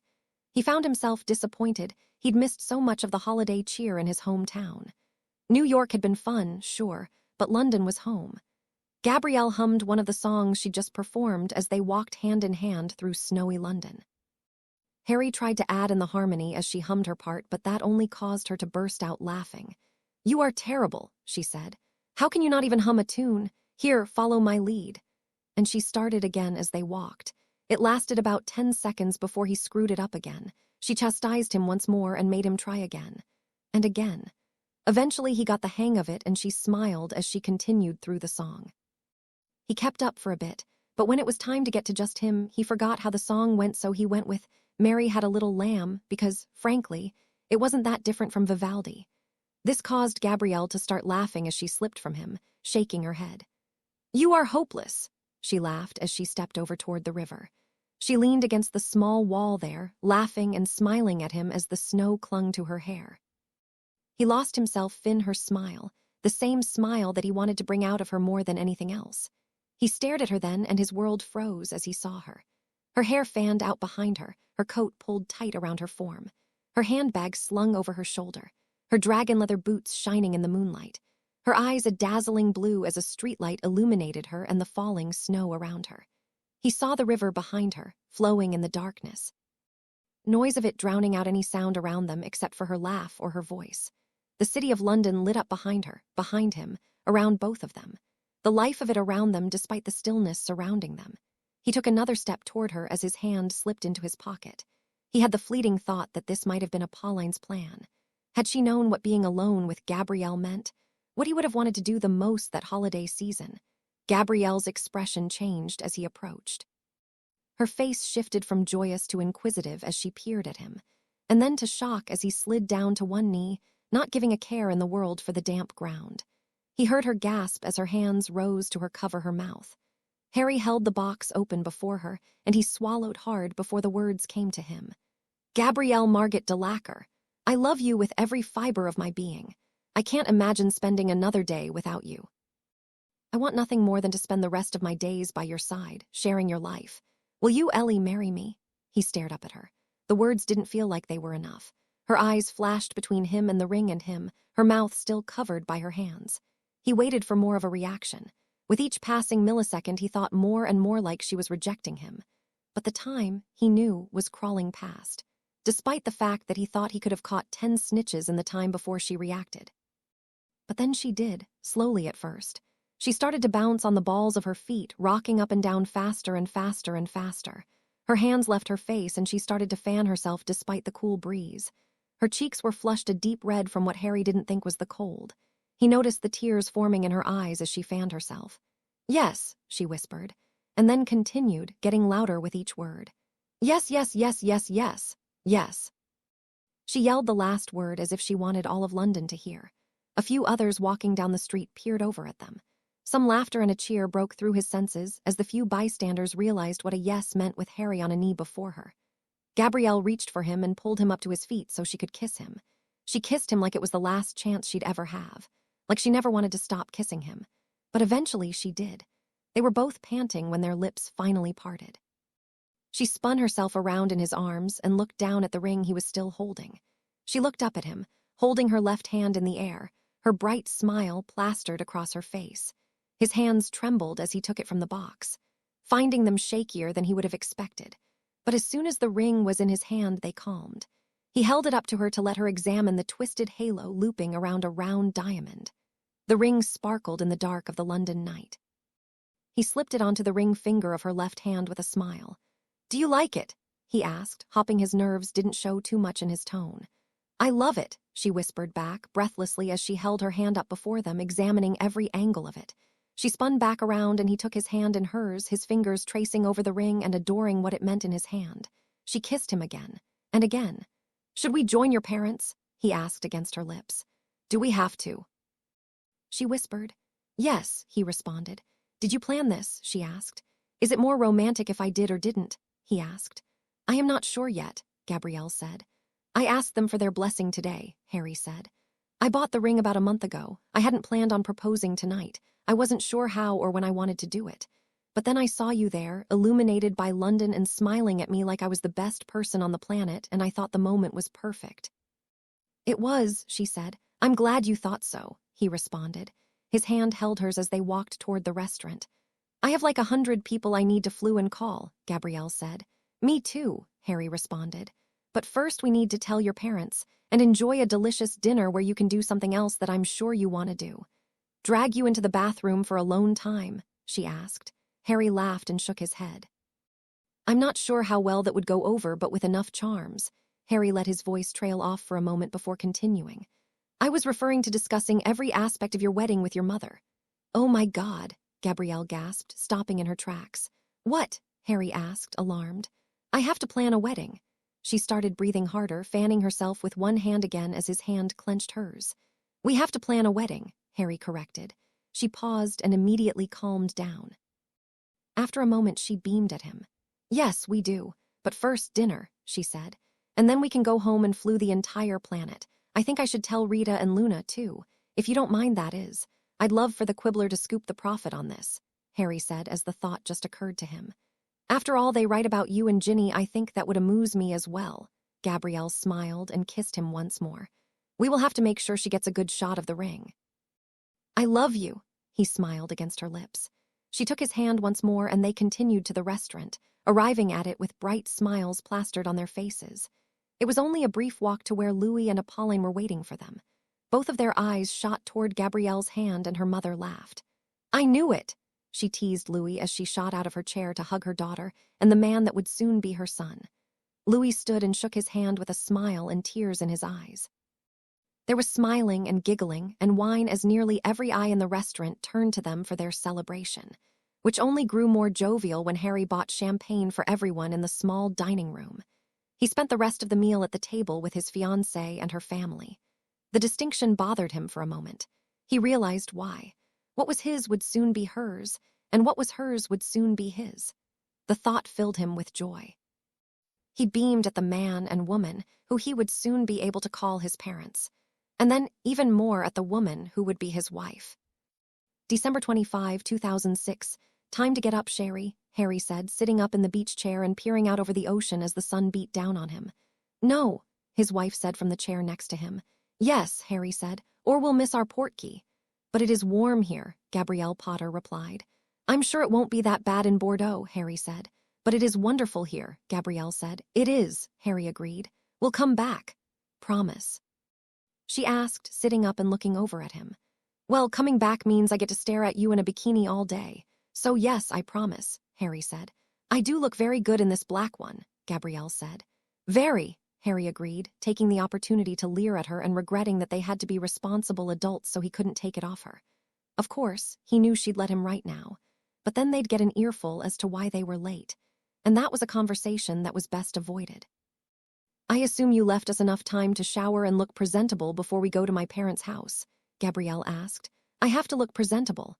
Harry asked, faking alarm. "Yes," Gabrielle said. "How presentable?" he asked, narrowing his eyes as he attempted to glare at her. "Nothing with a bat on it," she said. "But that's like 80% of my wardrobe," Harry complained. "Are we going to have to stop in Paris and get you suitable clothing?" Gabrielle teased. She crossed her arms over her chest and pouted at him. It was annoyingly effective even in the midst of a fake argument. "Shopping in Paris with you. We'd never make it to your parents' party and I still wouldn't wind up with any clothing," Harry teased. "We could always invite the entire family and see if Fleur and I could bankrupt you," Gabrielle teased, her smile widening on her face, sending a shiver down his spine as he pictured the French girls attempting just that. "Or we could be responsible adults and go back into the villa, clean up, and get ready to impress the rest of your family," Harry said. "But they already like you the most," Gabrielle said. Well, duh, my only competition is Bill, and he actively raids historic sites and puts himself in imminent mortal peril while doing so, Harry said. And you let Titus Button hit metal balls at your head, Gabrielle countered. If Titus is hitting them at me, they're charmed to not deal damage. And if anyone on the opposing team gets too close to me, Titus or Trent show their appreciation with a well-placed barrage, Harry argued. For some reason, I do not think that helps your cause. Gabrielle said. She stood and stretched her arms over her head. It wasn't an unappealing sight. We'll have to disagree on that one, Harry said. He reached out and caressed her leg gently. You said we did not have time for that, she responded with a glance down to his hand. We don't, he said as he pulled himself to his feet. He kissed her once and led her into the beachside cabana they'd spent the last 10 days in. That is a shame, she sighed as the artificially cooled air hit them when they entered the building. Go shower, he laughed, knowing she'd take longer than he would. Fine, she sighed. She kissed him as she turned to move toward the bathroom. But I'm going to hex you if I come out and you're asleep. I'll make sure I stay awake then, Harry said. He followed her into the bedroom, but when she turned to the bathroom, he moved to the bed. He threw himself on it, enjoying how her scent surrounded him as he reflected on the first 2 weeks of married life. They held the wedding at a small church in Bordeaux. The choice of venue surprised him, given that none of the Delacours showed any interest in religion. But he soon learned it was the same church where Louis and Apolline were wed, as well as 5 previous generations of the Delacour family. Even Bill and Fleur held a small ceremony there, shortly after their wedding in England. Gabrielle told him that was where she wanted the ceremony the day after he proposed. She'd taken him to see it the next time they visited her parents. It was a small, Baroque building that Harry assumed could seat about 75 to 100. In his head, he was expecting numbers more than that, but Gabrielle had simply raised her thin eyebrows and asked him how many people he wanted to invite. The answer had been fewer than he'd expected, although a couple of surprising names did make the list. Then came the date. They'd decided on one nearly a year from his proposal. She wanted a wedding around Christmas. She said she'd always dreamed of her wedding as a festive affair. Harry had no real qualms about that and decided if that was what she wanted, that was what she should get. The local priest seemed thrilled to be putting together another Delacour wedding and made sure the specific date they wanted would be free.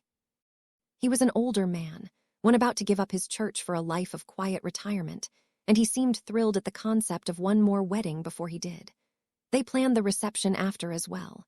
They booked a large banquet hall in Bordeaux and went about getting everything set up. It took a lot more work than Harry expected, but Apolline and Gabrielle took care of almost all of it. He provided his opinion on things. Apolline often pressed him to do so, saying it was his wedding as well. But most of his decisions mirrored Gabrielle's, and despite the work involved, it all seemed easy. The hardest part ended up being deciding who would get invited to the wedding itself, and who would only be invited to the reception. Harry found himself staring down at a blank piece of paper as he wondered if he was slighting people by not inviting everyone who knew Harry Potter. Titus and Sophie were obvious. They were the first 2 names on his list. If Harry was being honest, he was rather surprised that he was beating the 2 of them to the altar. But the topic of marriage never really came up with Titus. But he also hadn't ever tried dating someone who lived on another continent. Ron and Hermione joined them a moment later. Both had been rather surprised both when he told them he was dating Gabrielle and when he told them he was marrying Gabrielle. But he'd grown apart from them in the last few years. It was hard not to. Ron was working hard at the joke shop, and Hermione was working her way up the ministry. Of course, they'd started meeting more for dinner, and the like now that he was with Gabrielle, as quite a few things were easier as a double date. Not that Ron and Hermione ever made him feel uncomfortable about their relationship. Gabrielle always seemed a bit more nervous at these outings than she did whenever anyone from Quidditch was around, but she was the outlier in the group, so Harry figured that was to be expected. But after those 2 couples, he ran out of ideas. He knew he had to invite the Weasleys. They'd done more for him as a family than anyone else he could name. But that thought didn't sit well with him. He wondered if it would be odd for the family if only Bill and Ron were invited to his wedding. He figured the twins would rather attend the reception than the wedding itself, but they at least warranted an invitation. And Arthur was the closest thing to a surrogate father he had. He still talked with the Weasley patriarch a few times a month. and had gifted him tickets to World Cup matches and bats matches when requested. Harry liked Arthur and his earnest way, but Ginny and Molly, he frowned inwardly at the thought. Molly had done a lot in his life. She'd supported him through some of the hardest challenges he'd faced, and they'd been a constant boon during the war. He couldn't leave them off. So he added their names to the list, knowing that he'd feel better if he wasn't nagged by a petty grudge. After that, a few of his Hogwarts friends made it onto the list. Neville Longbottom was a guarantee. Harry's involvement in his budding brewery put them in contact more and more often. And Neville, he was sure, would bring Hannah Abbott with him. Ernie Macmillan was also another easy add. The former Hufflepuff now worked for Nimbus designing brooms, and he and Harry had hit it off while testing one of the league models a few years earlier. Ernie and his wife, Tamsin, invited him and Gabrielle out almost as often as Ron and Hermione. Hagrid, Dean Thomas, and Luna Lovegood joined them as he flushed out his list. But after that it turned into, more or less, a who's who of British and international Quidditch. The entire Bats contingent all wound up on his list, as did quite a few people he knew through international play and the English team. Some of them wouldn't be able to make it due to scheduling conflicts, but most would come. He'd frowned when he showed his completed listed to Gabrielle, saying that it felt like there was far too much Quidditch on it. Gabrielle seemed confused for a moment, and then shrugged and showed him her list. Which, aside from a handful of old Beauxbaton's friends, including her maid of honor and best friend Josephine, consisted primarily of people she knew through the orchestra. Quidditch, she'd said, was his family, and she knew that the people on his list were all happy for him and would be honored to attend his special day. Her words reassured him. She did glance at his list and then, in a small voice, state that he thought he should have added a few more. He'd balked at the Dursleys as she scribbled their names onto the paper. Her argument was simple. They were family. He at least exchanged Christmas cards with Dudley. It was the proper thing to do. They may not come, but that was on them. He was better than they were, and the invite helped to prove that. And besides, she'd argued, they'd get to meet her. And she would be all dolled up in a gorgeous white dress, looking as angelic as humanly possible, while hanging off his arm and staring at him like he was the best person in the world. All while being surrounded by people who revered him at a lavish venue and party that was shaping up to cost a small fortune. They'd either be happy for him, or insanely jealous at the realization of what could have been had they been better people. And all he'd have to do was smile and thank them for coming. And hell, she'd do that part for him if he wanted. He'd hesitated but left the names on their tentative list, and eventually sent their invites with the batch that went in the Muggle post to most of Gabrielle's orchestra friends. His aunt and uncle never responded, but Dudley RSVP'd with a +1 just a couple of days later, one of the first to return the invitations. A short congratulatory note came with it, written in a distinctly feminine hand. After that, it all came together quickly, a year flying by in the blink of an eye. And at almost the exact time he grew accustomed to introducing Gabrielle as his fiancée rather than girlfriend, he found her title about to change once more. The chosen date was unseasonably warm and sunny. He heard a comment or two from the gathered crowds as they filed into the church that they couldn't have asked for any better weather. He found himself shifting his weight back and forth as he stood next to a priest and Titus Button. Both he and Titus wore expensive suits from a magical designer out of Italy. He'd come to Ballycastle to fit them, and it had taken the better part of 6 hours after a practice one day. They were magical garments, but designed not to look out of place to all of the Muggles in attendance. "It's good to know you are capable of being nervous," Titus said, peering over at Harry. "After all those years of Quidditch, you never looked fussed. Now I'm worried I should have brought a bucket." "Very funny," Harry said as he watched the guests filter into the church, a free hand lazily twirling a snitch cufflink. Gabrielle kept most of the winter decorations, garlands lining the aisle. He watched Dudley show up. His cousin took a seat in a half-filled pew on the groom's side of the church. He'd looked good, Harry thought. He'd lost a lot of weight and looked far healthier than Harry remembered him. He did look surprisingly uncomfortable, but Harry figured that could be attributed to the fact that Luna Lovegood sat next to him and appeared to be talking to him. The mousy brunette with him peered over at Luna, her expression distinctly confused as Luna seemed to stop paying attention mid-sentence. "Weasley looks like he wants to hex me. Titus said as his eyes drifted over the guests entering the church until he found Ron and Hermione sitting near the front of the church. He wasn't very happy when I picked you over him, Harry admitted. Less so when Gabrielle and I decided to only have one each. I think he thought that at some point he and Hermione would be up here with Ginny and me, Harry said. Still, Titus laughed. No, I think he knew that would never happen. But saying it aloud made it real, Harry said. Also, when did Hermione get hot? Titus asked. Do I need to point out that Sophie Sinclair is sitting in the literal row behind her? Harry asked. Why do you think I noticed Hermione? Titus responded.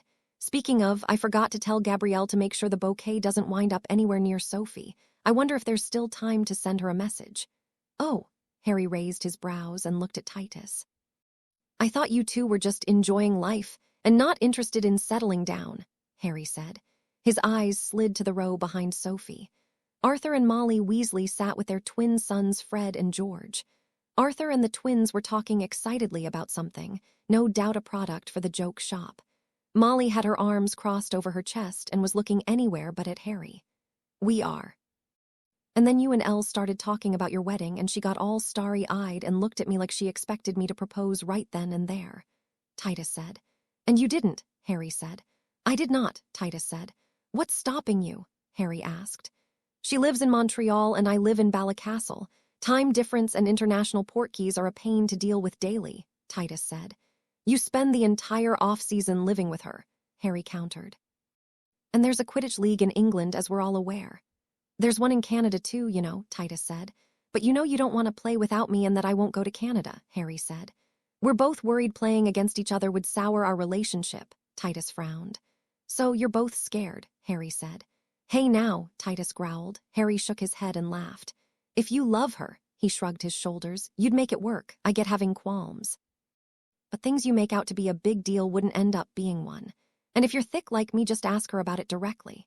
But before Titus could respond, the music started and Harry, like the rest of those gathered, turned his attention to the entrance of the church. Victor entered first, in a pale gold dress with a basket of flowers. Harry's attention turned to those following her, though, until his eyes landed on Gabrielle and Louis. He had tears visible on his face. Hers was obscured behind the thin white veil. She wore a sleeveless white dress with gold filigree around the bodice and hem in a design that reminded him of snowflakes. His world stopped as he saw her. The only thing in it in that moment was her, as she moved closer and closer to him. And then she was there, her blue eyes shining with happiness as she stood next to him. She handed the bouquet of flowers to Josephine, and he held both of her hands as the officiant started. Harry barely followed the man as he welcomed the attendees and spoke a few words about love. He kept his eyes locked on Gabrielle, even when it was his turn to speak, promising to love her and cherish her for the rest of his eternity, and to do everything in his power to make sure she was happy as well. And then he listened as she promised the same, his heart aching in his chest as the tears welled in the corners of his eyes.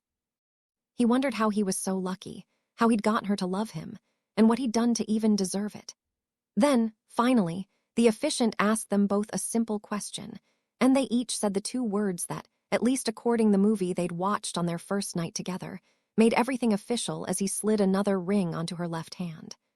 After he lifted her veil and stared into her eyes as he was told just what he was allowed to do.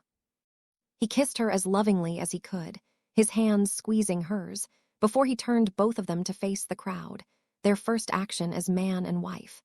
Photos and other traditions followed in a blur, including a shot of the two of them that he was sure would grace the cover of far too many publications in the coming days.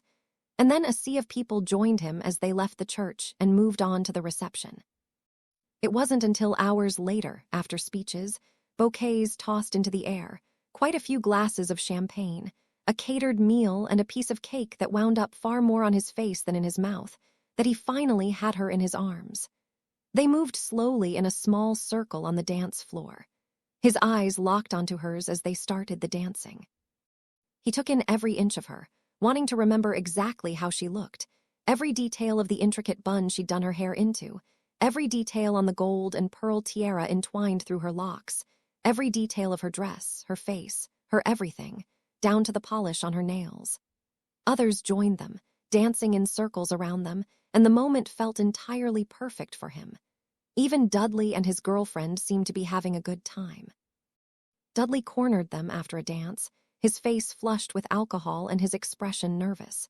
Harry's jaw set as he introduced Dudley to Gabrielle, and Dudley introduced them to Helen. But the women saved them. Helen gushed to Gabrielle about how beautiful everything was, and how wonderful everything was, and how great it was for them to have an excuse to spend a few days in France together. And Gabrielle was every bit the angel she said she would be. She teased Helen about the bouquet she'd caught, and talked to Dudley with such charm that he just stared at her, like he couldn't believe she was even speaking to him. After Helen told him they'd bothered the bride and groom for too long and they should return to the dance floor, Dudley told her he'd join her in a second. He turned to Harry and thanked him for inviting them, and then struggled with more words. Harry clasped him on the shoulder and nodded, and they both knew that would be enough. They would likely never be friends, but they just might be family. Dudley had taken one last glance at Gabrielle and then looked back and just whispered "wow" at Harry, slapping him on his back and leaving to rejoin his girlfriend. "You are amazing," Harry said, turning back to her. "I know, you can reward me later," she said. And then others joined them, gushing about the wedding and telling them how happy they were for them, congratulating them. And then, finally, Louis Delacour slid next to them as Apolline gathered the attention of the guests. He led them over to the flue and let them slip away from the ending of the party.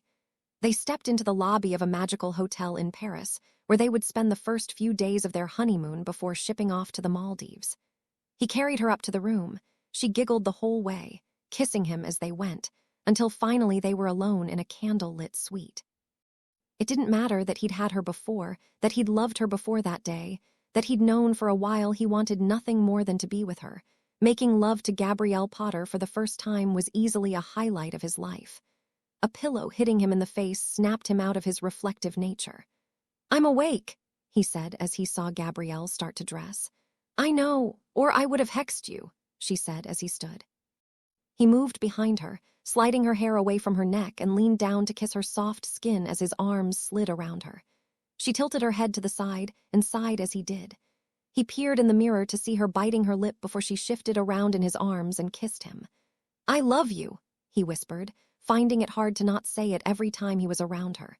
"Go shower," she said with a coquettish smirk, pushing him toward the bathroom. "Otherwise we will be late for the party, and that would upset my husband." "We wouldn't want that," Harry said as he stepped into the shower. When he emerged, she was already dressed. She decided on jeans and a Christmas jumper and had pulled her hair into a ponytail. She was sitting at the vanity, touching up her makeup. He changed into a similarly casual outfit of jeans and a t-shirt before packing up his bag and sending it to the front desk via magic. He stepped out of their bungalow and looked over at the beach and the water for one last time. She joined him a few minutes later, her purse slung over her shoulder as she rested her head on his shoulder. "It is really beautiful here," Gabrielle said as the both peered out over the water. "Yes, it is," he said. "I can't wait to come back," she said. "Me too," he agreed, hugging her close to him. "Shall we check out and head home?" she asked. "Yes," he said. They walked together, hand in hand, past the other bungalows and into the lobby of the hotel proper. Harry spent a few minutes checking out while Gabrielle shifted off to the coffee shop. She returned with 2 cappuccinos about the same time he finished checking out of the hotel. They took the hotel's flew to the Portkey terminal and waited a few minutes for their return Portkey to France. Judging from the gazes that shifted their way, a few people recognized them. But only one came up to him to ask for an autograph during the short wait for the Portkey. And then, moments later, he found himself at the Portkey terminal in Bordeaux. This time, though, there wasn't a Weasley waiting for him. Of course, this time he knew where he was going and had an even better guide in the event that he somehow got lost. Minutes later, they were in the same inn he'd arrived at on his first trip to the Delacour home. And then they walked up the same path he'd walked all those years ago. They could have apparated, but as they held hands it seemed that walking was the better option. "Did we send the gifts ahead?" Gabrielle asked as they approached the door. "No, Fleur told me she'd stop at our flat and get them before they came over," Harry said. "I'd wrap them while you were at your final performance before the wedding." "I should have helped with that," she frowned. "Yes, they'd have looked a lot better had you helped," Harry teased. "If my mother comments about the lack of skilled wrapping, I am blaming you," Gabrielle said. "I would expect nothing less," Harry said as they walked to the side entrance of the home. Gabrielle opened the door without fanfare and stepped into the kitchen where her mother was arranging a plate of fruit.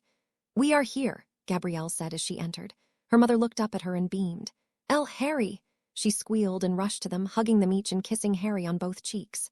"Hello, Apolline," Harry smiled. "You two are so tanned," she gushed. "You will have to tell me all about the Maldives."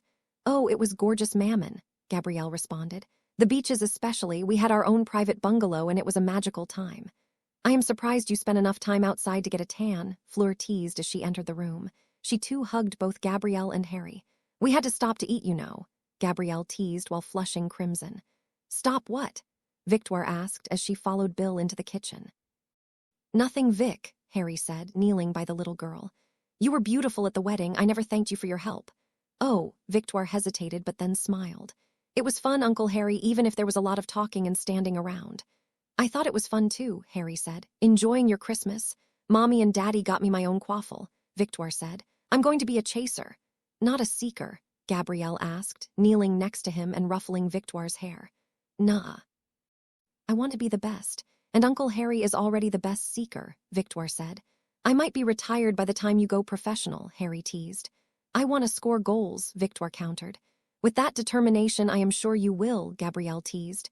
"Can we open presents now?" Victoire asked. "Grandmama said we had to wait until you got here, and you are here now." "I don't know," Gabrielle said. "Not yet," Apolline said.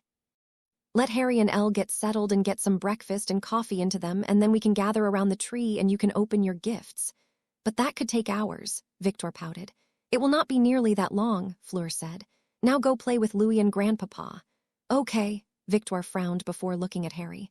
"Want to see my quaffle?" "Vic," Fleur scolded. "Sure," Harry responded, getting a slight glare from the girl's mother. He followed her into the living room, where Louis and little Louis were playing with a magically enchanted train. He sat near Victoire as she tossed the quaffle at him. He caught it easily and tossed it lazily back to her. She grabbed it with both hands and giggled. They continued tossing it back and forth until Gabrielle entered with a silver tray bearing a pot of coffee and a few mugs. She placed it on the coffee table and started filling the mugs as her mother entered with a tray of breakfast snacks. Gabrielle handed him a croissant and a mug of coffee. "Thanks, love," he said as she settled onto the ground next to him with her own mug. Victoire giggled and threw the quaffle at her. Gabrielle managed to catch it and not spill her coffee. "Should we be doing that inside?" Apolline scolded. "No," Victoire frowned, pouting and looking away. "It's my fault," Harry said. "I started it." "Well, maybe continue it outside after presents," Apolline said. "Presents." Victoire perked up immediately and ran toward the tree. Gabrielle and Harry moved to a couch. Victoire pulled Louis over to the mound of gifts as started rummaging through them. "Don't just look for your own love," Bill said. "Distribute them."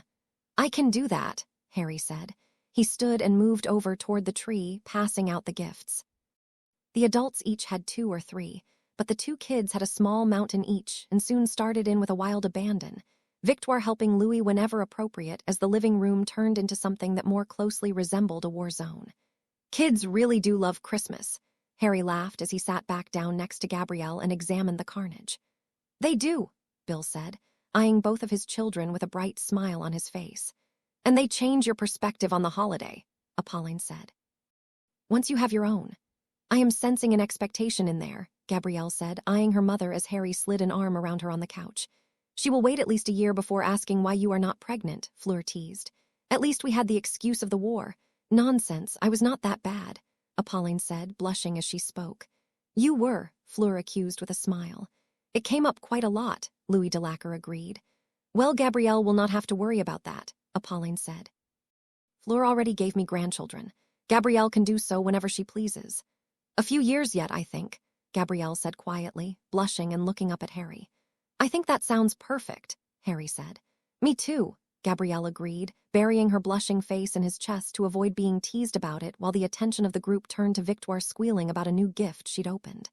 Harry kissed Gabrielle's hair as he watched the girl wave the animated plush toy around by its ear. He smiled. They'd teased Victoire about getting her a dog for the last few months. Fleur had been against it completely. So, they'd compromised on a magical doll that the girl was now hugging to her chest. She rushed over to thank both Harry and Gabrielle, and they helped her come up with a name for it. The party continued on with Gabrielle resting in his arms. He found himself reflecting on the first time he'd been in this house. He remembered feeling like an outsider, the one not at home among the Delacour and Weasley family members gathered together for a holiday. Now, he had a hard time rationalizing why he'd felt that way. They'd never treated him like an outsider. He knew that. And despite what happened to him after they'd believed him, even if Apolline had been somewhat icy, they'd trusted him. They loved him. He'd wondered how Gabrielle could have been so cordial, almost happy to see Dudley Dursley. And how in a moment when he couldn't even open his mouth to utter anything kind, she'd managed to make everything just fine. But now, as he looked around his family, he knew. It was because they were family. He might not have grown up with enough of one to impress that into his head, but Gabrielle had. And she knew that despite it all, family deserved something extra. She would, without even realizing it, be the better person. And link the remaining family he had with him, and her doing so made him a better person. He made a mental note to write to Dudley after it was over. He may never like his cousin, but he knew that family should at least have the opportunity to be family. But now, he had more of a family. He was a Delacour, even if she'd taken his surname. Apolline and Louis had told him months earlier they already thought of him as a son. And as Gabrielle shifted away from him on the couch to hug Fleur and thank her for their gift, he knew he'd be growing even closer with the woman who was now his sister. And once the carnage ended and he offered to help clean up, they didn't chastise him for being a guest. He was one of them. He felt oddly complete as he helped vanish the remnants of the wrapping paper and organize the assorted toys. He was home. He levitated the tray of coffee and mugs from the table as he finished cleaning up and moved to the kitchen. Gabrielle, entering to grab the same tray, instead ducked around him as he placed it down on the kitchen counter. He turned back to the living room only to find her standing in the doorway, smiling at him and peering up at the door frame. "Mistletoe," she whispered at the sprigs hanging from it. Harry took her into his arms and kissed her, holding her to him as her arms slid around his neck. When their lips parted, he shifted them to her forehead, placing one soft kiss there before gazing lovingly into her eyes. She looked back at him with the same expression he knew was on his face. Her eyes were shining, her lips curled into a smile she couldn't even attempt to contain. She was looking at him like he was the only thing that mattered in the entire world. And the look made him think that maybe, just maybe, he was. Her look made him feel complete, and he knew that as long as there were moments where she looked at him like that, they would be able to overcome anything that could come their way. He felt his lips curling into a smile as a rush of joy ran through him. He stared down into her eyes and said the only words that came to him on that early afternoon. "Merry Christmas," he whispered.